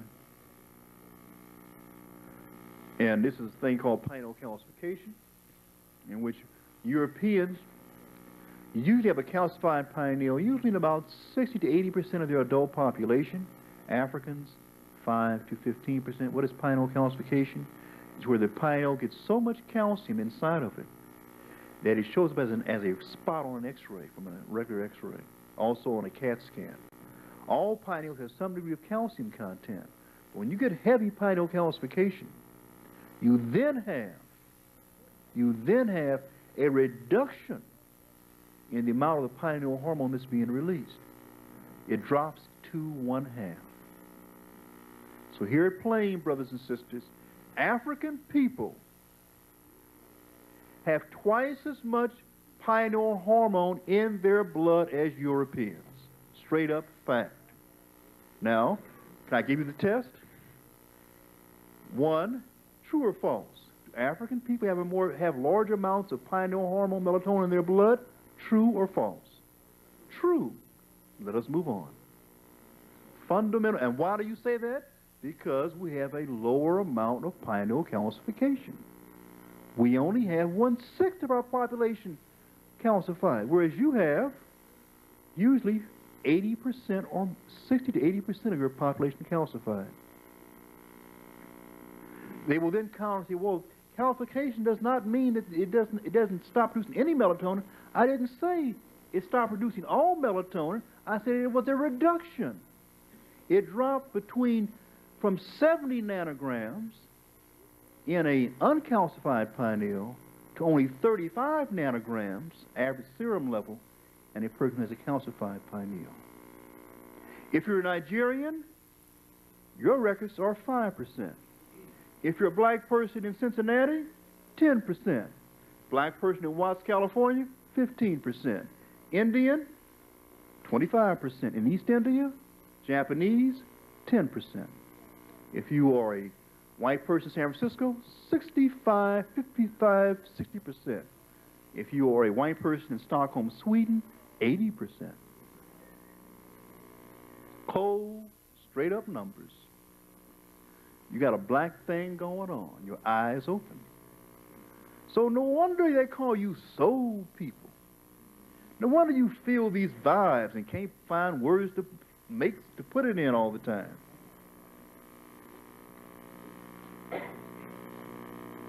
There it is, calcified pineal. That's what it looks like.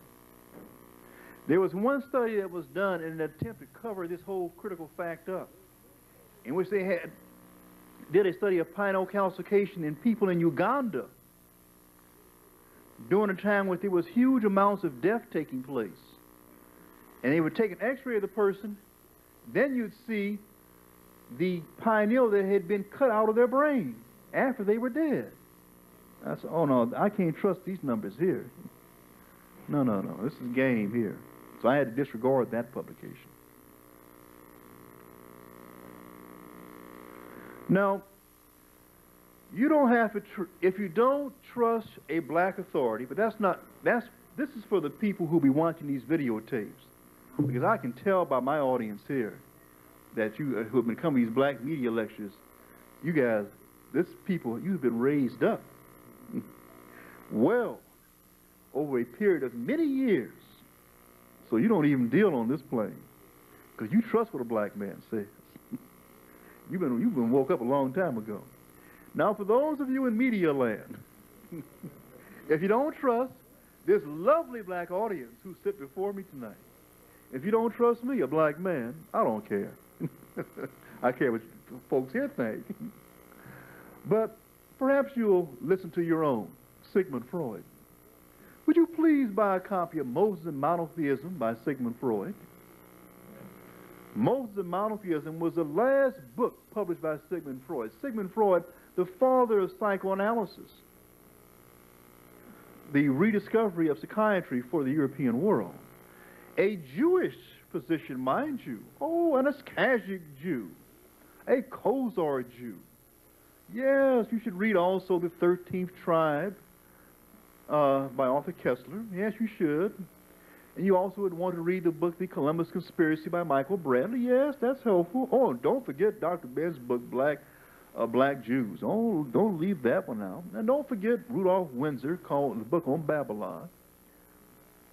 You don't want to, Babylon and Timbuktu, you don't want to leave those out. No way, please. And don't leave out this wonderful book on Hebrewisms in West Africa, written in 1930. Don't leave that one out either. But coming back to the main point, here on the desk of Sigmund Freud, year 1936 in Vienna, is his desktop. If you read this book, Moses and Monotheism, Sigmund Freud says that he studied more psychology than he did more history than he did psychology. He had been studying Egyptian Kemetic history before he ever became famous. He studied about hypnotism by the Egyptians. He studied from Charcot and others, and Mesmer. And that's why he got turned on to psychology. But also he knew that hypnotism had been practiced in ancient Kemet. He studied about the underworld, or the so-called unconscious, that was talked about in Osiris. Each morning, now get this, the first thing that Sigmund Freud did when he entered his office in the morning was to do what? Was to walk up and to touch the head of Jehudi, a statue of Jehudi as a baboon, touching wisdom, hoping that he would be blessed. He was a firm, and bottom line, he was a firm student of African psychology and medicine. Did you know that? True or false? Was Sigmund Freud a student of African medicine? True, he was. How do you know that? The last book he wrote before he died, Moses and Monotheism. He wrote it 20 years before he published it. Why? White supremacy. Clear cut. He knew what he was dealing with in Vienna, Europe, and America. There on his desk is his manuscript of Moses and Monotheism. Can you make out some of those statues? Oh my goodness, look on the left-hand side. There's Wosir in the background. Ah, Hathor. Amun-Ra. Oh, there's Bast. Right there on the man's desktop.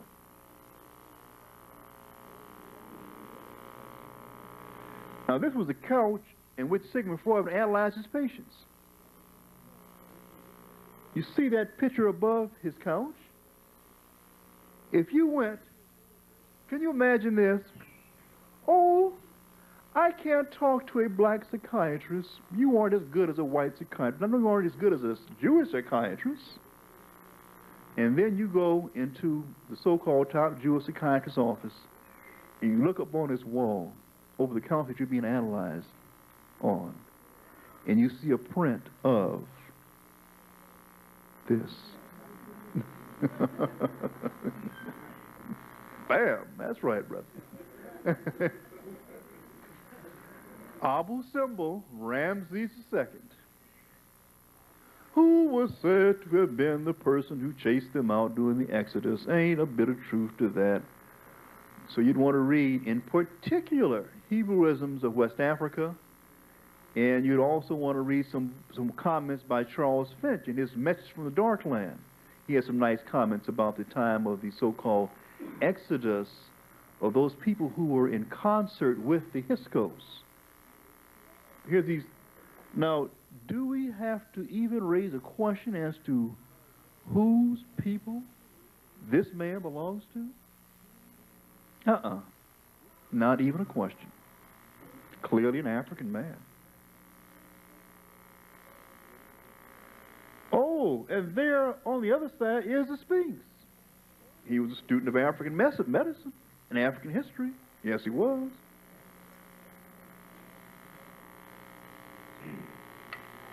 So Sigmund Freud says that Moses was an Egyptian. Moses was a black man, clearly. Now, this, my brother, is a sweet piece, without question. Here we have a black cube, a black square, if you will, with a child emerging from that cube. And behind it is his teacher. Melanin, the core atom in melanin is carbon. C-A-R-B-O-N. Carbon is the black stuff on the end of that burnt wood named Kim. Carbon is the atom formed in the core of a star, in the main sequence of stars. Carbon is the atom of life. Carbon forms a cube. It forms a square. It can bind in 4 different directions and form a 6-sided cube. So my brothers and sisters, this is the bottom line. This is the bottom line on Kim, right here. It shows life emerging with his invisible teacher in the back of his head. What does that suggest? Oh, that's immense. It's showing that you are not alone, that you have a holy guardian angel with you each second of every minute of your life. You can and that's your super genius connection. When you walk through that black doorway, you said you calling what? You calling God through your black door. And all of the angels and archangels in between. Can you see why somebody doesn't want you even to study yourself? I hope they don't call home. It wasn't E.T. calling home now. It was Mama and Daddy calling home. Is it wake-up time yet? Yes, it's wake-up time. So this is the core fundamental image of melanin. It's carbon as a transphysical dimensional doorway between the material realm and the spirit realm, in which the spirit realm guides the emergence of spirit as it moves from the spirit realm into matter. And when you're in matter, you kind of lose consciousness of where you came from. But you got your father and your mother right there with you, guiding you each and every hour of the day. And if your heart is pure, you see the line a little bit closer as to where to go. If you're a little bit confused, you got to do repeat time and cross the same path more than once. Here is shown that direction, but actually this is the black coffin in the Great Pyramid of Giza in the King's Chamber. A black, all black room with a black rectangular coffin upon which the initiated would sit for 3 days as they would go through their education in another plane, in which they were being trained to do what? Being trained to use their greater mind. You and I would call it clairvoyance. In a place known as Bubastis, or Bast, in the so-called Delta region of Kemet. In the 1890s, the Egyptian Explorational Society did uncover this phase of a person. This is the phase of a Hyksos, Pharaoh. This is the phase of those people who were creating dissension in our homeland. Do you see some epicanthal fold type things going on here? Do you see that face? That's the one who disrespected our homeland. We know the European did. That's known. They called him Set, clear cut. He said in Introduction to African History by Diop, in his first book, he says that when the Egyptians would see red-skinned people, mean people who got sunburned, they were sacrificed on sight. They were called followers because they had been waging war on us for quite a while. We just dealt with that straight up. We had pushed them all the way back into the northern regions. It's called A Lion Path by Musaeus is his name. And it's dealing with the whole serious thing and different dates and stuff. You can set up this stuff and how the sun gonna deal with all that stuff. Gothic section called A Lion Path. That's a good book. This is a book called Liber Chaos, Peter J. Carroll. This is Chaos Magic. This is Melanin Magic. Liber Chaos, 1495. It says Chaos Magic. And it Chaos Magic in here. And they show you a graph on how the earth goes. At one time the earth came out of chaos. It went into shamanistic. It went into monotheism. It went into nihilism and atheism. That's when the white boy got in. And now it's going back into the chaos here. And they got a graph in here on how the stuff is actually going on. This is Liber Chaos. Liber Chaos, the primal magic, that's chaos magic, eonic. And here they show you the graph. Shamanistic, ancient amethyst, ancient spirit, pagan, monotheist, atheist, that's when the white boy is coming in. Nihilist, and then it's going back into chaos sphere. This is Peter J. Carroll. He is one of the premier scientists out of England that's dealing with the melanin magic. Peter J. Carroll. Chaos magic. And he shows pictures of the black dot everywhere with the spears around it. You see, the Psychonomicon. You see, this is the stuff that the white boys are dealing with. What's the other book called? Lion Path by Musaeus. See, in here he gives Stephen Hawking A Brief History of Time, talking about quantum physics. Stephen Hawking A Brief History of Time. One of the most important influences in physics. You see, so he deals with that. Quantum psychology. He deals with that in here also too. So this is his book, Chaos Man. Liber Chaos. Show you all the colors of the spectrum: red, orange, silver, yellow, green, blue.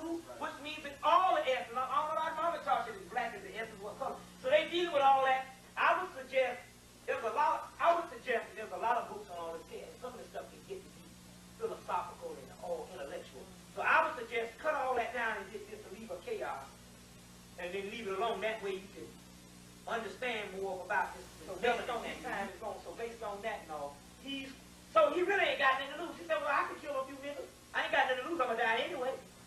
But maybe so it doesn't make a difference. But see, it doesn't make a difference. But see, what happened was, if he feels that, see, the one way they was able to do this was this.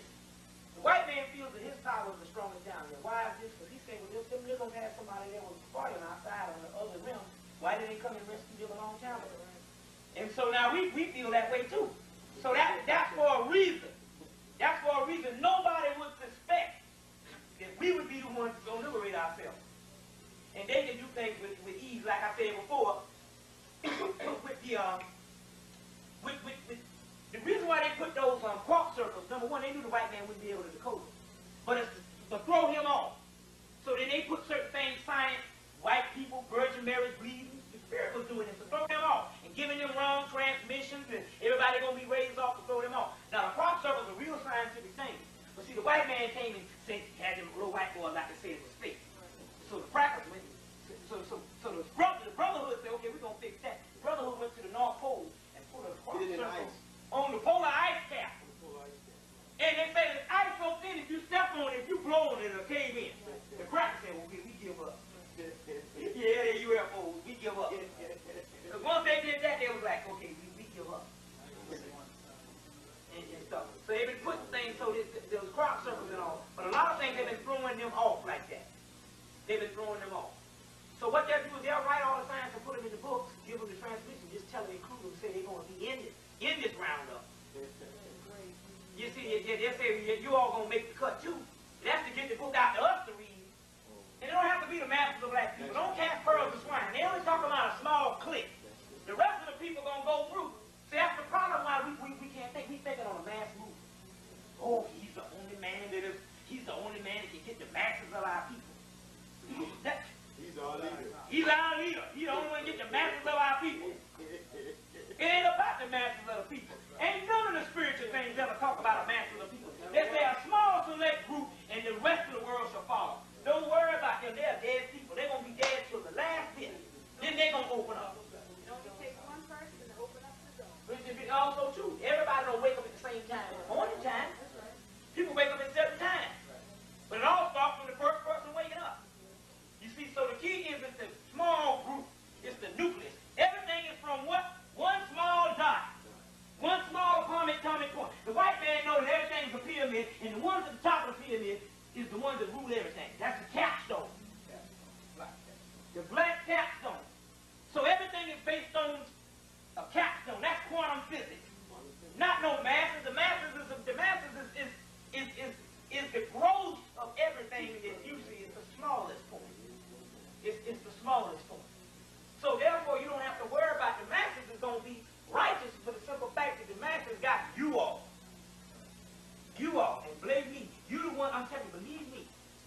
I know something. I always say that. Know something. I'm telling you, I got the guy, I'm going to do a lecture next week, Fatah Neto Unra. His name is Henry. He died in he's in the Brotherhood now. He's ascended master. He died in 1894. He lived right there in Nigeria. I'm telling you what's up. I'm telling you, we built this Stargate. He told us to build this Stargate. We built them, and on 12/12, the Necronomicon came through that Stargate, and they was biting on people's heads, and then we saw the man on the white horse with the robe and all that. I'm telling you, this stuff is going down. And all because what we do is, all you got to do is go to some of these Indian reservations. The spirits will come and open you up and all this stuff. Any sacred points. And so we travel those things and get the juice and come back home. Get the juice and come back home. So this stuff is real. What he misconstrued is, that is astronomy, where they took the planets and lined up the gods, the planets to teach astronomy. Then there's the star system Sirius, which is a cosmic gateway, which has something to do with the priesthood. And he is making the mistake of thinking that the Orion mission is all about Sirius. But what he don't realize is the Brotherhood is one. You see. Oh, let me go to the war in heaven. What happened was what I can explain. What happened was they had a book that the white boys channel back in the 50s called The Black Man Origin of Space.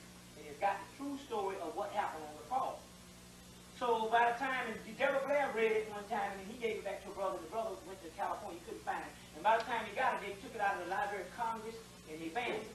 Black Man Origin of Space, and it was banned. So I said, can we get it? And the spirit was like, it's banned.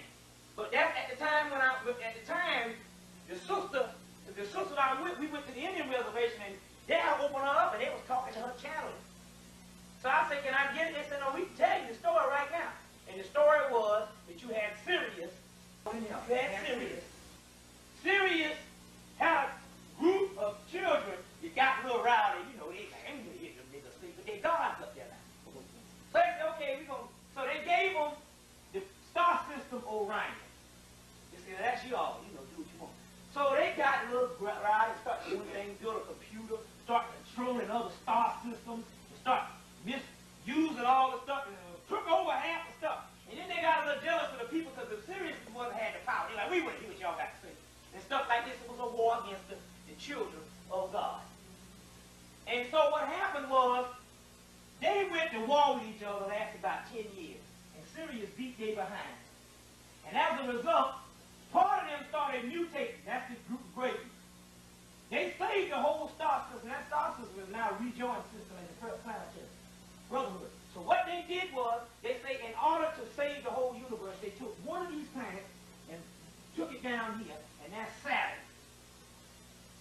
Then they took the 7 chakra centers of Saturn, fell out, and formed the rest of the chakra centers of the several, and it formed the rest of the planets in this particular solar system. With the Earth being down here as the lowest.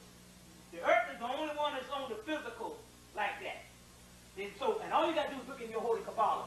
When you see the tree of life, those are the planets that fill out of Saturn. The tree of life. When you see the tree of life, the Earth is down here. The Earth is down here, and you got the moon and the sun, and you got God, which is right here, which is the place of the crossing, and then you have Keva, which Keva is so this is where you get the forming of the Kabbalah from. You see what I'm saying? This is the real cross. But the place of the crossing is dark, which will bring you back in. Because dark is actually behind the tree of life.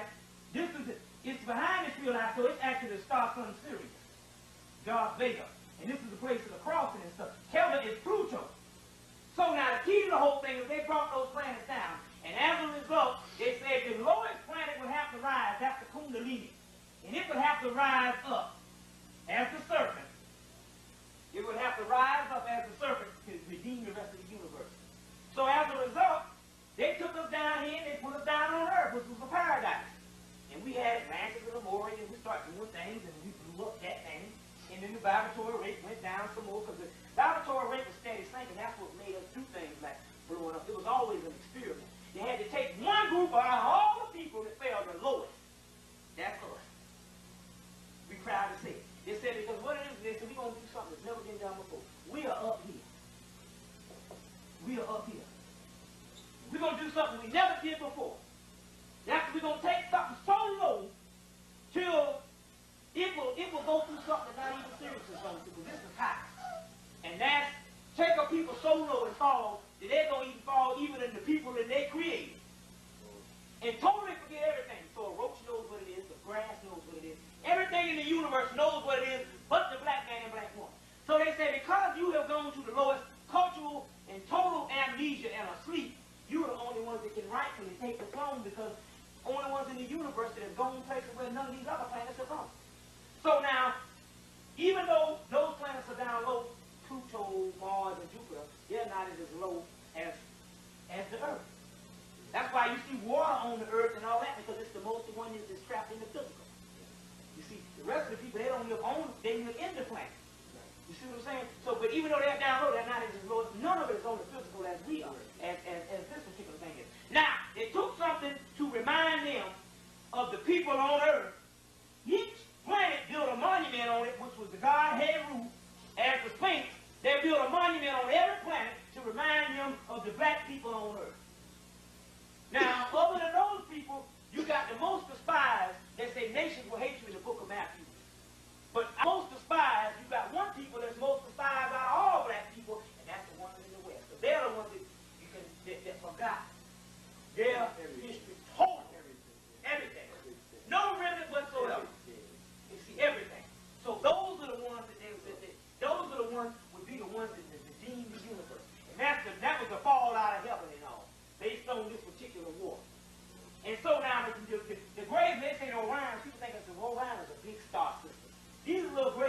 the ones that was renegades that mutated, they don't even hardly exist no more. You know, they used to be, all this was nothing but a fight between black people. A fight between black people. Since then, the Orions have rejoined with them and all the main star cluster. And what we are Orions, the Sirius. You know, Orion used to, that used to be from Sirius and all. So in actuality, that's one of the main things with the whole fall thing. You see, with the whole fall thing. And we fell so much into the physical until our spiritual center shut down. You see, because at one time we was born with cosmic memory. We didn't need school and all. You just grew up and you just remembered. And they used to use symbols and they would tap in and the baby would remember. Right now the babies can do that. You see what I'm saying? That's why our baby can learn 6 or 7 different languages before it's 3 years old. You see what I'm saying? That's because the baby right now is born, but what happened is based on this physical society and based on diet, all that stuff shuts down. But they born gods. And these new babies watch it. They no joke. Jeremiah in the book Natural Genesis gives you a rendition of the fall. In his Natural Genesis, a scientific part of the typology of the serpent. The serpent is with a whole lot of stuff on melanin. Typology of the serpent too. Deal with a lot of stuff on melanin in that one too. You know. What happened was they had a whole Typhonian stuff that came. Typhonian and Draconian stuff is the stuff that came out of Atlantis. Jeremiah got up in there and translated that stuff, and right after they got out there, they shut it down. They say no other Egyptologists will come in here and deal with this stuff no more. But they'll come. So now when you read the other Egyptology and stuff, they don't know. Massey is the greatest Egyptologist ever. He is the only one that knew what the Egyptian mysteries and myths. There's nobody been there since. He is the best. And one reason why, because he had the godly segment that came to him spiritually, and that's when he went in. And after he got out, they locked down that Typhonian stuff and Draconian stuff. It's never been seen since 1907, since he translated both ancient Egypt light of the world. They say lock that stuff down. The only people get that is their cup. So all your James Henry Breaststead and all those people, all those Johnny, none of them get it. So now all these black Egyptologists are studying the day side in order to do it and stuff. The Typhonian was the stuff. Massey is the greatest. Now, you got Blavatsky stuff, which is H.P. Blavatsky. There's a person by the name of E. Valentino Strand, wrote a book called Celestial Ship of the North. They say it was a woman. She both put Massey and Blavatsky together, and it's 2-volume books. One book is about Egypt, Massey, the black race, Hebrew. The other book is about astrology. E. Valentino Strand, a book called Celestial Ship of the North. And they banned that book up until they banned that book. They shut that book out and they didn't make sure nobody got that book from, I think, the 1940s up until spring of 1993. I happened to, spring of 1993, they introduced it, they had a put out a book, it's called Celestial Ship of the North. E. Valencia Strand. In that book there, what he does is, because Albert Churchward was a student of Massey. Strand book even simplifies it even better, and plus she takes it. I think it says the woman takes it into a metaphysical thing. Plus she has a glossary in the back that explains every last one of Massey terms. A glossary and all of that. And in her book she said that all this stuff will come into being in the year 2000 based on this stuff. And they banned her stuff. But then she was talking about Ham. Later on, they dropped the Ham and put an F on it and made Sam, and you get the word Semitic, which means black. Semitic. They dropped that now. I mean, she what it is with her, everything is the physical Negroes and the black thing. And so she's the one that broke the stuff about Saturn, that they can never repolarize Saturn and all. And then she got a second part of the book where she talking about bridging. And she got a whole bridging period. She got a whole thing in there dealing with astrology and all of that. All that. She breaks down the mysteries of Satan and all of that. 666. She got a whole chapter on there on the swastika and show and everything high spiritual and a Masseyite. A Masseyite. And you know, and then you got the black Masseyite, like your boy dedicated his book to him, Man, God, and Civilization. Yeah, but the best Masseyite on religion now is Charles Spence. Charles Spence, Echoes of the Old Dark Land. So if you want to get Massey simplified in one book, get Echoes of the Old Dark Land by Charles Spence. Because Massey, he takes you through 100,000 turns. And he can lose you too. He can lose you because it's